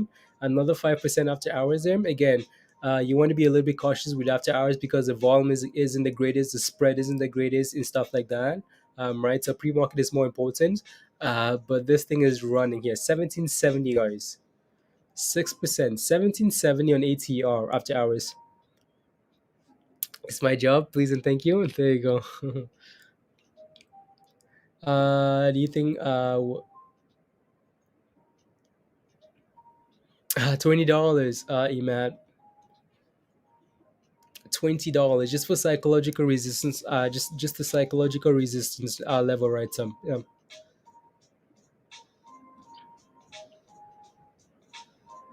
We work together and feed off positive energy. Absolutely, absolutely. Well, yeah. There you go, guys. We're gonna leave it here. Thank you guys very much again today. Thank you. Um, uh, yeah. Thank you guys very much for the support. You guys were amazing today. So thank you. Don't forget to smash a like on your way out. Hit that subscribe. Hit that notification bell. And yeah, have a good evening, guys. Good evening. As ATL keeps running, it keeps running. But yeah, I just need to. Yeah. Wow, 780. Cool, cool, cool. Thank you, Andrew. Jameson. See you later. Virus, Imad, Justin. There you go. Dubs. Yeah. Tal. Peace. Martin. Star. Dinesh. Almost 18. Yeah, almost $18 again. Also, thank you very much to Neil for coming on today. Shrey. Yes. Nas later. Keeping. Gary. Good to see you, Gary. Ledman Paro. We'll see you soon. See you soon. See you soon. Scotty, get some. Thank you. Yeah, thank you very much, Scotty. Thank you. Diamond, let's go, Diamond. Yeah, Kai, Mono, everyone. Bye. Willie, as always, much love and see you soon. See you soon, Willie. See you soon. Hazy, ATR, I know. ATR is looking good after hours there. Kevin, thank you. And bye, Kevin. Pinky, thanks. David, Mustafa, by Amber, and much love to you as well. Trey, Drew, Drew. Thanks, Roadside. Thank you. See you soon, S. Janu and Allison. Yeah, see you guys later. Bye.